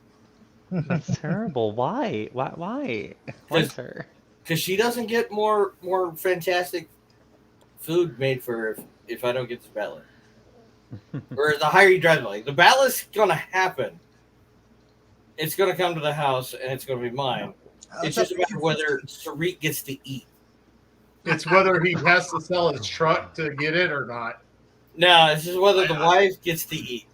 That's what I think threatening your wife not eating is blackmail, emotional blackmail. I don't think it's Jesse, I becoming sent up an him the officer. I don't know how you thought Copy that I that. was above that. but Somebody I gotta had say, to there is a ask lot of me. awesome items. If I had some money, I would be, yeah. Like, I don't have that much money. I just know what's coming home with me. The rest of it. No, I'm like eating top ramen for the next week. So the last one that we went, it was kind of funny. It was actually the IC of 2013. It was hosted in Dallas. It was hosted here in my beloved region. 2 years before I was the RC. So it wasn't actually like mine, but we had a good time. And a buddy, someone that I hold dearly, even to this day, we decided that the George Dickel bottles that were resembling the Sarian brandy, that was the throwdown of the evening. And both of us happened to know that we both had just lost our jobs. Oh, God. But we were still throwing at it like it was like motherfucker. Like, Wizard throws fireball. We're doing this. And both of our wives were looking at us like, you are some dumb motherfuckers. The large one or the little one? So there was one of each. Oh, I was way off. That was the bid. Here we go. Actually, no. So it was a bit of so this is a little guy, the normal guy, and the big guy, right? Like, there's So David, when do you get pied? At 2,000 or 2,500? Oh, who gets what? I don't know. David just Everyone, honestly, everyone, welcome. I don't David know. Nottage. We're there now. I just said that I told somebody to give me a dollar amount and that I'll be pied. Whatever. I don't know what your dollar amount Well, is. I know we're going to pie Derek yes. tomorrow because we've already passed his mark. So Derek was 2,000. No, he was 1,500. Yeah. Derek France. You other motherfuckers getting Region 10. well, I said something like 2,000 or 2,500. I'm not sure. No, there was an amount for him to dump an ice bucket on his head to wash it Who off. let Dave on the screen? Oh shit! Who put the hat on your head, Jeremy? Check this fucking hat. He put the hat on his head. We watched him. Fantastic. I'm surprised, Jeremy, you actually recognized me. I know that. I love this. Randy is Wait, still why up. did you say? Did you lose a bet?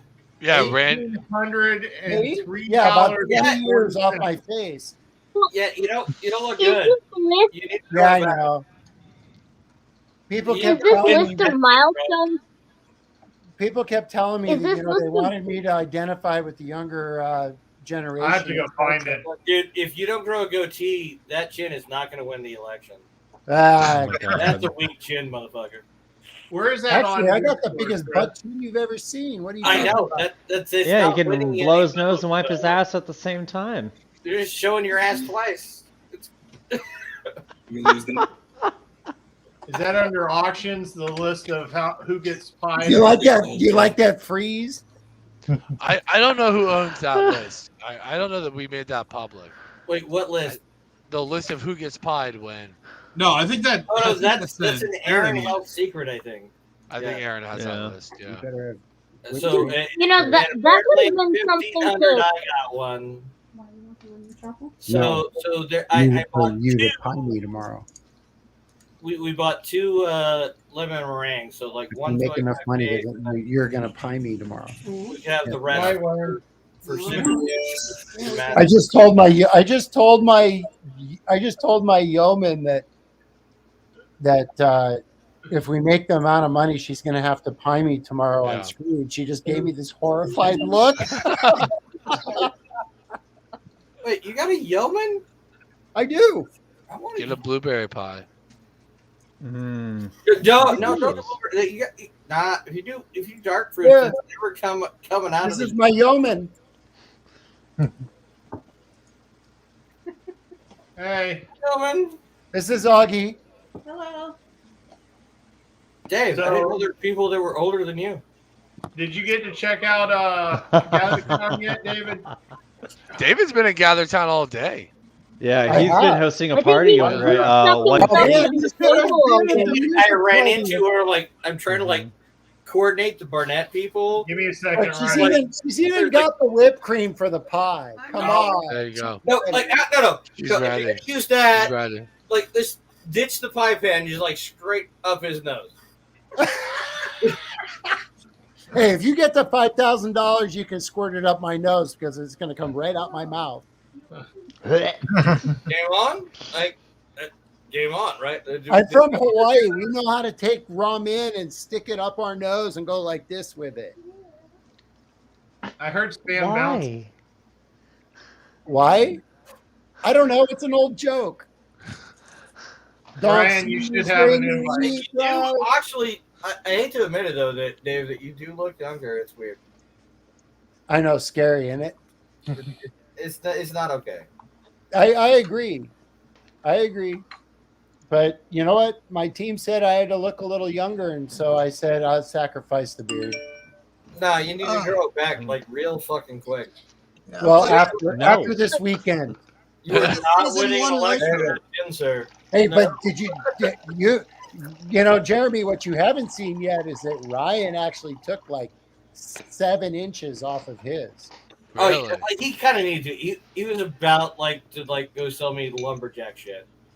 You mean he was I love turning Ryan on dearly, but Ryan was getting a little burly. Hey, But David. no, you Speaking need of Ryan Case, is he still online tonight? He is, but I sent him a link. He just asked for it.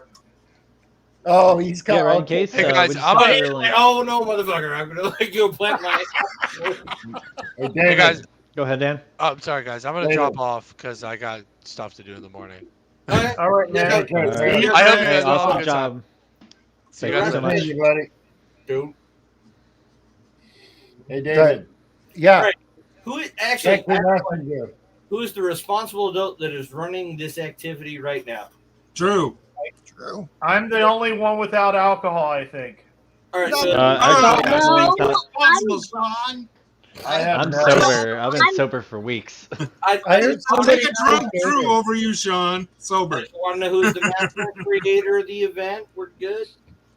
I heard somebody say Totally David. Is there? sober, Am I but missing highly caffeinated here. David, I'm that's also my, stone cold sober. At this hour. that's my navigator in her alternate life form. She'll do the pie toss for you.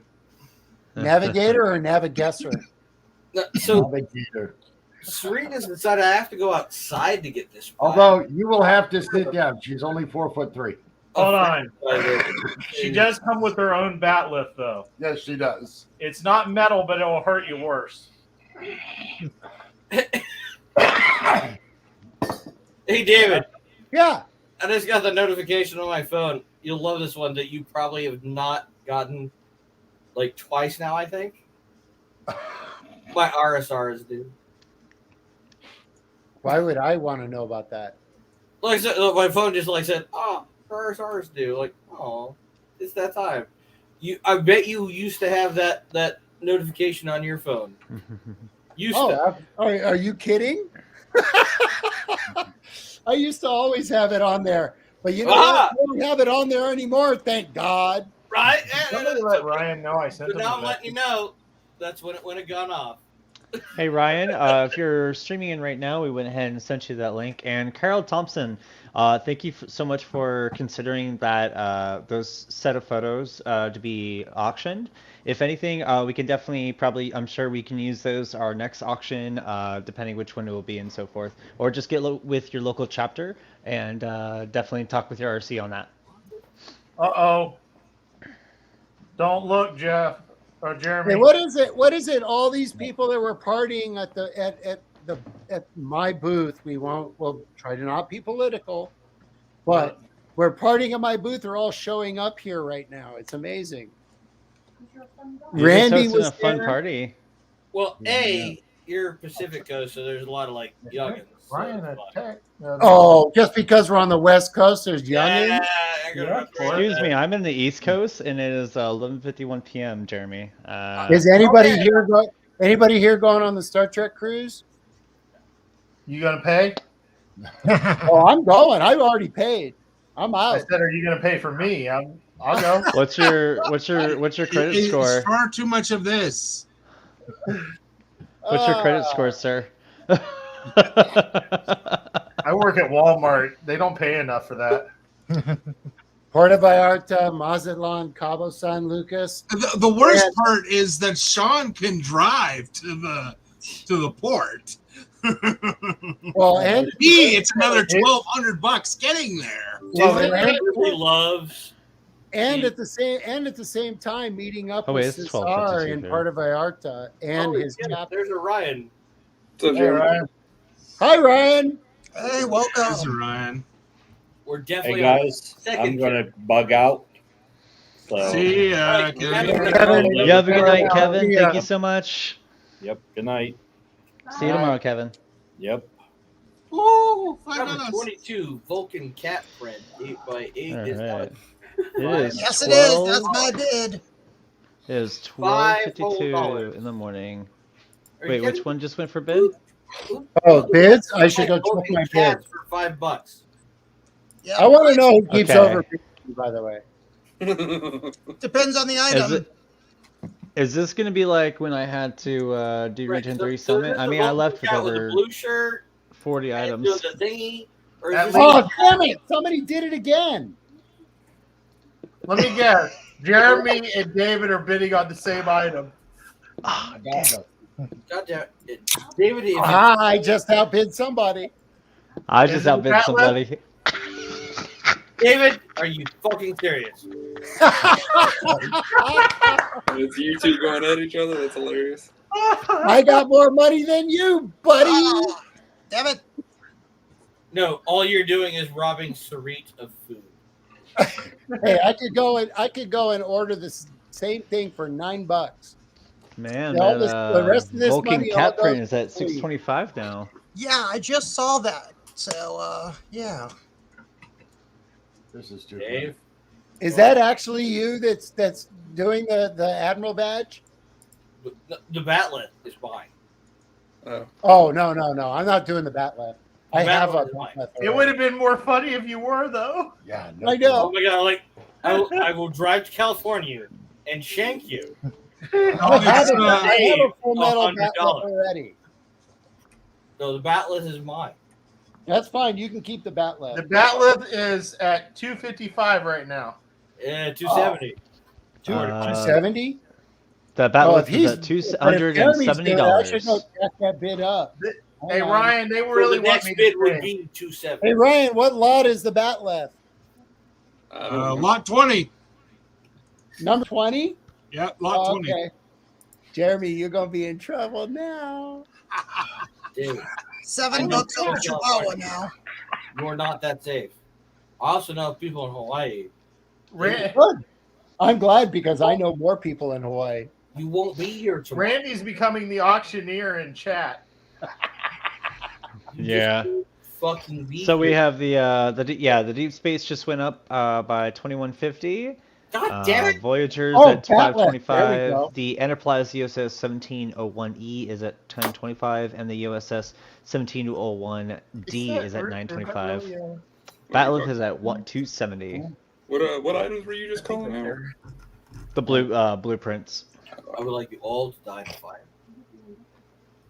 Hey, Are there's fabric or all I paper gotta that's been say is, folded? Aaron, you wanted a high amount on the auction. I'm giving it to you. I'm pretty sure we're gonna hit that 3. Yeah, but, it's so hard to figure out how to. Giving it to you. No. I guarantee you, if you release the list of who gets pied at what dollar amount, you'll drive it up even higher. No, we did. Oh, yeah. So You're very I'm right there, getting a Tiffany. pie. You're letting them. I'm getting a pie. The I'll only get ones, a pie. the only ones left are, I think, are. Hey, Ryan, you going to pie if we do a duo? What, $4,000 and we both. I'm already on the list, unfortunately. Oh, how much were you worth?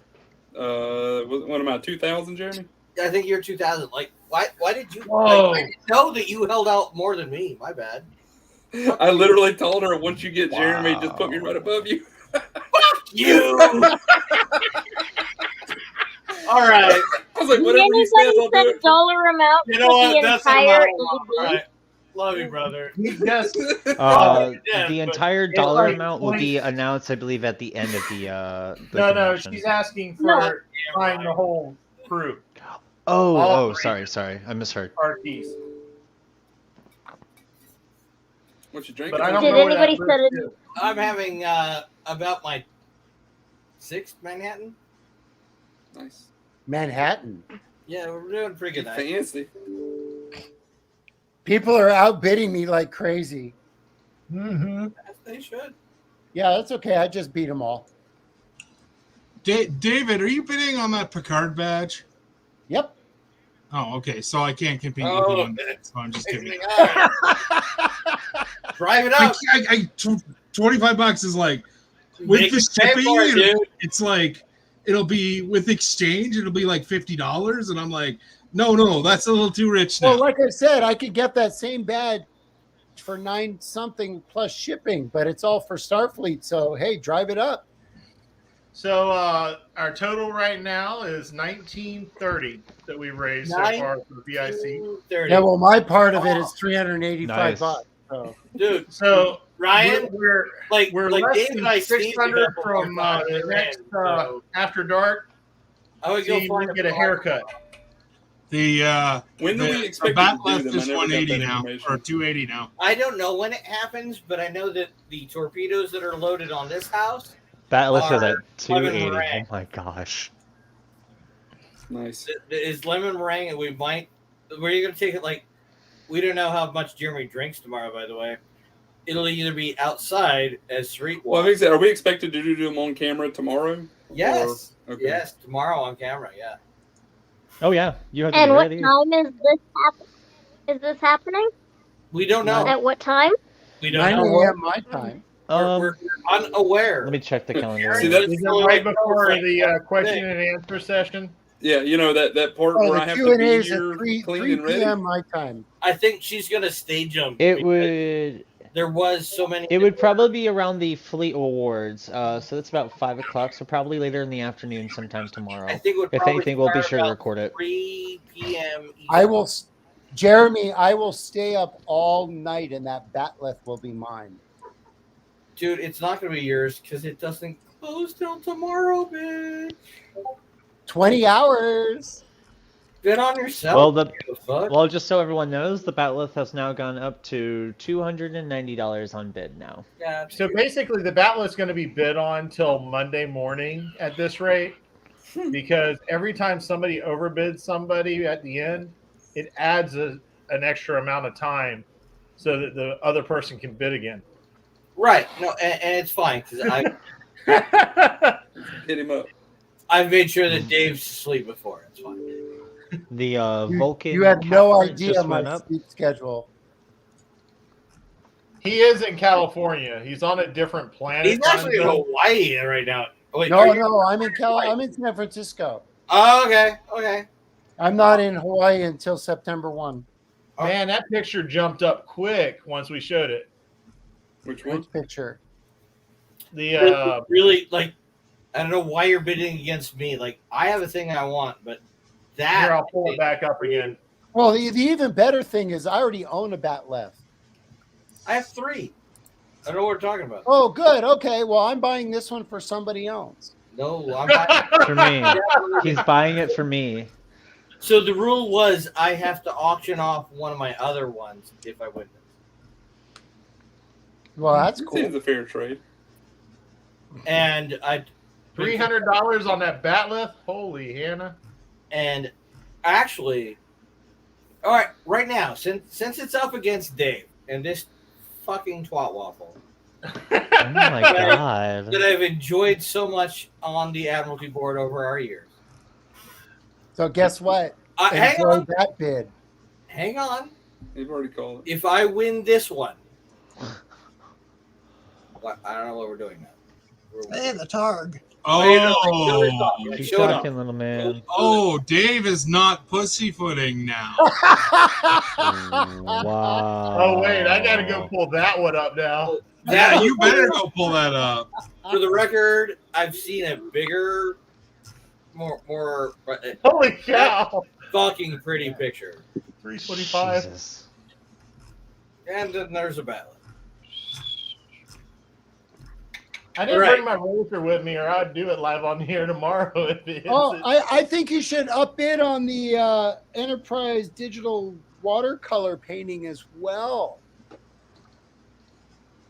That's at $315 now. Is it really? Yeah, Yeah. it's awesome. Randy's doing a live update. If you look on the thing, Yeah, it doesn't. But show Randy's 15. behind because the Batleth is over 300 now. well, to be honest, we are kind of I'm gonna do like live stop auctioning. poking the bear until I get serious. We know it's Oh, quick. you can keep poking the bear all you want. When I wake up in the morning, it's still going to be within 20 hours, so you can do whatever the hell you want. Right. Well, David, what's your credit score, dude? Jesus. what I'm saying Good is, enough. should I win this ballot, Clearly, it's good enough. I will put for the next IC a Batleth that has seen combat with Klingons. So 4 of the chainmail necklaces now have bids. Well, that's good. Well, obviously, we're doing good for our wonderful kids here. Sucking. That manual is just great. I already have one of them, but whoever gets The that issue I had with most of the book things was like, oh yeah, I have those. Shit. Right there with you, Jeremy. Story. That one watercolor did not go up to $315. By the way, a lot of books. It's working on it. Wow. 67, Lot 67. Oh, I'm sorry. Is somebody making a cash withdrawal so that they can make sure that they can bid? I think Lot Yes. 67 will be the high bid of the thing. No matter how stupid Dave and I get, I think Lot 67 will be the high bid. You think so? But it's still at 310. I'm just throwing that out there. I'm throwing it as my prediction. And look at that beautiful And turn. it should be, because absolutely, it's a fucking artistic Versus that should be the prize of the thing. All the Well, books, gentlemen, if you don't as got, much as I'm enjoying this bidding war, I think I'm going to call it a night. You have a beautiful night, All right. Tiffany. Thank you so much for joining us. Night, Tiff. I think it's for having me. somebody else gets pied. I want to see the people. I don't want to see the bids. Okay, I'm coming back. There you go. Oh, yay. And all those Walmart orders. There's a Why is there pill a that mushroom disappeared behind too. your head? I lost the pill down there somewhere. John, what did you break? What did I what? What did you break? What did I break? Nothing You for a came change. pulled on screen, and it sounded like you ran over something. Nope, wasn't me.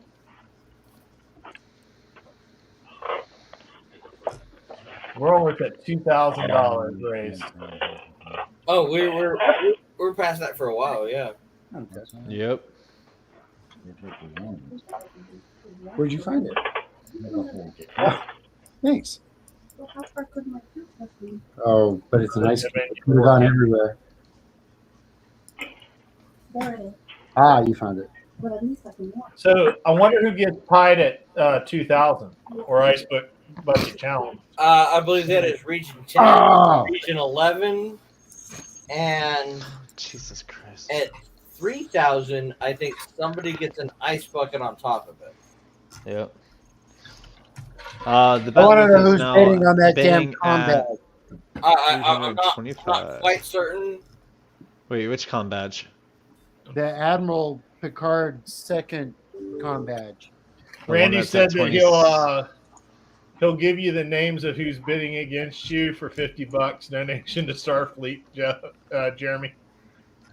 Wait, what? Com badge. Is up at I 33. believe that would be a data protection fail. I missed it. What was the statement? $50 donation. He'll tell you who's bidding against you. I think this is out there. Jeremy talking about David nodded, so I already got that information. Like, Well, the combat just went up. bro. They've been popping back and forth. I figured it out. We have the Batleth and the combat just went up. It looks like the Vulcan cat print went up. Let's see what else we got going on. Wow, here. $32 for that badge. No, that's pretty good. And then we have the watercolor at Oh, it 315. son of a bitch. And we have the watercolor at $315 for next bid. That's pretty good. Ryan is an excellent tactician. He's sitting back just watching and listening. What do you mean? He's got both of their credit cards bidding against them himself. Oh, he's just living vicariously through my wallet, and that's fine. Actually, as you said there, Dave, you're not wrong. I'm sorry? I think I'm wrong? Ryan's kind of like both of our people. Like, I guess he's running with you. That's cute. But I've known him a while. Like, let him make the best use of the money. Like, we'll figure it out. Like, he could just let us know how it happened. Like, Hey, you owe this much for the fucking Batleth. You owe this much for the fucking website. You owe this much for the other thing, and like this earrings over here. I'm perfectly happy with Ryan, Combat is now going up at 38. Being the best wingman ever. I am too, and that's kind of what I'm saying. Like, you and I could go like piss each other's Cheetos all day long, but like, you know what? Hey everyone! Just want to take this time. It has been announced we are now officially over $2,000 for the Starfleet scholarship. So congratulations! Yay! I get a pie tomorrow. I knew I should have said $3,000 for the haircut. And by the way, the combat went up in price again. Oh, and it just did it again. I feel like we're doing a muscular distance telephone. Hey, and it's probably Jeffy on the other end knowing that he's jacking me up. No, I'm not doing anything, sir. I'm broke as fuck. His computer broke. He's got to replace that first. Oh, yeah. Too dang monitor. 3 times for him to get here. I'm actually on 3 different. I'm on a computer with 3 different monitors. I'm in my roommate's room right now. He has a bunch of Star Trek stuff everywhere, so I'm happy. Yeah, but I think it's bigger. Yeah. Com badge is now at $41 bidding. Is it really? Yeah, I'm watching all you guys. Well, no, I just refreshed and it's not. It's still at 40. No, the men that do it. Yeah, but the 2 women. Oh, I see what you're saying. The next bid, 41. Yeah, I'm talking about the next bid. Don't make me overbid myself. That would. You'll do it. It's funny at that point. It would be kind of funny if you did. Jeffy figured out how to make you bid without bidding. He just no. I've done it before. It would not be the first time. Well, it's a good thing they have a color-coded system. It shows up in red if you're outbidded and green if you're winning. That doesn't actually prevent it, though. You see everything I'm doing. Don't say So anything. as we close out, like here pretty soon, I'm just gonna like leave the bids to Ryan, and like I think Ryan, between being Dave's fucking running partner and my next door neighbor is an RC BFF, where he can figure it out. Figure out where my loyalties lie. But let's come to my house. Just want you to know. But Dave's gonna be a high spender, but you can spend his dollars better. Like, you think that's the issue? Dave's got more. Dave does have more money to spend than I do. The battle is still coming to my house. So you can either spend his dollars better or $41 for the Picard. No, that's the next bid. Holy cow! It's $40 right now. Well, that's okay because we're gonna auction off a visit from the CS if I win, and I'll come to your town. Wait, is there a bid for the you don't? For what? If you win, if you don't want me, hey, if you don't want me, don't bid. Don't bid. Man, I didn't even think about that, David. Can I pay money to send you somewhere? Because I'm doing savages in here. Hey, by the way, the combat just went up at $42. Oh, Randy just said, fair warning. For the record, any You of the can bid against yourself. Yeah, because you can use it to raise the bid. Like Ryan doesn't get to do a whole lot of shit right now because he's on a ticket. No, as a ticket holder, fuck it. I love the people that want to come engage the people. You guys have. Thank you. Game on. But also, Brian, make sure I win. On it. Like, seriously. That ballot. Which one do you want to win, Jeremy? I'm winning the ballot. I don't know what you're doing. Well, then up the batleth a little bit more, and then I'll back out. No, I will get to that tomorrow. I'm going to go to bed soon, but I know you have more money than me, but you can spread that around a little bit more. But I'm going to do the one fucking thing. Hey, if I win everything right now, I'm at $790 per fleet. Oh yeah, The Admiral badge just went up to $50. Yeah, I was The Klingon batleth is still at $325. Welcome back, Jeff. Oh, Randy said, can he add the you visiting to the auction? Only if he's going to CS. Oh wait, hang on. You know what? No. I That's didn't just know a that joke. those were a thing. That's only contingent on if I win. If I win, fine. But No, there. How about no? Screw you guys, I'm going home. Hey, Randy, if you're here, throw a San Antonio tour on there. I'm confident with San Antonio tour, no matter what. I'm not running. is Randy the one that's doing this? Who the hell just upbid me? I don't know. $50 you can find out. Randy's the auctioneer. $50. Yeah, Randy. Who's the upbid? Randy said he made the deal. If you want to know who's I upbidding think you, John did it. Look at that look on his face. Sean sitting there like he ain't ever pooped in a lifetime. We wouldn't do anything like that. John does look like he had grabbed the canary. So wow. The first people to sit there and say it was somebody else had to be them. Mm-hmm. Damn, you're on to me. Good luck with that one, buddy. Motherfuckers are asleep. All right, I'm going to hit the sack. I'm going to get up early so that I can be at the place I need to be at to participate. this kicks off at 11 Central tomorrow, right? 9 and a.m. my time. 10 So to be at somewhere. for Jeffy, 10, how's I that need to leave combat early. doing? Yes, sir. Hey, Jeffy, how's that combat doing? Is 10 Central. 10 Central. 10 Central. I need to let me refresh. Give me a With second. mimosas. And yes, it'll be so everything tomorrow. So everyone, just so you all know, tomorrow I believe it's going to be 11 a.m. 11 is when Eastern. we're starting. 11 Eastern time. This could be my time here in New Jersey. Be sure to gather in Gather Town. We're gonna have a social hour, and then we'll go from there.